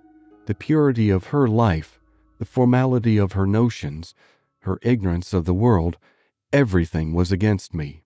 The matter itself I could not deny, and vain was every endeavor to soften it. She was previously disposed, I believe, to doubt the morality of my conduct in general, and was moreover discontented with the very little attention, the very little portion of my time that I had bestowed on her in my present visit. In short, it ended in a total breach. By one measure I might have saved myself. In the height of her morality, good woman, she offered to forgive the past if I would marry Eliza. That could not be, and I was formally dismissed from her favor and her house. The night following this affair, I was to go the next morning, was spent by me in deliberating on what my future conduct should be. The struggle was great, but it ended too soon. My affection for Marianne, my thorough conviction of her attachment to me, it was all sufficient to outweigh that dread of poverty, or get the better of those false ideas of the necessity of riches which I was naturally inclined to feel. An expensive society had increased. I had reason to believe myself secure of my present wife if I chose to address her, and I persuaded myself to think that nothing else in common prudence remained for me to do. A heavy scene, however, awaited me before I could leave Devonshire. I was engaged to dine with you on that very day. Some apology was therefore necessary for my breaking this engagement. But whether I should write this apology or deliver it in person was a point of long debate. To see Marianne, I felt, would be dreadful, and I even doubted whether I could see her again and keep to my resolution. In that point, however, I undervalued my own magnanimity, as the event declared, for I saw her miserable, and left her miserable, and left her hoping never to see her again. "Why did you call, Mr. Willoughby?" said Elinor reproachfully. "A note would have answered every purpose. Why was it necessary to call?" "It was necessary to my own pride. I could not bear to leave the country in a manner that might lead you, or the rest of the neighborhood, to suspect any part of what had really passed between Mrs. Smith and myself, and I resolved therefore on calling at the cottage in my way to Honiton. The sight of your dear sister, however, was really dreadful, and to heighten the matter, I found her alone. You were all gone, I do not know where. I had left her only the evening before, so firmly resolved within myself on doing right. A few hours were to have engaged her to me forever, and I remember how happy, how gay were my spirits as I walked from the cottage to Allenham, satisfied with myself, delighted with everybody. But in this, our last interview of friendship, I approached her with a sense of guilt that almost took from me the power of dissembling. Her sorrow, her disappointment, her deep regret. When I told her that I was obliged to leave Devonshire so immediately, I shall never forget it. United too with such reliance, such confidence in me. Oh God, what a hard-hearted rascal I was." They were both silent for a few moments. Elinor first spoke. "Did you tell her that you should soon return?" "I do not know what I told her," he replied impatiently. "Less than was due to the past beyond a doubt, and in all likelihood much more than was justified by the future. I cannot think of it. It won't do. Then came your dear mother to torture me farther, with all her kindness and confidence. Thank heaven, it did torture me. I was miserable. Miss Dashwood, you cannot have an idea of the comfort it gives me to look back on my own misery. I owe such a grudge to myself for the stupid, rascally folly of my own heart, that all my past sufferings under it are only triumph and exultation to me now. Well, I went, left all that I loved, and went to those to whom, at best, I was only indifferent. My journey to town, traveling with my own horses, and therefore so tediously, no creature to speak to, my own reflection so cheerful, when I looked forward, everything so inviting, when I looked back at Barton, the picture so soothing. Oh, it was a blessed journey." He stopped. "Well, sir," said Elinor, who, though pitying him, grew impatient for his departure, "and this is all?" "Ah, no. Have you forgot what passed in town? That infamous letter, did she show it you?" "Yes, I saw every note that passed." "When the first of hers reached me, as it immediately did, for I was in town the whole time, what I felt is, in the common phrase, not to be expressed. In a more simple one, perhaps too simple to raise any emotion, my feelings were very, very painful. Every line, every word was, and the hackneyed metaphor which their dear writer, were she here, would forbid, a dagger to my heart. To know that Marianne was in town was, in the same language, a thunderbolt. Thunderbolts and daggers, what a reproof would she have given me! Her taste, her opinions, I believe they are better known to me than my own, and I am sure they are dearer." Elinor's heart, which had undergone many changes in the course of this extraordinary conversation, was now softened again. Yet she felt it her duty to check such ideas in her companion as the last. "This is not right, Mr. Willoughby. Remember that you are married. Relate only what in your conscience you think necessary for me to hear." Marianne's note, by assuring me that I was still as dear to her as in former days, that in spite of the many, many weeks we had been separated, she was as constant in her own feelings and as full of faith in the constancy of mine as ever, awakened all my remorse.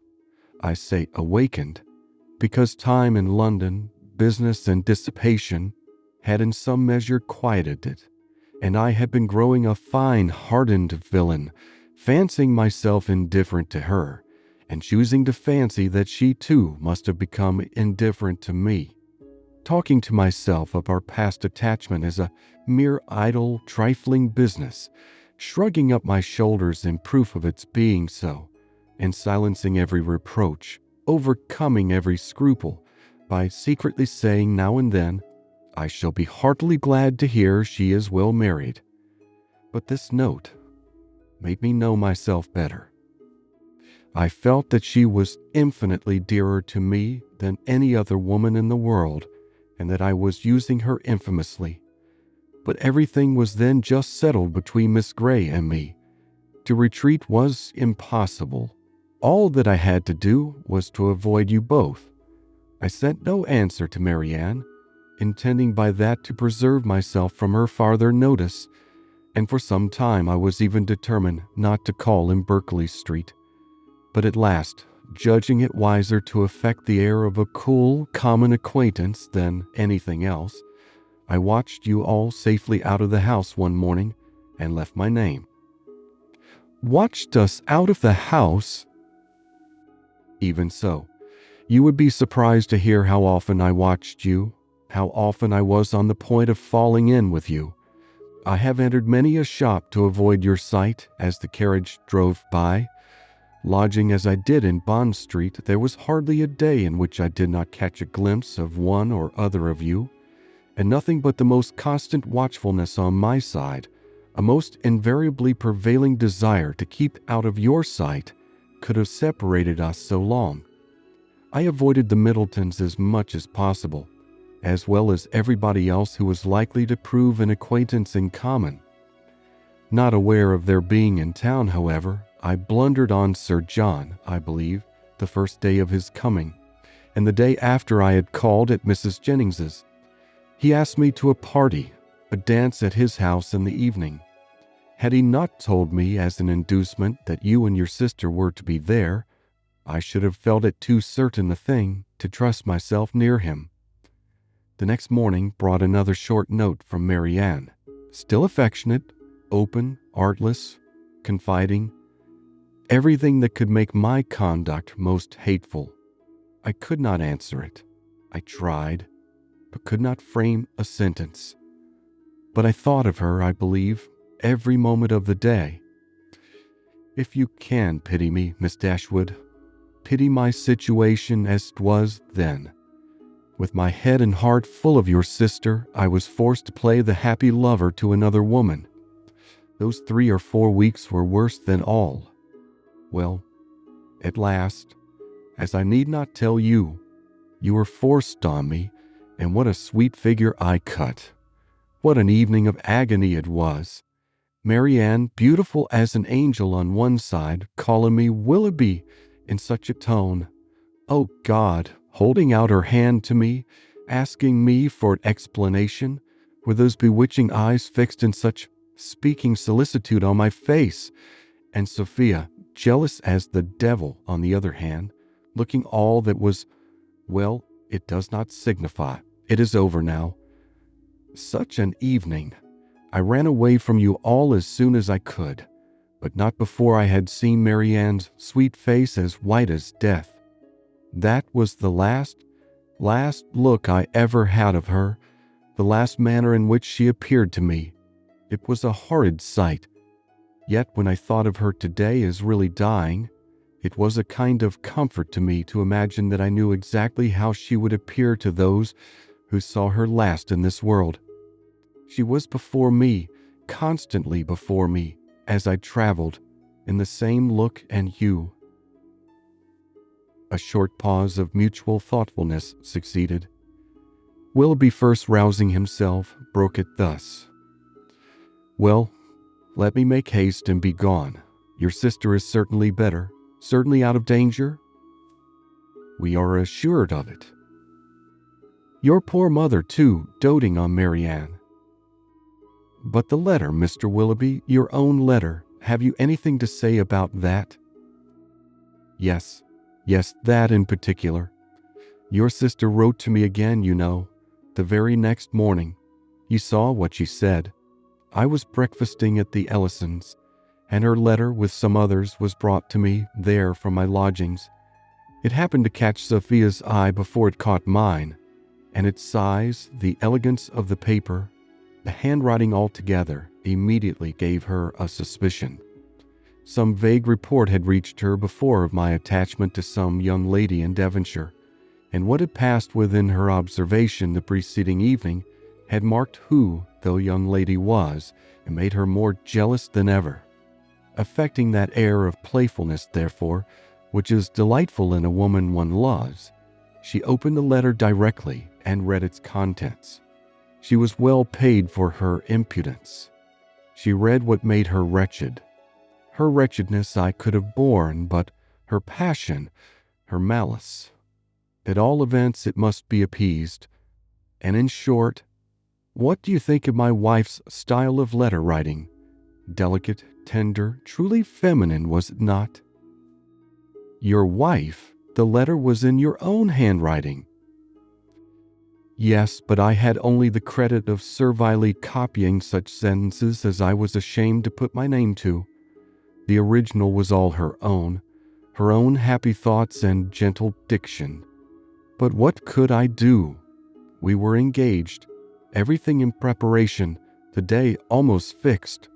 But I am talking like a fool. Preparation, day. In honest words, her money was necessary to me, and in a situation like mine, anything was to be done to prevent a rupture. And after all, what did it signify to my character in the opinion of Marianne and her friends, in what language my answer was couched? It must have been only to one end. My business was to declare myself a scoundrel, and whether I did it with a bow or a bluster was of little importance. I am ruined forever in their opinion, said I to myself. I am shut out forever from their society. They already think me an unprincipled fellow. This letter will only make them think me a blackguard one. Such were my reasonings, as, in a sort of desperate carelessness, I copied my wife's words and parted with the last relics of Marianne. Her 3 notes, unluckily they were all in my pocket-book, or I should have denied their existence and hoarded them forever. I was forced to put them up and could not even kiss them. And the lock of hair, that too I had always carried about me in the same pocket-book, which was now searched by Madame with the most ingratiating virulence. The dear lock. All, every memento was torn from me. You are very wrong, Mr. Willoughby, very blamable, said Elinor, while her voice, in spite of herself, betrayed her compassionate emotion. You ought not to speak in this way, either of Mrs. Willoughby or my sister. You had made your own choice. It was not forced on you. Your wife has a claim to your politeness, to your respect at least. She must be attached to you, or she would not have married you. To treat her with unkindness, to speak of her slightingly, is no atonement to Marianne, nor can I suppose it a relief to your own conscience. Do not talk to me of my wife, said he with a heavy sigh. She does not deserve your compassion. She knew I had no regard for her when we married. Well, married we were, and came down to Combe Magna to be happy, and afterwards returned to town to be gay. And now, do you pity me, Miss Dashwood? Or have I said all this to no purpose? Am I, be it only 1 degree, am I less guilty in your opinion than I was before? My intentions were not always wrong. Have I explained away any part of my guilt? Yes. Yes, you have certainly removed something, a little. You have proved yourself on the whole less faulty than I had believed you. You have proved your heart less wicked, much less wicked. But I hardly know the misery that you have inflicted. I hardly know what could have made it worse. Will you repeat to your sister when she is recovered what I have been telling you? Let me be a little lightened too in her opinion as well as in yours. You tell me that she has forgiven me already.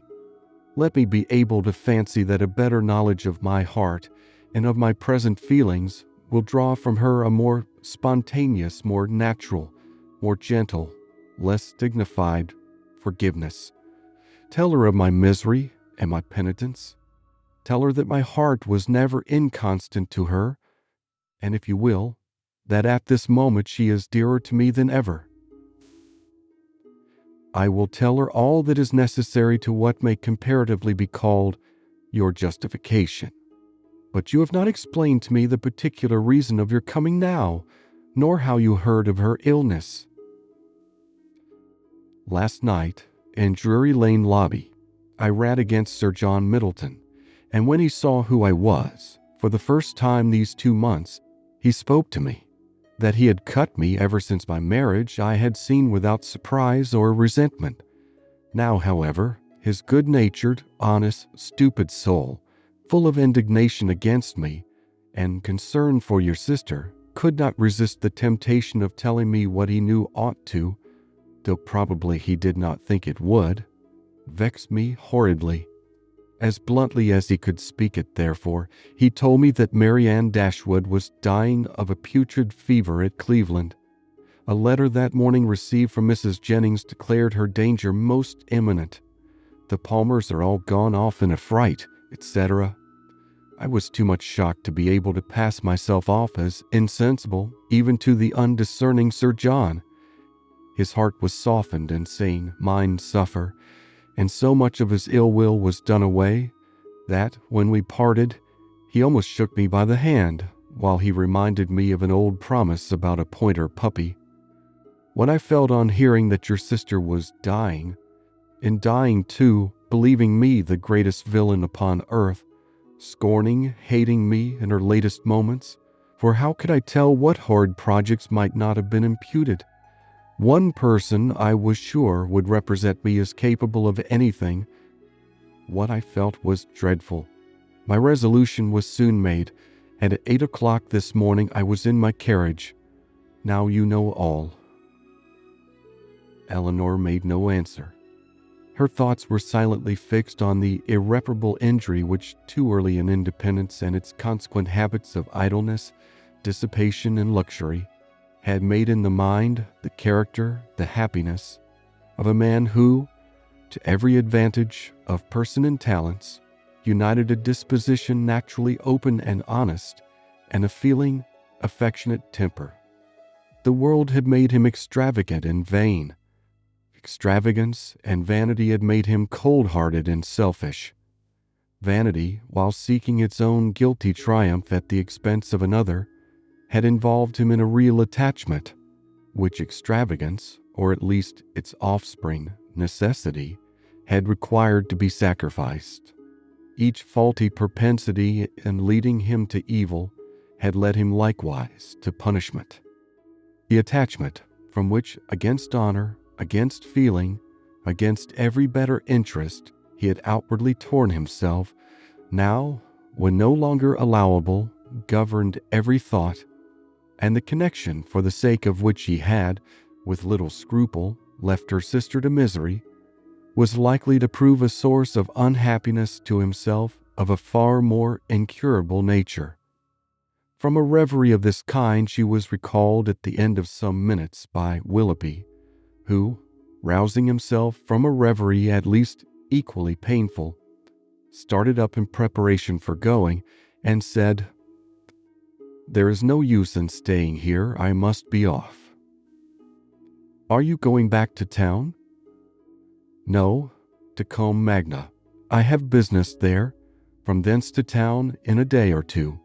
Goodbye." He held out his hand. She could not refuse to give him hers. He pressed it with affection. "And you do think something better of me than you did?" said he, letting it fall and leaning against the mantelpiece as if forgetting he was to go. Elinor assured him that she did, that she forgave, pitied, wished him well, was even interested in his happiness, and added some gentle counsel as to the behavior most likely to promote it. His answer was not very encouraging. "As to that," said he, "I must rub through the world as well as I can. Domestic happiness is out of the question. If, however, I am allowed to think that you and yours feel an interest in my fate and actions, it may be the means, it may put me on my guard. At least, it may be something to live for. Marianne, to be sure, is lost to me forever. Were I even by any blessed chance at liberty again—" Elinor stopped him with a reproof. "Well," he replied, "once more goodbye. I shall now go away and live in dread of one event." "What do you mean?" "Your sister's marriage." "You are very wrong. She can never be more lost to you than she is now." "But she will be gained by someone else, and if that someone should be the very he whom of all others I could least bear— But I will not stay to rob myself of all your compassionate goodwill by showing that where I have most injured, I can least forgive. Goodbye. God bless you." And with these words, he almost ran out of the room. End of chapter. Sense and Sensibility by Jane Austen, Chapter 45. Elinor, for some time after he left her, for some time even after the sound of his carriage had died away, remained too much oppressed by a crowd of ideas, widely differing in themselves, but of which sadness was the general result, to think even of her sister. Willoughby, he whom only half an hour ago she had abhorred as the most worthless of men, Willoughby, in spite of all his faults, excited a degree of commiseration for the sufferings produced by them, which made her think of him as now separated forever from her family, with a tenderness, a regret, rather in proportion, as she soon acknowledged within herself, to his wishes than to his merits. She felt that his influence over her mind was heightened by circumstances which ought not in reason to have weight, by that person of uncommon attraction, that open, affectionate, and lively manner which it was no merit to possess, and by that still ardent love for Marianne, which it was not even innocent to indulge. But she felt that it was so, long before she could feel his influence less. When at last she returned to the unconscious Marianne, she found her just awaking, refreshed by so long and sweet a sleep to the extent of her hopes.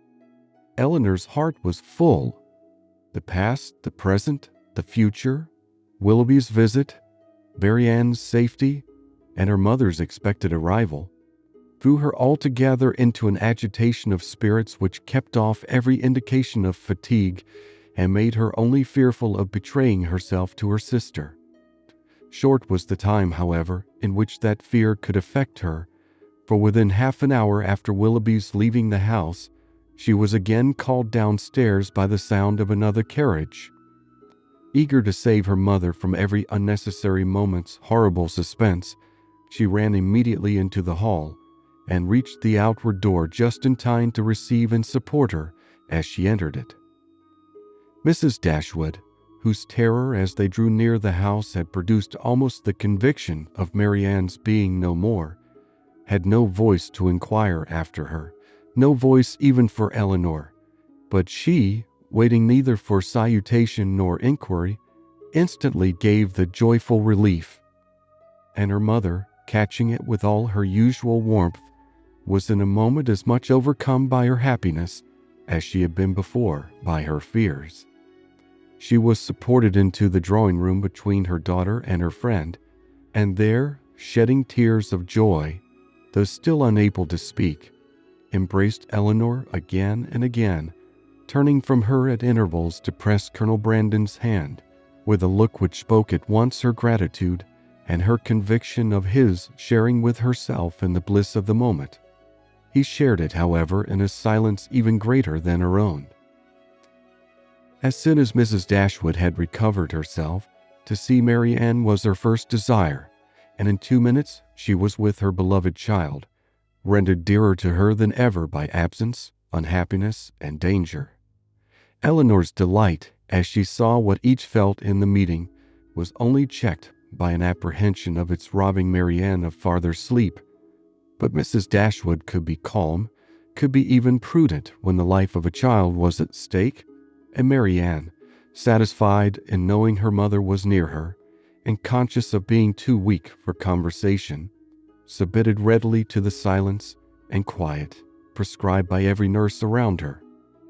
Mrs. Dashwood would sit up with her all night, and Elinor, in compliance with her mother's entreaty, went to bed. But the rest, which one night entirely sleepless and many hours of the most wearing anxiety seemed to make requisite, was kept off by irritation of spirits. Willoughby, poor Willoughby as she now allowed herself to call him, was constantly in her thoughts. She would not but have heard his vindication for the world, and now blamed, now acquitted herself for having judged him so harshly before. But her promise of relating it to her sister was invariably painful. She dreaded the performance of it, dreaded what its effect on Marianne might be, doubted whether after such an explanation she could ever be happy with another, and for a moment wished Willoughby a widower. Then, remembering Colonel Brandon, reproved herself, felt that to his sufferings and his constancy far more than to his rivals, the reward of her sister was due, and wished anything rather than Mrs. Willoughby's death. The shock of Colonel Brandon's errand at Barton had been much softened to Mrs. Dashwood by her own previous alarm, for so great was her uneasiness about Marianne that she had already determined to set out for Cleveland on that very day, without waiting for any further intelligence, and had so far settled her journey before his arrival that the Careys were then expected every moment to fetch Margaret away, as her mother was unwilling to take her where there might be infection. Marianne continued to mend every day, and the brilliant cheerfulness of Mrs. Dashwood's looks and spirits proved her to be, as she repeatedly declared herself, one of the happiest women in the world. Elinor could not hear the declaration, nor witness its proofs without sometimes wondering whether her mother ever recollected Edward. But Mrs. Dashwood, trusting to the temperate account of her own disappointment which Elinor had set her, was led away by the exuberance of her joy to think only of what would increase it. Marianne was restored to her from a danger in which, as she now began to feel, her own mistaken judgment in encouraging the unfortunate attachment to Willoughby had contributed to place her, and in her recovery she had yet another source of joy unthought of by Elinor. It was thus imparted to her, as soon as any opportunity of private conference between them occurred. "At last we are alone. My Elinor, you do not yet know all my happiness. Colonel Brandon loves Marianne. He has told me so himself." Her daughter, feeling by turns both pleased and pained, surprised and not surprised, was all silent attention. "You are never like me, dear Elinor, or I should wonder at your composure now. Had I sat down to wish for any possible good to my family, I should have fixed on Colonel Brandon's marrying one of you as the object most desirable, and I believe Marianne will be the most happy with him of the two." Elinor was half inclined to ask her reason for thinking so, because satisfied that none founded on an impartial consideration of their age, characters, or feelings could be given, but her mother must always be carried away by her imagination on any interesting subject, and therefore instead of an inquiry, she passed it off with a smile. "He opened his whole heart to me yesterday as we traveled. It came out quite unawares, quite undesignedly. I, you may well believe, could talk of nothing but my child. He could not conceal his distress. I saw that it equaled my own, and he perhaps, thinking that mere friendship, as the world now goes, would not justify so warm a sympathy, or rather not thinking at all, I suppose, giving way to irresistible feelings, made me acquainted with his earnest, tender, constant affection for Marianne. He has loved her, my Elinor, ever since the first moment of seeing her. Here, however, Elinor perceived, not the language, not the professions of Colonel Brandon, but the natural embellishments of her mother's active fancy, which fashioned everything delightful to her as it chose. His regard for her, infinitely surpassing anything that Willoughby ever felt or feigned, as much more warm, as more sincere or constant, whichever we are to call it, has subsisted through all the knowledge of dear Marianne's unhappy prepossession for that worthless young man. And without selfishness, without encouraging a hope, could he have seen her happy with another? Such a noble mind, such openness, such sincerity, no one can be deceived in him. Colonel Brandon's character, said Elinor, as an excellent man is well established. I know it is, replied her mother seriously, or after such a warning I should be the last to encourage such affection or even to be pleased by it. But his coming to me as he did, with such active, such ready friendship, is enough to prove him one of the worthiest of men. His character, however, answered Elinor, does not rest on one act of kindness, to which his affection for Marianne, were humanity out of the case, would have prompted him. To Mrs. Jennings, to the Middletons, he has been long and intimately known. They equally love and respect him, and even my own knowledge of him, though lately acquired, is very considerable, and so highly do I value and esteem him, that if Marianne can be happy with him, I shall be as ready as yourself to think our connection the greatest blessing to us in the world. What answer did you give him? Did you allow him to hope? Oh, my love, I could not then talk of hope to him or to myself. Marianne might at that moment be dying, but he did not ask for hope or encouragement. His was an involuntary confidence, an irrepressible effusion to a soothing friend, not an application to a parent. Yet after a time I did say, for at first I was quite overcome, that if she lived, as I trusted she might, my greatest happiness would lie in promoting their marriage. And since our arrival, since our delightful security, I have repeated to him more fully, have given him every encouragement in my power. Time, a very little time, I tell him, will do everything. Marianne's heart is not to be wasted forever on such a man as Willoughby. His own merits must soon secure it.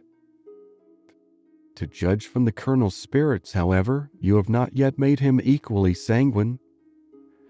No, he thinks Marianne's affection too deeply rooted for any change in it under a great length of time, and even supposing her heart again free, is too diffident of himself to believe that with such a difference of age and disposition he could ever attach her. There, however, he is quite mistaken. His age is only so much beyond hers as to be an advantage, as to make his character and principles fixed, and his disposition, I am well convinced, is exactly the very one to make your sister happy. And his person, his manners too, are all in his favor. My partiality does not blind me. He certainly is not so handsome as Willoughby, but at the same time, there is something much more pleasing in his countenance.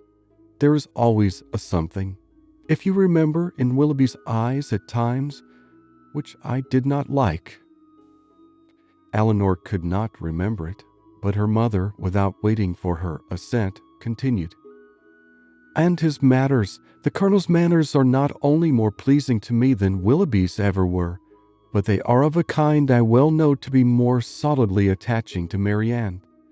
Their gentleness, their genuine attention to other people, and their manly, unstudied simplicity is much more accordant with her real disposition than the liveliness, often artificial and often ill-timed, of the other. I am very sure myself that had Willoughby turned out as really amiable, as he has proved himself the contrary, Marianne would yet never have been so happy with him as she will be with Colonel Brandon." She paused. Her daughter could not quite agree with her, but her dissent was not heard and therefore gave no offense. "At Delaford, she will be within an easy distance of me," added Mrs. Dashwood, "even if I remain at Barton, and in all probability, for I hear it is a large village. Indeed, there certainly must be some small house or cottage close by that would suit us quite as well as our present situation." Poor Elinor!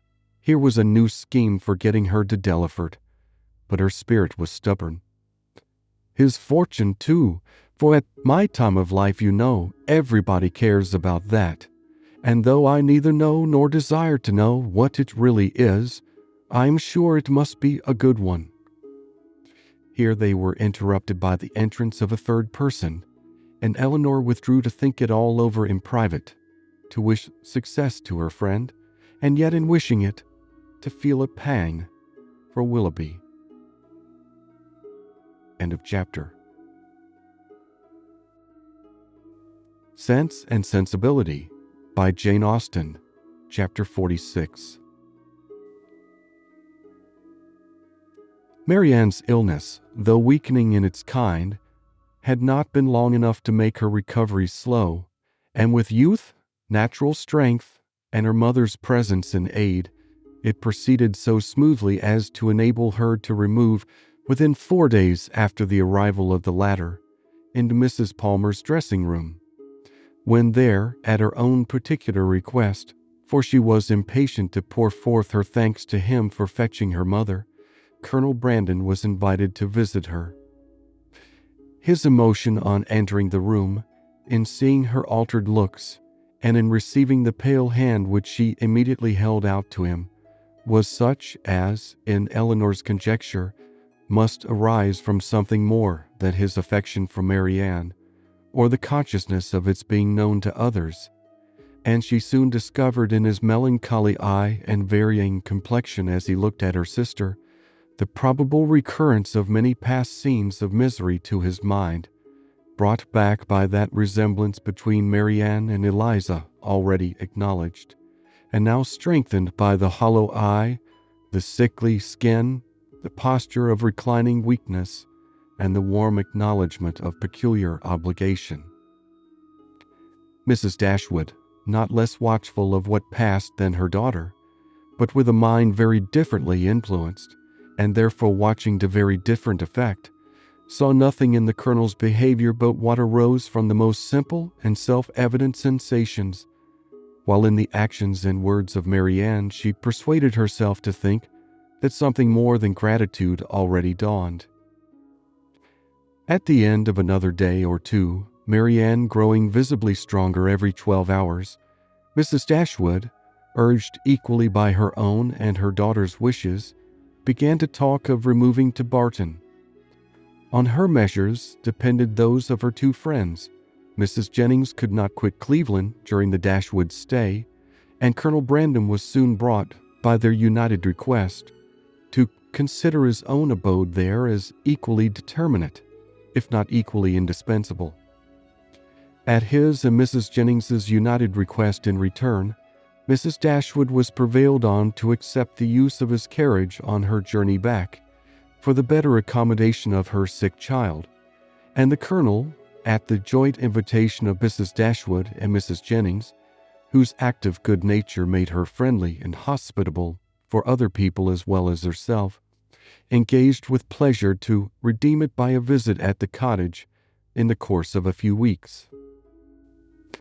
The day of separation and departure arrived, and Marianne, after taking so particular and lengthened a leave of Mrs. Jennings, one so earnestly grateful, so full of respect and kind wishes, as seemed due to her own heart from a secret acknowledgment of past inattention, and bidding Colonel Brandon farewell with the cordiality of a friend, was carefully assisted by him into the carriage, of which he seemed anxious that she should engross at least half.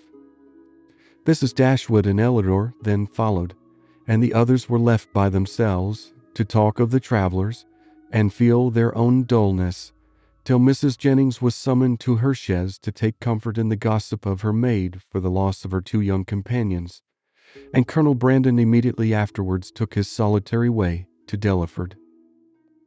The Dashwoods were 2 days on the road, and Marianne bore her journey on both without essential fatigue. Everything that the most zealous affection, the most solicitous care could do to render her comfortable was the office of each watchful companion, and each found their reward in her bodily ease and her calmness of spirits. To Elinor, the observation of the latter was particularly grateful. She, who had seen her week after week so constantly suffering, oppressed by anguish of heart which she had neither courage to speak of nor fortitude to conceal, now saw with a joy which no other could equally share, an apparent composure of mind which, in being the result, as she trusted, of serious reflection, must eventually lead her to contentment and cheerfulness. As they approached Barton, indeed, and entered on scenes of which every field and every tree brought some peculiar, some painful recollection, she grew silent and thoughtful, and turning away her face from their notice, sat earnestly gazing through the window. But here Elinor could neither wonder nor blame, and when she saw, as she assisted Marianne from the carriage, that she had been crying, she saw only an emotion too natural in itself to raise anything less tender than pity, and in its unobtrusiveness entitled to praise. In the whole of her subsequent manner, she traced the direction of a mind awakened to reasonable exertion, for no sooner had they entered their common sitting-room than Marianne turned her eyes around it with a look of resolute firmness, as if determined at once to accustom herself to the sight of every object with which the remembrance of Willoughby could be connected. She said little, but every sentence aimed at cheerfulness, and though a sigh sometimes escaped her, it never passed away without the atonement of a smile. After dinner she would try her pianoforte. She went to it, but the music on which her eye first rested was an opera, procured for her by Willoughby, containing some of their favorite duets, and bearing on its outward leaf her own name in his handwriting. That would not do. She shook her head, put the music aside, and after running over the keys for a minute, complained of feebleness in her fingers, and closed the instrument again, declaring, however, with firmness as she did so, that she should in future practice much. The next morning produced no abatement in these happy symptoms. On the contrary, with the mind and body alike strengthened by rest, she looked and spoke with more genuine spirit, anticipating the pleasure of Margaret's return, and talking of the dear family party which would then be restored, of their mutual pursuits and cheerful society, as the only happiness worth a wish.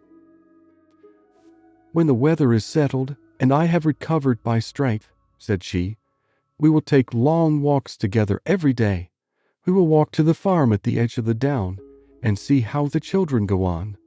We will walk to Sir John's new plantations at Barton Cross and the Abbeyland, and we will often go to the old ruins of the Priory and try to trace its foundations as far as we are told they once reached. I know we shall be happy. I know the summer will pass happily away. I mean never to be later in rising than 6, and from that time till dinner I shall divide every moment between music and reading.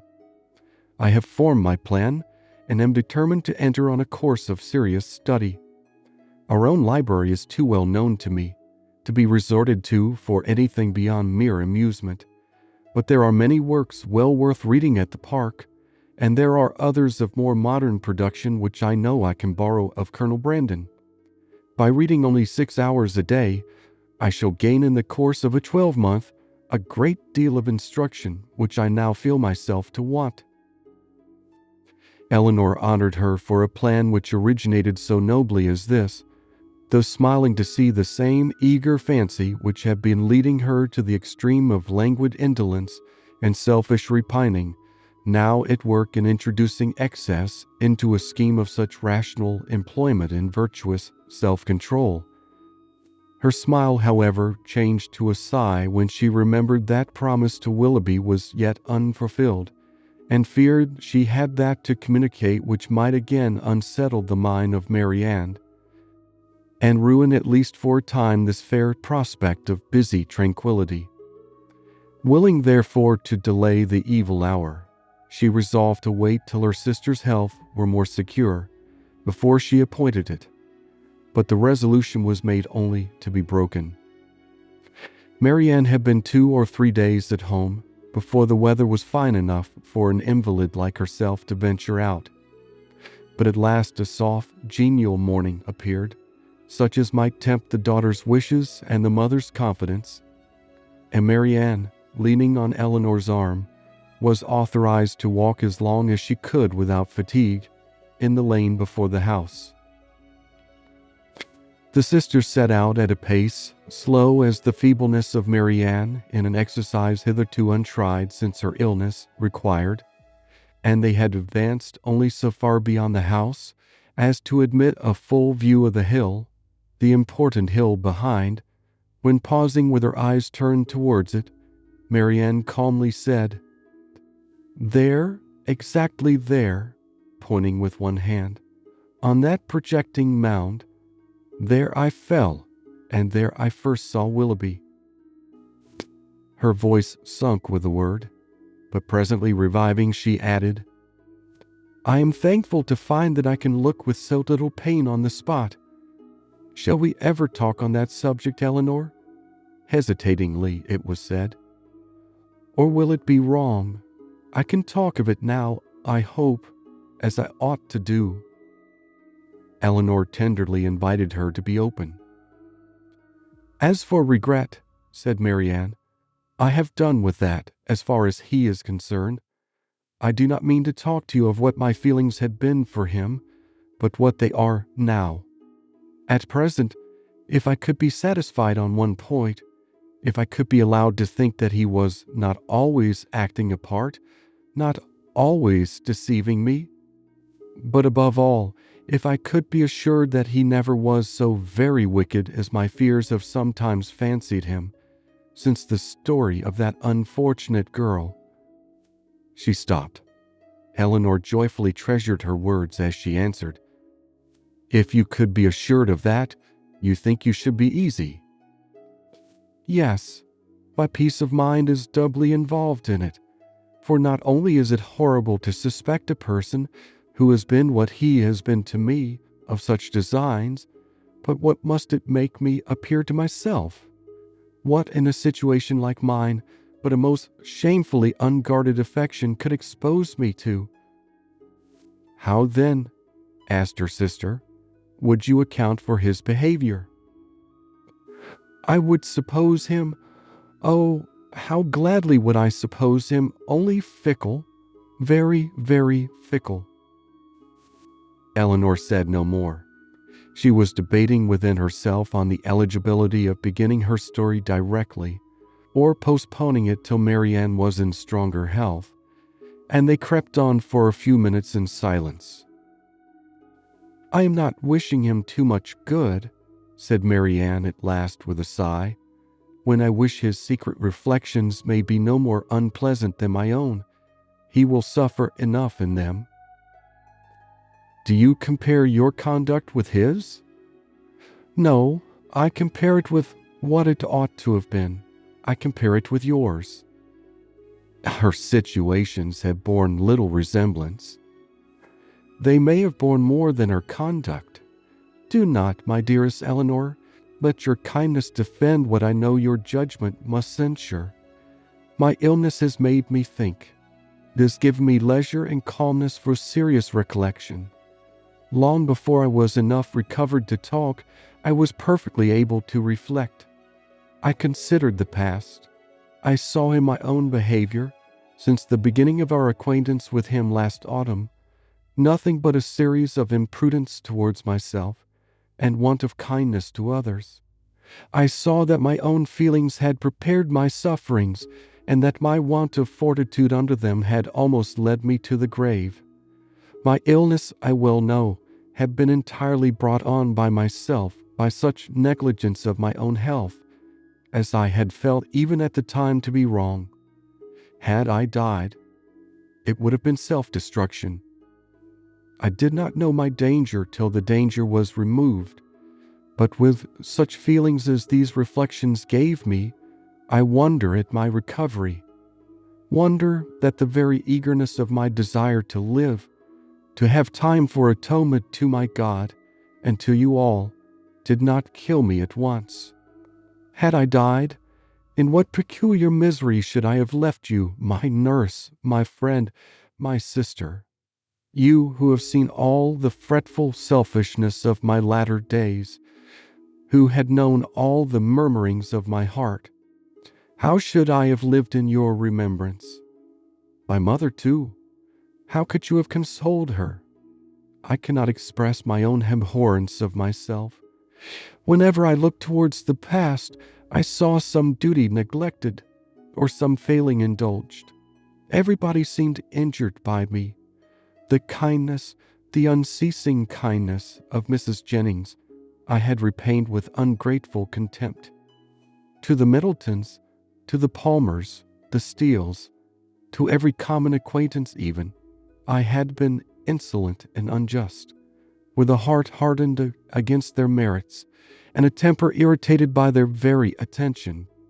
To John, to Fanny, yes, even to them, little as they deserve, I had given less than their due. But you above all, above my mother, had been wronged by me. I, and only I, knew your heart and its sorrows, yet to what did it influence me? Not to any compassion that could benefit you or myself. Your example was before me, but to what avail? Was I more considerate of you and your comfort?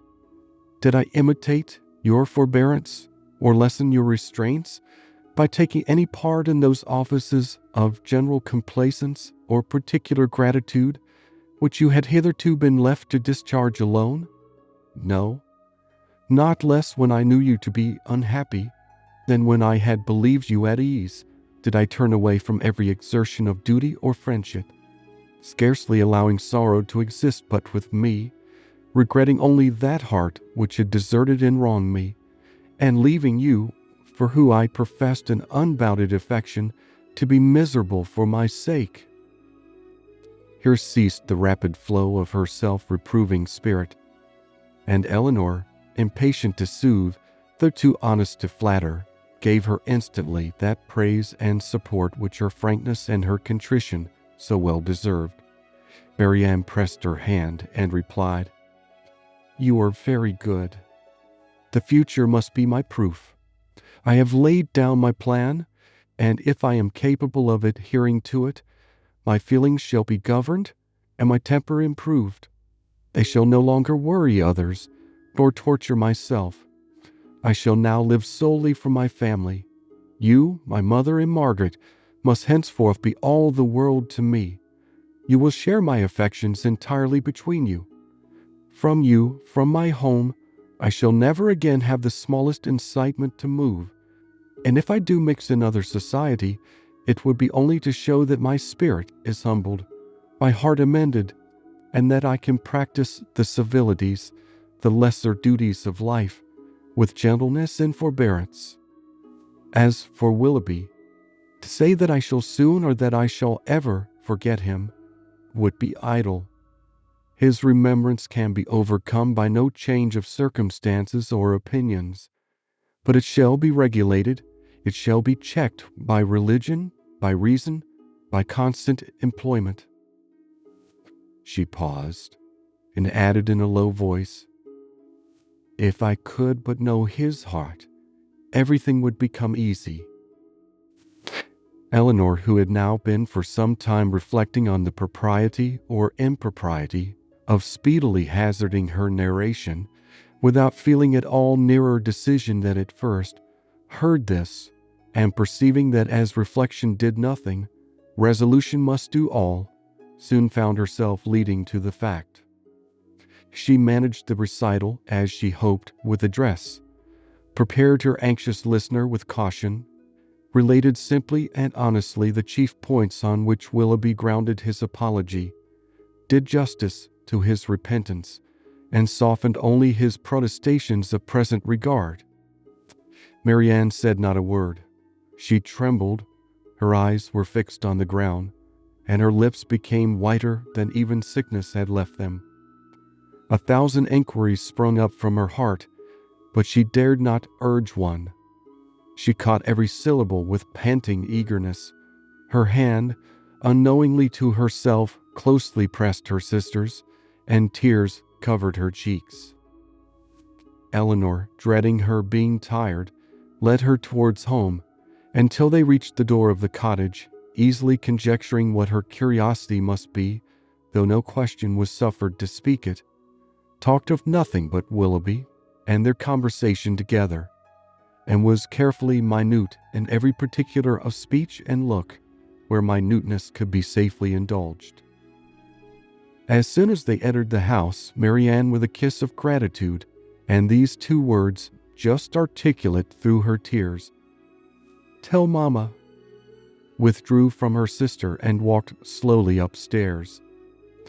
Elinor would not attempt to disturb a solitude so reasonable as what she now sought, and with a mind anxiously prearranging its result, and a resolution of reviving the subject again, should Marianne fail to do it, she turned into the parlor to fulfill her parting injunction. End of chapter. Sense and Sensibility by Jane Austen, Chapter 47. Mrs. Dashwood did not hear unmoved the vindication of her former favorite. She rejoiced in his being cleared from some part of his imputed guilt. She was sorry for him.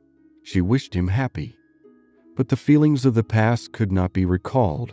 Nothing could restore him with a faith unbroken, a character unblemished, to Marianne. Nothing could do away the knowledge of what the latter had suffered through his means, nor remove the guilt of his conduct towards Eliza. Nothing could replace him, therefore, in her former esteem, nor injure the interests of Colonel Brandon. Had Mrs. Dashwood, like her daughter, heard Willoughby's story from himself, had she witnessed his distress, and been under the influence of his countenance and his manner, it is probable that her compassion would have been greater.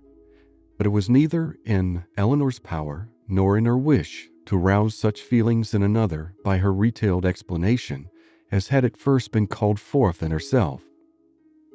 Reflection had given calmness to her judgment, and sobered her own opinion of Willoughby's deserts. She wished, therefore, to declare only the simple truth, and lay open such facts as were really due to his character, without any embellishment of tenderness to lead the fancy astray.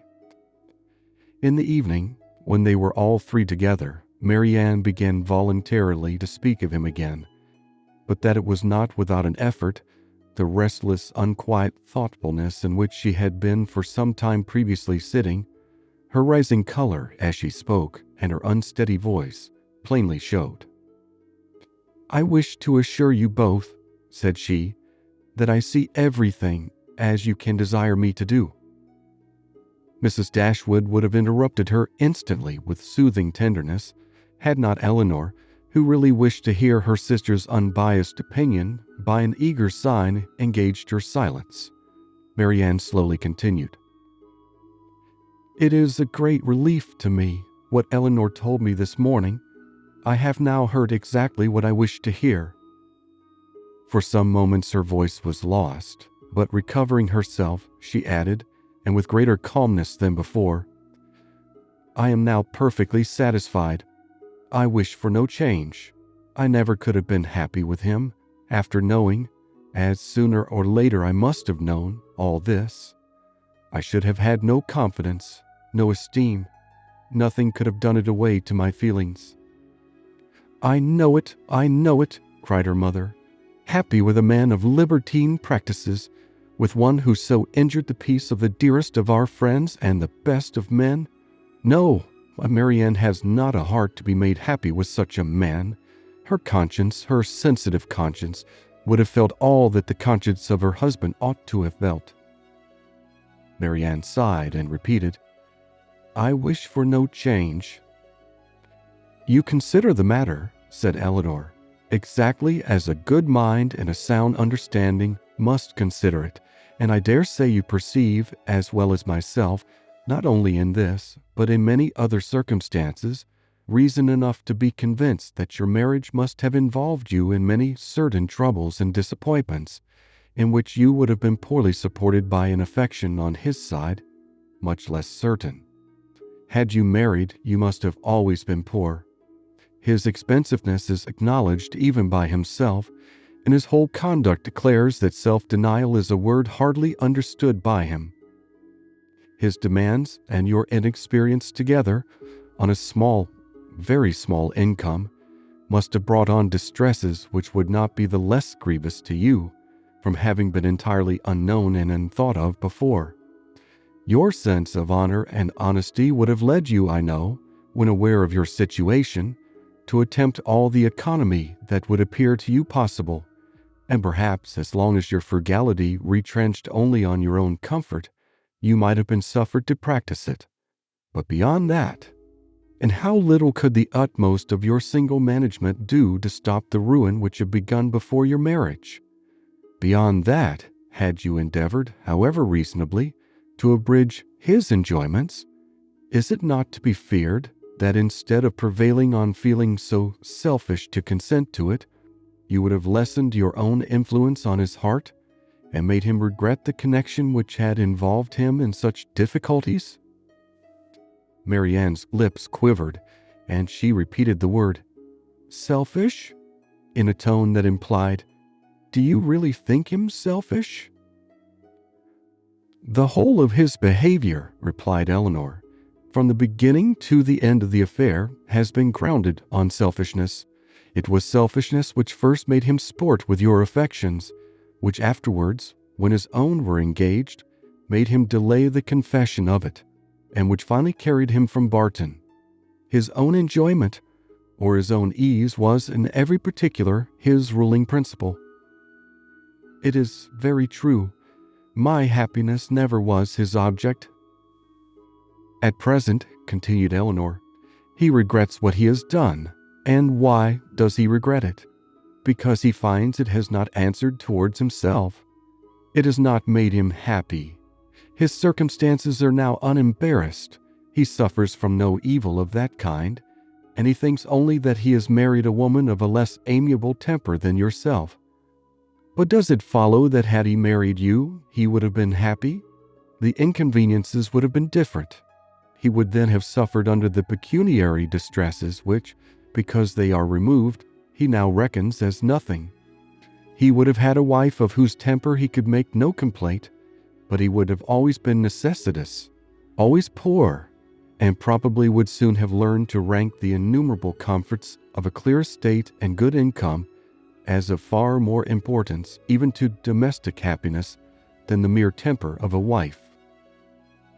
I have not a doubt of it, said Marianne, and I have nothing to regret, nothing but my own folly. Rather say your mother's imprudence, my child, said Mrs. Dashwood. She must be answerable. Marianne would not let her proceed, and Elinor, satisfied that each felt their own error, wished to avoid any survey of the past that might weaken her sister's spirits.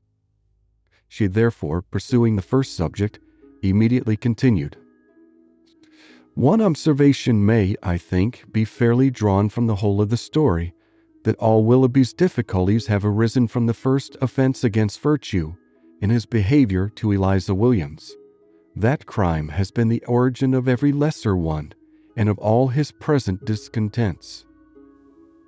Marianne assented most feelingly to the remark, and her mother was led by it to an enumeration of Colonel Brandon's injuries and merits, warm as friendship and design could unitedly dictate. Her daughter did not look, however, as if much of it were heard by her.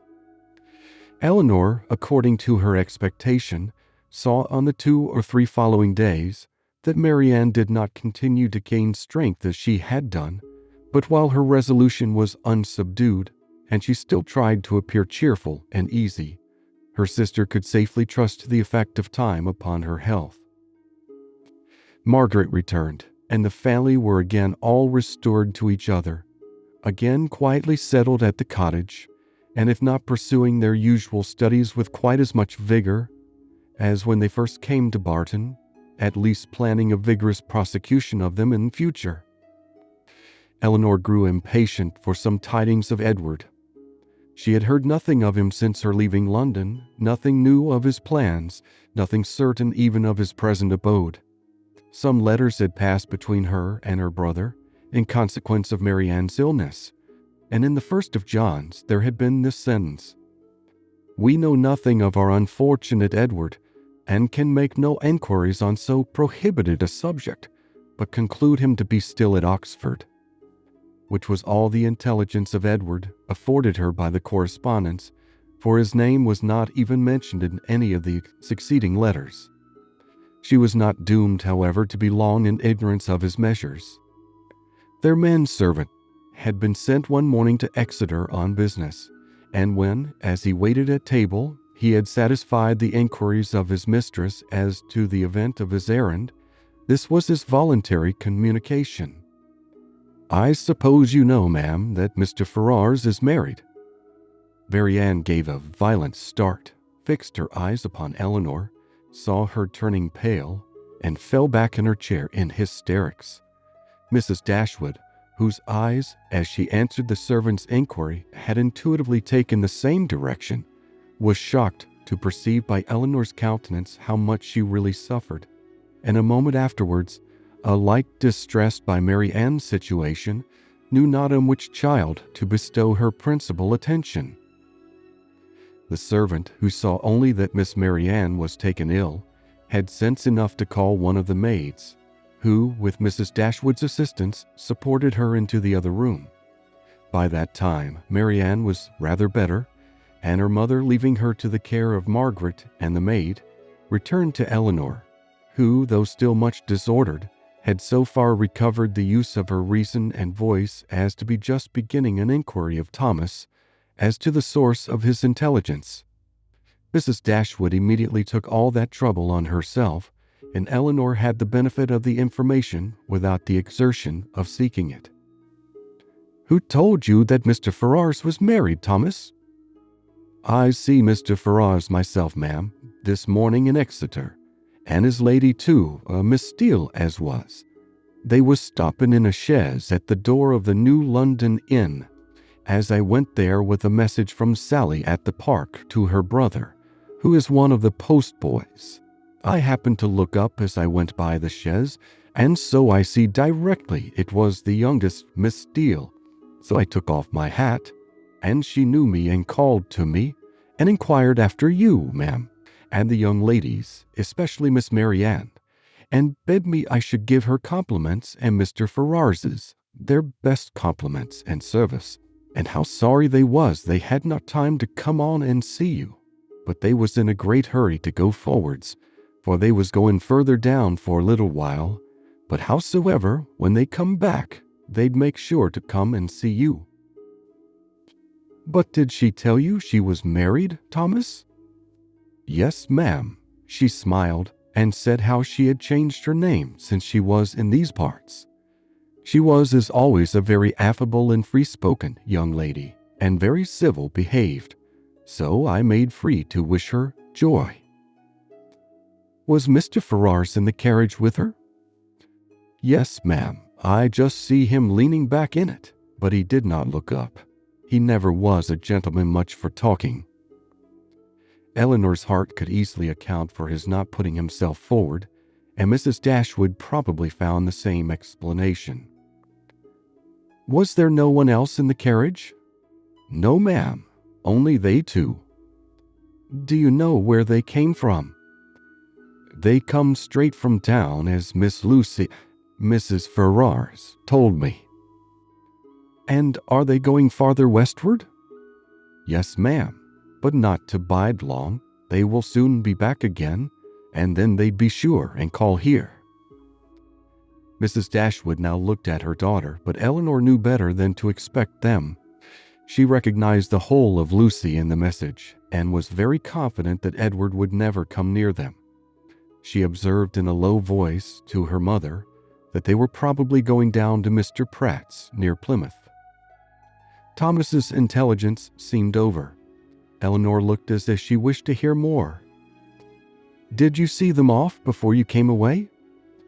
"No, ma'am. The horses were just coming out, but I could not abide any longer. I was afraid of being late."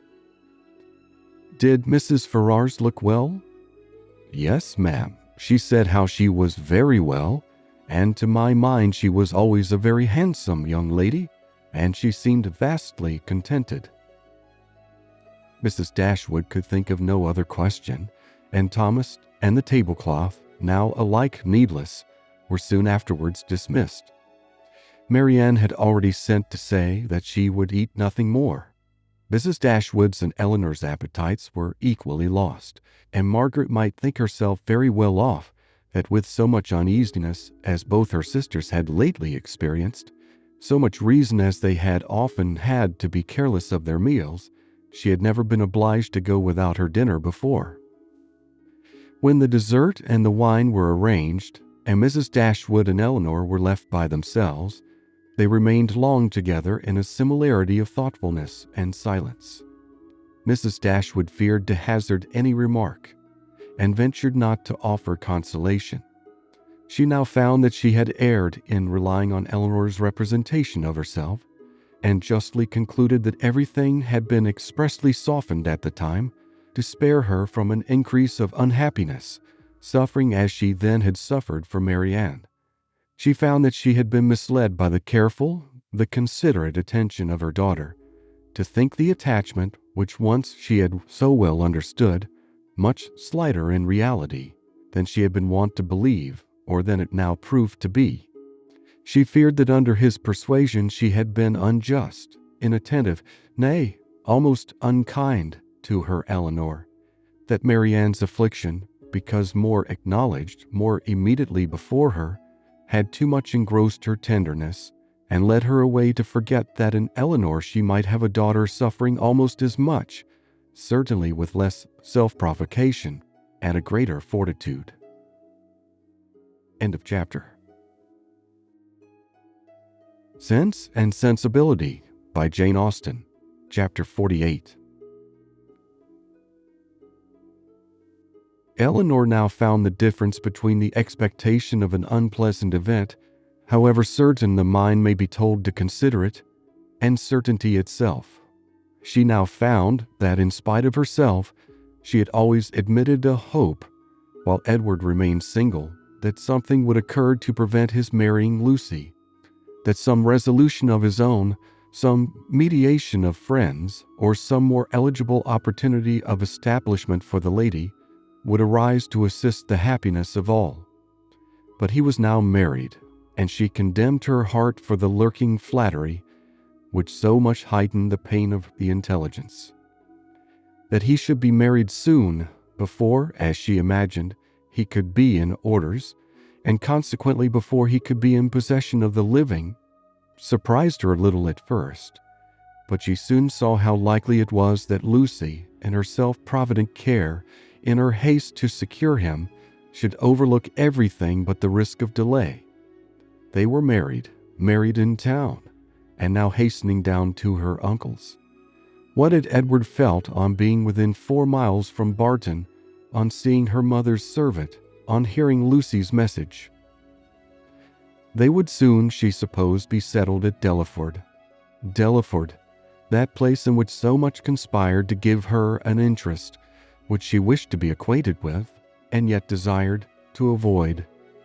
She saw them in an instant in their parsonage house, saw in Lucy, the active, contriving manager, uniting at once a desire of smart appearance with the utmost frugality, and ashamed to be suspected of half her economical practices, pursuing her own interest in every thought, courting the favor of Colonel Brandon, of Mrs. Jennings, and of every wealthy friend.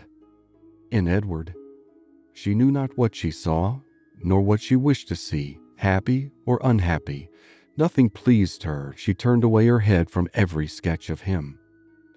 Elinor flattered herself that some one of their connections in London would write to them to announce the event and give farther particulars, but day after day passed off and brought no letter, no tidings. Though uncertain that anyone were to blame, she found fault with every absent friend.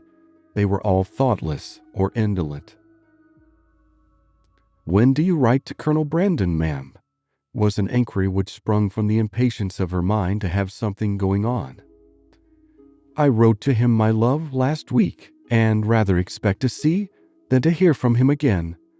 I earnestly pressed his coming to us, and should not be surprised to see him walk in today or tomorrow, or any day." This was gaining something to look forward to. Colonel Brandon must have some information to give. Scarcely had she so determined it when the figure of a man on horseback drew her eyes to the window. He stopped at their gate. It was a gentleman. It was Colonel Brandon himself. Now she could hear more, and she trembled in expectation of it. But it was not Colonel Brandon, neither his air nor his height. Were it possible, she must say it must be Edward. She looked again. He had just dismounted. She could not be mistaken. It was Edward. She moved away and sat down. "He comes from Mr. Pratt's purposely to see us. I will be calm. I will be mistress of myself."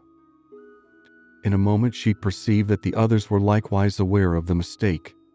She saw her mother and Marianne change color, saw them look at herself and whisper a few sentences to each other. She would have given the world to be able to speak and to make them understand that she hoped no coolness, no slight, would appear in their behavior to him. But she had no utterance and was obliged to leave all to their own discretion. Not a syllable passed aloud. They all waited in silence for the appearance of their visitor. His footsteps were heard along the gravel path. In a moment he was in the passage, and in another he was before them. His countenance, as he entered the room, was not too happy, even for Elinor. His complexion was white with agitation, and he looked as if fearful of his reception, and conscious that he merited no kind one. Mrs. Dashwood, however, conforming as she trusted to the wishes of that daughter, by whom she then meant in the warmth of her heart to be guided in everything, met with a look of forced complacency, gave him her hand, and wished him joy. He colored and stammered out an unintelligible reply.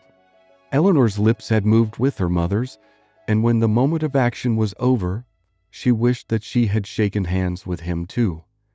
But it was then too late, and with a countenance meaning to be open, she sat down again and talked of the weather. Marianne had retreated as much as possible out of sight to conceal her distress, and Margaret, understanding some part but not the whole of the case, thought it incumbent on her to be dignified, and therefore took a seat as far from him as she could, and maintained a strict silence. When Elinor had ceased to rejoice in the dryness of the season, a very awful pause took place. It was put an end to by Mrs. Dashwood, who felt obliged to hope that he had left Mrs. Ferrars very well. In a hurried manner, he replied in the affirmative. Another pause. Elinor, resolving to exert herself, though fearing the sound of her own voice, now said, "Is Mrs. Ferrars at Longstaple?" "At Longstaple?" he replied with an air of surprise. "No, my mother is in town." "I meant," said Elinor, taking up some work from the table, "to inquire for Mrs. Edward Ferrars." She dared not look up, but her mother and Marianne both turned their eyes on him. He colored, seemed perplexed, looked doubtingly, and, after some hesitation, said, "Perhaps you mean my brother? You mean Mrs. Robert Ferrars." "Mrs. Robert Ferrars," was repeated by Marianne and her mother in an accent of the utmost amazement. and though Elinor could not speak, even her eyes were fixed on him with the same impatient wonder. He rose from his seat and walked to the window. Apparently from not knowing what to do, took up a pair of scissors that lay there, and while spoiling both them and their sheath by cutting the latter to pieces as he spoke, said in a hurried voice, "Perhaps you do not know, you may not have heard that my brother is lately married to the youngest, to Miss Lucy Steele." His words were echoed with unspeakable astonishment by all but Elinor, who sat with her head leaning over her work, in a state of such agitation as made her hardly know where she was. "Yes," said he, "they were married last week and are now at Dawlish." Elinor could sit it no longer. She almost ran out of the room, and as soon as the door was closed, burst into tears of joy, which at first she thought would never cease. Edward, who had till then looked anywhere rather than at her, saw her hurry away and perhaps saw, or even heard, her emotion, for immediately afterwards he fell into a reverie which no remarks, no inquiries, no affectionate address of Mrs. Dashwood could penetrate, and at last, without saying a word, quitted the room and walked out towards the village, leaving the others in the greatest astonishment and perplexity on a change in his situation, so wonderful and so sudden, a perplexity which they had no means of lessening but by their own conjectures. End of chapter. Sense and Sensibility by Jane Austen, Chapter 49. Unaccountable, however, as the circumstances of his release might appear to the whole family, it was certain that Edward was free, and to what purpose that freedom would be employed was easily predetermined by all, for after experiencing the blessings of one imprudent engagement, contracted without his mother's consent, as he had already done for more than 4 years, nothing less could be expected of him in the failure of that than the immediate contraction of another. His errand at Barton, in fact, was a simple one. It was only to ask Elinor to marry him, and considering that he was not altogether inexperienced in such a question, it might be strange that he should feel so uncomfortable in the present case as he really did, so much in need of encouragement and fresh air. How soon he had walked himself into the proper resolution, however, how soon an opportunity of exercising it occurred, in what manner he expressed himself, and how he was received, need not be particularly told. This only need be said, that when they all sat down to table at 4 o'clock, about 3 hours after his arrival, he had secured his lady, engaged her mother's consent, and was not only in the rapturous profession of the lover, but in the reality of reason and truth, one of the happiest of men. His situation indeed was more than commonly joyful. He had more than the ordinary triumph of accepted love to swell his heart and raise his spirits. He was released without any reproach to himself from an entanglement which had long formed his misery, from a woman whom he had long ceased to love, and elevated at once to that security with another, which he must have thought of almost with despair, as soon as he had learnt to consider it with desire. He was brought, not from doubt or suspense, but from misery to happiness, and the change was openly spoken in such a genuine, flowing, grateful cheerfulness as his friends had never witnessed in him before. His heart was now open to Elinor, all its weaknesses, all its errors confessed, and his first boyish attachment to Lucy treated with all the philosophic dignity of 24. "It was a foolish, idle inclination on my side," said he, "the consequence of ignorance of the world and want of employment. Had my brother given me some active profession when I was removed at 18 from the care of Mr. Pratt, I think, nay, I am sure, it would never have happened. For though I left Longstaple of what I thought at the time a most unconquerable preference for his niece, yet had I then had any pursuit, any object to engage my time and keep me at a distance from her for a few months, I should very soon have outgrown the fancied attachment, especially by mixing more with the world, as in such case I must have done. But instead of having anything to do, instead of having any profession chosen for me, or being allowed to choose any myself, I returned home to be completely idle, and for the first 12 months afterwards I had not even the nominal employment which belonging to the university would have given me, for I was not entered at Oxford till I was 19. I had therefore nothing in the world to do but to fancy myself in love, and as my mother did not make my home in every respect comfortable, as I had no friend, no companion in my brother, and disliked new acquaintance, it was not unnatural for me to be very often at Longstaple, where I always felt myself at home, and was always sure of a welcome, and accordingly I spent the greatest part of my time there from 18 to 19. Lucy appeared everything that was amiable and obliging. She was pretty, too, at least I thought so then, and I had seen so little of other women that I could make no comparisons and see no defects. Considering everything, therefore, I hope, foolish as our engagement was, foolish as it has since in every way been proved, it was not at the time an unnatural or an inexcusable piece of folly. The change which a few hours had wrought in the minds and the happiness of the Dashwoods was so great, as promised them all the satisfaction of a sleepless night. Mrs. Dashwood, too happy to be comfortable, knew not how to love Edward, nor praise Elinor enough, how to be enough thankful for his release without wounding his delicacy, nor how at once to give them leisure for unrestrained conversation together, and yet enjoy as she wished the sight and society of both. Marianne could speak her happiness only by tears. Comparisons would occur, regrets would arise, and her joy, though sincere as her love for her sister, was of a kind to give her neither spirits nor language. But Elinor, how are her feelings to be described? From the moment of learning that Lucy was married to another, that Edward was free, to the moment of his justifying the hopes which had so instantly followed, she was everything by turns but tranquil.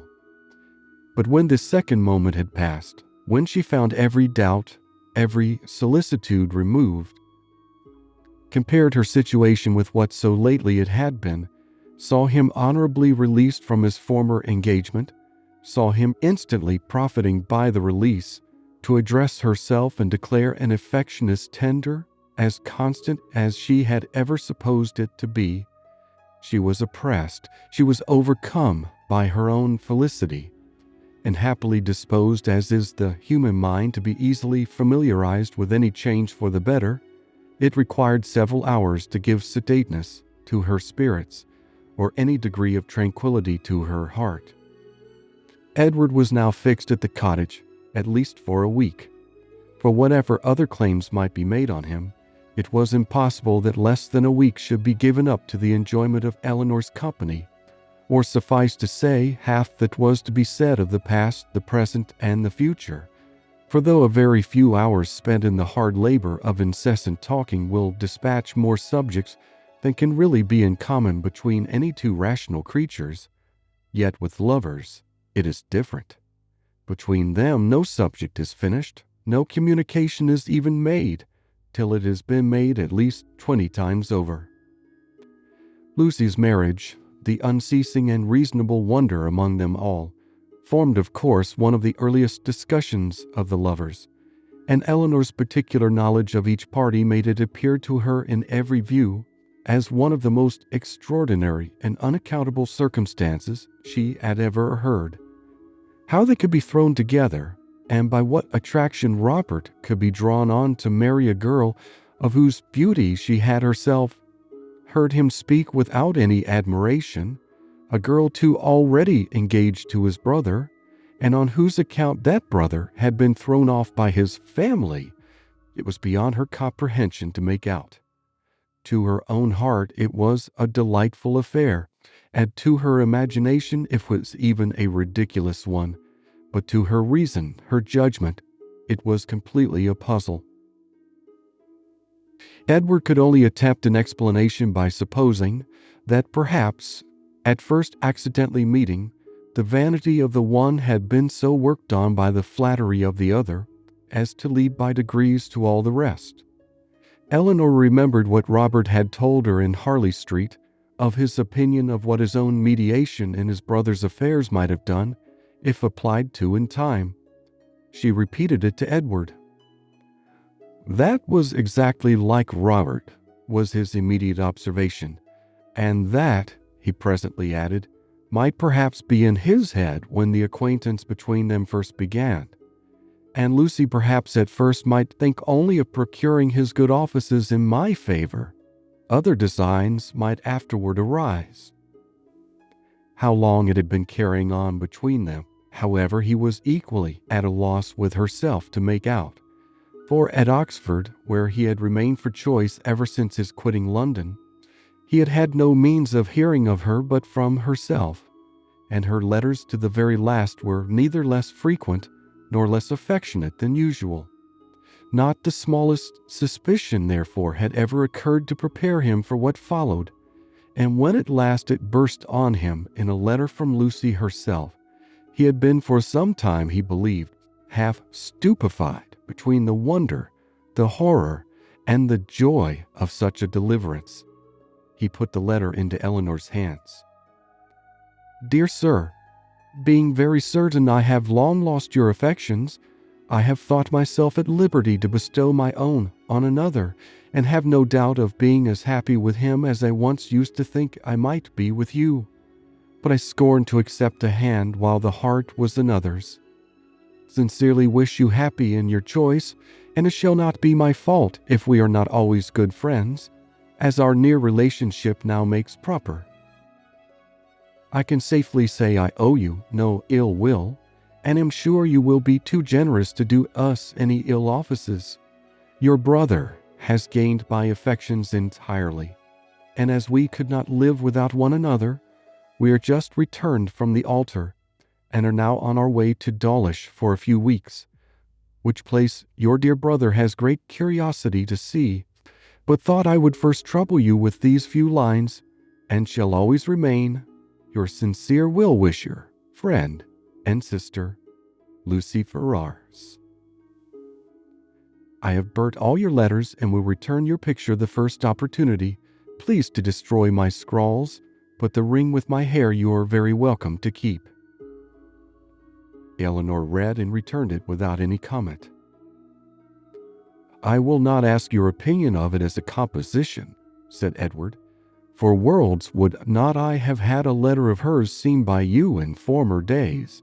In a sister it is bad enough, but in a wife, how I have blushed over the pages of her writing, and I believe I may say that since the first half year of our foolish business, this is the only letter I ever received from her of which the substance made me any amends for the defect of the style." "However it may have come about," said Elinor after a pause, "they are certainly married, and your mother has brought on herself a most appropriate punishment. The independence she settled on Robert, through resentment against you, has put it in his power to make his own choice, and she has actually been bribing one son with 1,000 a year to do the very deed which she disinherited the other for intending to do. She will hardly be less hurt, I suppose, by Robert's marrying Lucy than she would have been by your marrying her." "She will be more hurt by it, for Robert always was her favorite. She will be more hurt by it, and on the same principle will forgive him much sooner." In what state the affair stood at present between them, Edward knew not, for no communication with any of his family had yet been attempted by him. He had quitted Oxford within 24 hours after Lucy's letter arrived, with only one object before him, the nearest road to Barton, had had no leisure to form any scheme of conduct with which that road did not hold the most intimate connection. He could do nothing till he was assured of his fate with Miss Dashwood, and by his rapidity in seeking that fate, it is to be supposed, in spite of the jealousy with which he had once thought of Colonel Brandon, in spite of the modesty with which he rated his own deserts, and the politeness with which he talked of his doubts. He did not, upon the whole, expect a very cruel reception. It was his business, however, to say that he did, and he said it very prettily. What he might say on this subject a 12-month after must be referred to the imagination of husbands and wives. That Lucy had certainly meant to deceive, to go off with a flourish of malice against him in her message by Thomas, was perfectly clear to Elinor, and Edward himself, though thoroughly enlightened on her character, had no scruple in believing her capable of the utmost meanness of wanton ill nature. Though his eyes had been long opened, even before his acquaintance with Elinor began, to her ignorance and a want of liberality in some of her opinions, they had been equally imputed by him to her want of education, and till her last letter reached him, he had always believed her to be a well-disposed, good-hearted girl, and thoroughly attached to himself. Nothing but such a persuasion could have prevented his putting an end to the engagement, which, long before the discovery of it laid him open to his mother's anger, had been a continual source of disquiet and regret to him. "I thought it my duty," said he, "independent of my feelings, to give her the option of continuing the engagement or not, when I was renounced by my mother, and stood to all appearance without a friend in the world to assist me. In such a situation as that, where there seemed nothing to tempt the avarice or the vanity of any living creature, how could I suppose, when she so earnestly, so warmly insisted on sharing my fate, whatever it might be, that anything but the most disinterested affection was her inducement? And even now, I cannot comprehend on what motive she acted, or what fancied advantage it could be to her, to be fettered to a man by whom she had not the smallest regard, and who had only £2,000 in the world. She could not foresee that Colonel Brandon would give me a living. No, but she might suppose that something would occur in your favor, that your own family might in time relent. And at any rate she lost nothing by continuing the engagement, for she has proved that it fettered neither her inclination nor her actions.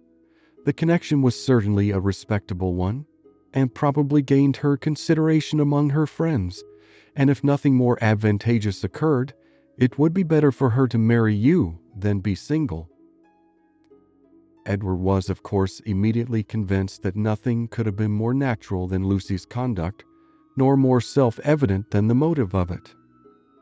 Elinor scolded him harshly, as ladies always scold the imprudence which compliments themselves, for having spent so much time with them at Norland, when he must have felt his own inconstancy. "Your behavior was certainly very wrong," said she, "because, to say nothing of my own conviction, our relations were all led away by it to fancy and expect what, as you were then situated, could never be." He could only plead an ignorance of his own heart and a mistaken confidence in the force of his engagement. "I was simple enough to think that because my faith was plighted to another, there could be no danger in my being with you, and that the consciousness of my engagement was to keep my heart as safe and sacred as my honor. I felt that I admired you, but I told myself it was only friendship, until I began to make comparisons between yourself and Lucy.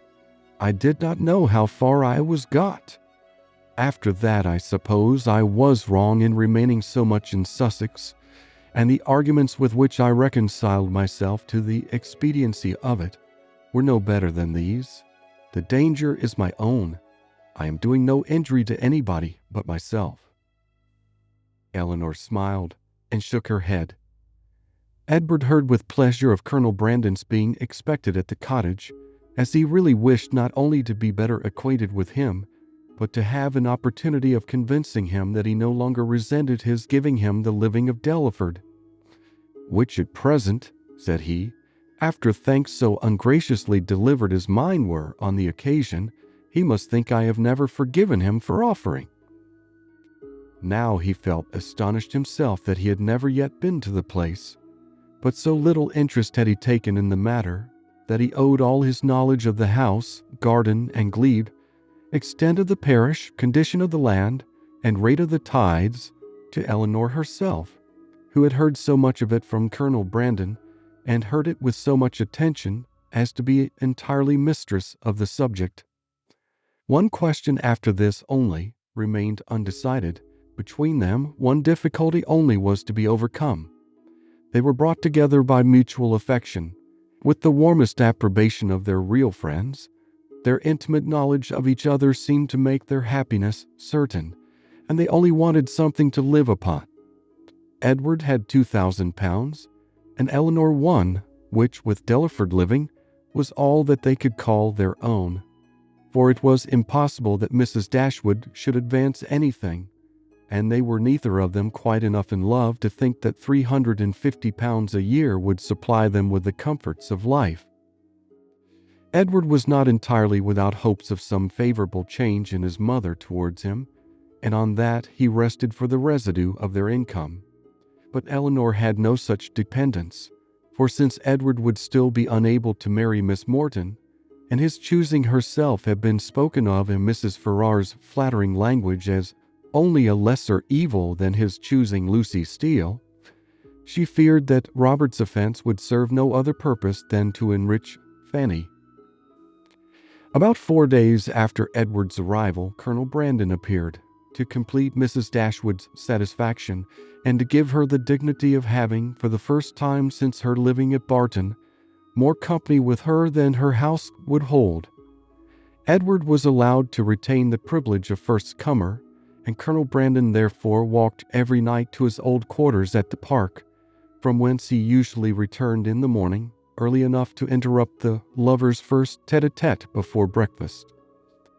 A 3 weeks' residence at Delaford, where, in his evening hours at least, he had little to do but to calculate the disproportion between 36 and 17, brought him to Barton in a temper of mind which needed all the improvement in Marianne's looks, all the kindness of her welcome, and all the encouragement of her mother's language, to make it cheerful.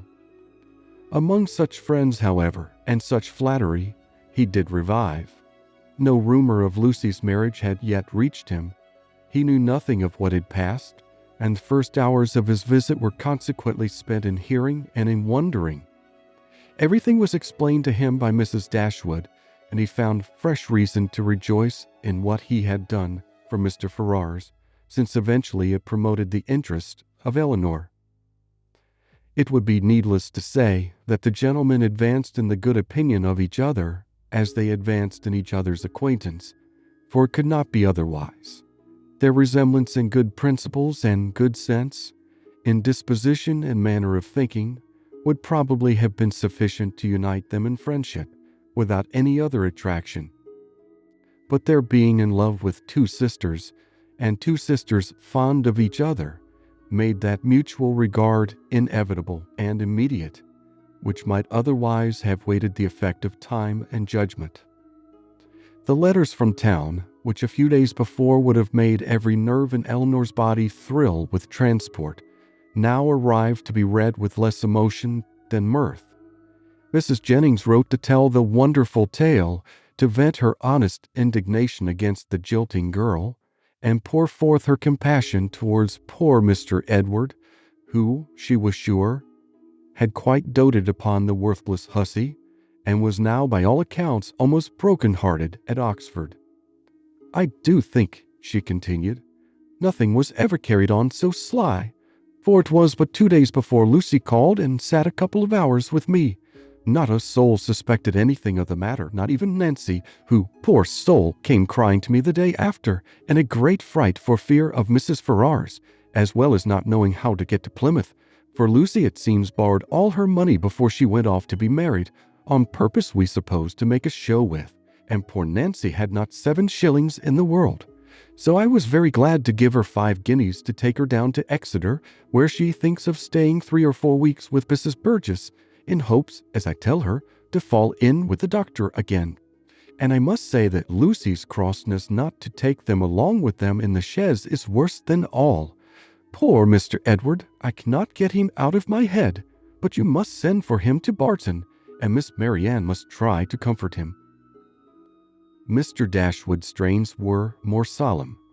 Mrs. Ferrars was the most unfortunate of women. Poor Fanny had suffered agonies of sensibility, and he considered the existence of each, under such a blow, with grateful wonder. Robert's offense was unpardonable, but Lucy's was infinitely worse. Neither of them were ever again to be mentioned to Mrs. Ferrars, and even if she might hereafter be induced to forgive her son, his wife should never be acknowledged as her daughter, nor be permitted to appear in her presence. The secrecy with which everything had been carried on between them was rationally treated as enormously heightening the crime, because, had any suspicion of it occurred to the others, proper measures would have been taken to prevent the marriage, and he called on Elinor to join with him in regretting that Lucy's engagement with Edward had not rather been fulfilled than that she should thus be the means of spreading misery further in the family. He thus continued, "Mrs. Ferrars has never yet mentioned Edward's name, which does not surprise us, but to our great astonishment, not a line has been received from him on the occasion. Perhaps, however, he is kept silent by his fear of offending, and I shall therefore give him a hint, by a line to Oxford, that his sister and I both think a letter of proper submission from him, addressed perhaps to Fanny, and by her shown to her mother, might not be taken amiss. For we all know the tenderness of Mrs. Ferrars' heart, and that she wishes for nothing so much as to be on good terms with her children." This paragraph was of some importance to the prospects and conduct of Edward. It determined him to attempt a reconciliation, though not exactly in the manner pointed out by their brother and sister. "A letter of proper submission," repeated he. "Would they have me beg my mother's pardon for Robert's ingratitude to her, and breach of honor to me? I can make no submission. I am grown neither humble nor penitent by what is past. I am grown very happy, but that would not interest.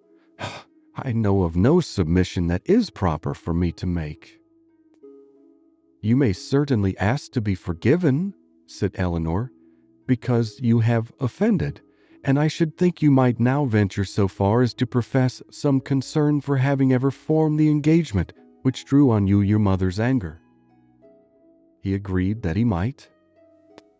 "And when she has forgiven you, perhaps a little humility may be convenient, while acknowledging a second engagement, almost imprudent in her eyes as the first."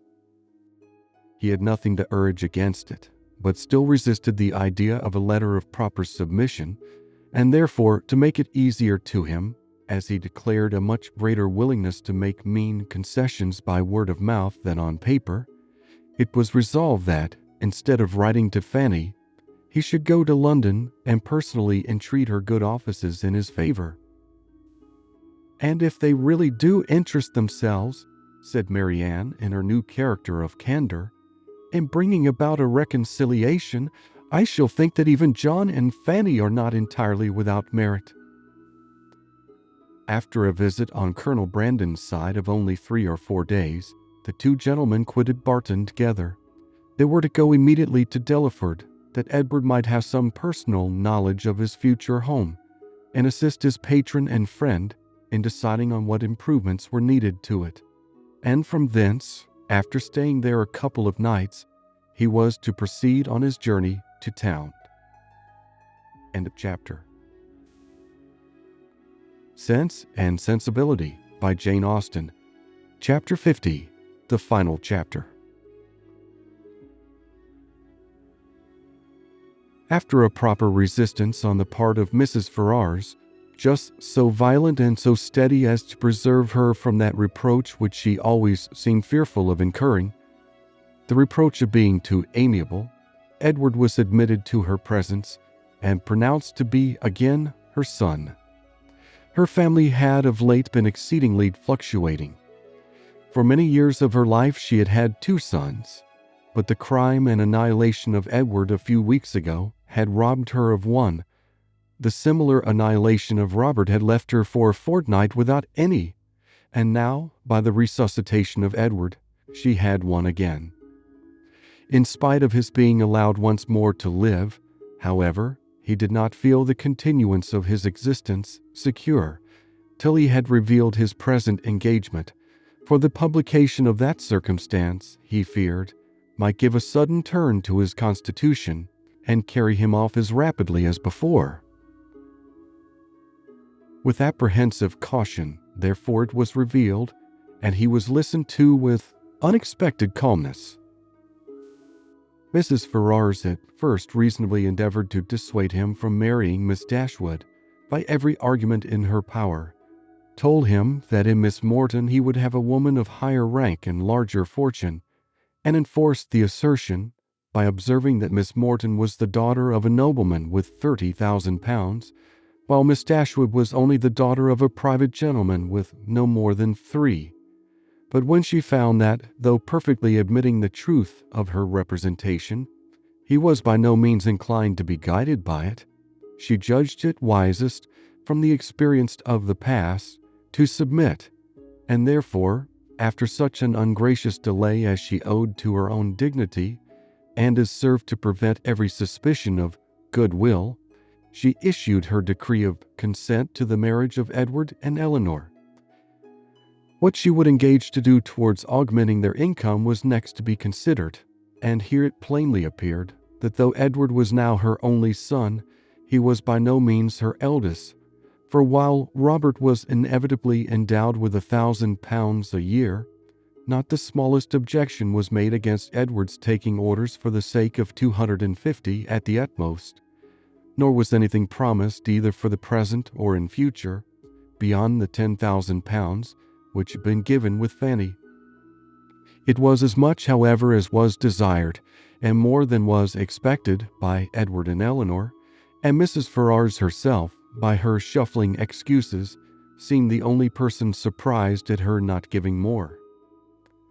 With an income quite sufficient to their wants thus secured to them, they had nothing to wait for after Edward was in possession of the living but the readiness of the house, to which Colonel Brandon, with an eager desire for the accommodation of Elinor, was making considerable improvements, and after waiting some time for their completion, after experiencing, as usual, 1,000 disappointments and delays from the unaccountable dilatoriness of the workmen, Elinor, as usual, broke through the first positive resolution of not marrying till everything was ready, and the ceremony took place in Barton Church early in the autumn. The first month after their marriage was spent with their friend at the mansion house, from whence they could superintend the progress of the parsonage and direct everything as they liked on the spot, could choose papers, project shrubberies, and invent a sweep. Mrs. Jennings's prophecies, though rather jumbled together, were chiefly fulfilled, for she was able to visit Edward and his wife in their parsonage by Michaelmas, and she found in Elinor and her husband, as she really believed, one of the happiest couples in the world. They had in fact nothing to wish for but the marriage of Colonel Brandon and Marianne, and rather better pasturage for their cows. They were visited on their first settling by almost all their relations and friends. Mrs. Ferrars came to inspect the happiness which she was almost ashamed of having authorized, and even the Dashwoods were at the expense of a journey from Sussex to do them honor. "I will not say that I am disappointed, my dear sister," said John as they were walking together one morning before the gates of Delaford House. "That would be saying too much, for certainly you have been one of the most fortunate young women in the world, as it is. But I confess it would give me great pleasure to call Colonel Brandon brother. His property here, his place, his house, everything is in such respectable and excellent condition. And his woods! I have not seen such timber anywhere in Dorsetshire as there is now standing in Delaford Hanger. And though perhaps Marianne may not seem exactly the person to attract him, yet I think it would altogether be advisable for you to have them now frequently staying with you, for as Colonel Brandon seems a great deal at home, Nobody can tell what may happen, for when people are much thrown together and see little of anybody else, and it will always be in your power to set her off to advantage, and so forth. In short, you may as well give her a chance. You understand me." But though Mrs. Ferrars did come to see them, and always treated them with the make-believe of decent affection, they were never insulted by her real favor and preference. That was due to the folly of Robert and the cunning of his wife, and it was earned by them before many months had passed away. The selfish sagacity of the latter, which had at first drawn Robert into the scrape, was the principal instrument of his deliverance from it, for her respectful humility, assiduous attentions, and endless flatteries, as soon as the smallest opening was given for their exercise, reconciled Mrs. Ferrars to his choice and re-established him completely in her favor. The whole of Lucy's behavior in the affair, and the prosperity which crowned it, therefore, may be held forth as a most encouraging instance of what an earnest and unceasing attention to self-interest, however its progress may be apparently obstructed, will do in securing every advantage of fortune, with no other sacrifice than that of time and conscience. When Robert first sought her acquaintance, and privately visited her in Bartlett's Buildings, it was only with the view imputed to him by his brother. He merely meant to persuade her to give up the engagement, and as there could be nothing to overcome but the affection of both, he naturally expected that 1 or 2 interviews would settle the matter. In that point, however, and that only, he erred, for though Lucy soon gave him hopes that his eloquence would convince her in time, another visit, another conversation, was always wanted to produce this conviction. Some doubts always lingered in her mind when they parted, which could only be removed by another half-hour's discourse with himself. His attendance was by this means secured, and the rest followed in course. Instead of speaking of Edward, they came gradually to talk only of Robert, a subject on which he had always more to say than on any other, and in which she soon betrayed an interest even equal to his own, and in short, it became speedily evident to both that he had entirely supplanted his brother. He was proud of his conquest, proud of tricking Edward, and very proud of marrying privately without his mother's consent. What immediately followed is known. They passed some months in great happiness at Dawlish, for she had many relations and old acquaintances to cut, and he drew several plans for magnificent cottages, and from thence returning to town, procured the forgiveness of Mrs. Ferrars by the simple expedient of asking it, which at Lucy's instigation was adopted. The forgiveness, at first indeed, as was reasonable, comprehended only Robert and Lucy, who had owed his mother no duty, and therefore could have transgressed none, still remained some weeks longer unpardoned. But perseverance in humility of conduct and messages, in self-condemnation for Robert's offense, and gratitude for the unkindness she was treated with, procured her in time the haughty notice which overcame her by its graciousness, and led soon afterwards, by rapid degrees, to the highest state of affection and influence. Lucy became as necessary to Mrs. Ferrars as either Robert or Fanny, and while Edward was never cordially forgiven for having once intended to marry her, and Elinor, though superior to her in fortune and birth, was spoken of as an intruder, she was in everything considered, and always openly acknowledged, to be a favorite child. They settled in town, received very liberal assistance from Mrs. Ferrars, were on the best terms imaginable with the Dashwoods, and setting aside the jealousies and ill will continually subsisting between Fanny and Lucy, in which their husbands of course took a part, as well as the frequent domestic disagreements between Robert and Lucy themselves, nothing could exceed the harmony in which they all lived together. What Edward had done to forfeit the right of eldest son might have puzzled many people to find out, and what Robert had done to succeed to it might have puzzled them still more. It was an arrangement, however, justified in its effects, if not in its cause, for nothing ever appeared in Robert's style of living or of talking to give a suspicion of his regretting the extent of his income, as either leaving his brother too little or bringing himself too much. And if Edward might be judged from the ready discharge of his duties in every particular, from an increasing attachment to his wife and his home, and from the regular cheerfulness of his spirits, he might be supposed no less contented with his lot, no less free from every wish of an exchange. Elinor's marriage divided her as little from her family as could well be contrived, without rendering the cottage at Barton entirely useless, for her mother and sisters spent much more than half their time with her. Mrs. Dashwood was acting on motives of policy as well as pleasure in the frequency of her visits at Delaford, for her wish of bringing Marianne and Colonel Brandon together was hardly less earnest, though rather more liberal than what John had expressed. It was now her darling object. Precious as was the company of her daughter to her, she desired nothing so much as to give up its constant enjoyment to her valued friend, and to see Marianne settled at the mansion house was equally the wish of Edward and Elinor. They each felt his sorrows and their own obligations, and Marianne, by general consent, was to be the reward of all.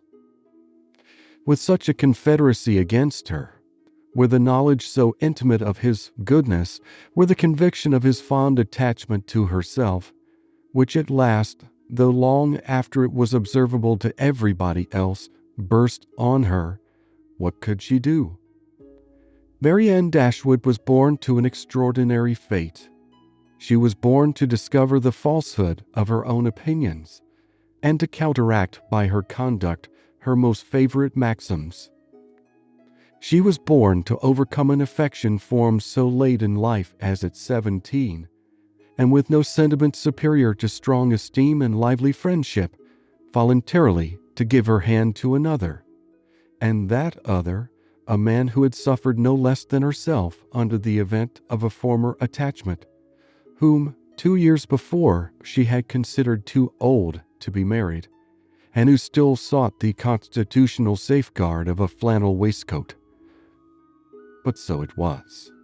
Instead of falling a sacrifice to an irresistible passion, as once she had fondly flattered herself with expecting, instead of remaining even forever with her mother, and finding her only pleasures in retirement and study, as afterwards in her more calm and sober judgment she had determined on, she found herself at 19 submitting to new attachments, entering on new duties, placed in a new home, a wife, the mistress of a family, and the patroness of a village.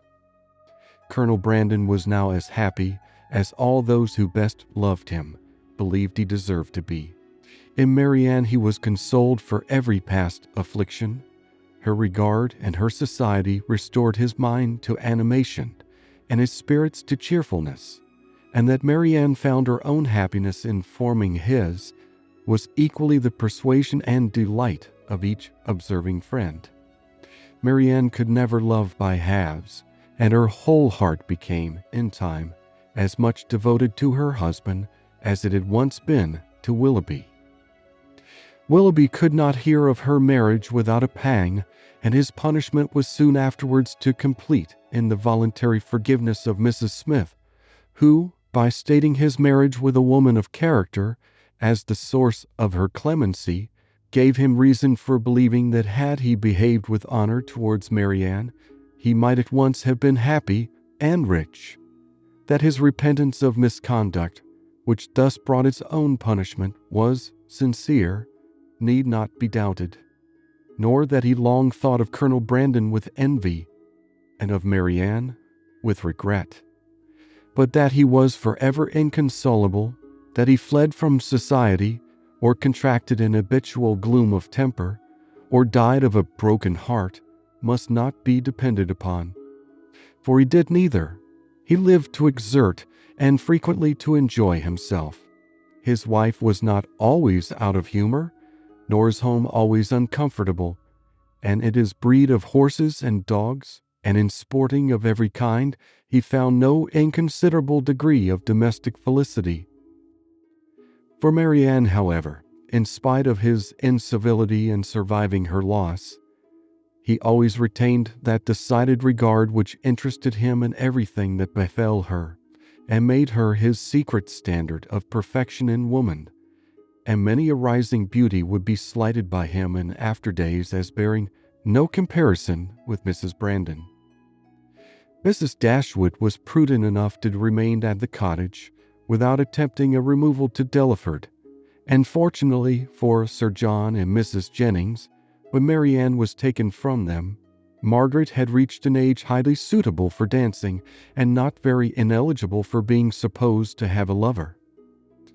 Between Barton and Delaford, there was that constant communication which strong family affection would naturally dictate, and among the merits and the happiness of Elinor and Marianne, let it not be racked as the least considerable that, though sisters, and living almost within sight of each other, they could live without disagreement between themselves or producing coolness between their husbands. End of chapter. End of the book. Thank you for being cozy and listening to Southern Cadence. Remember to subscribe to get notified and listen to our other stories.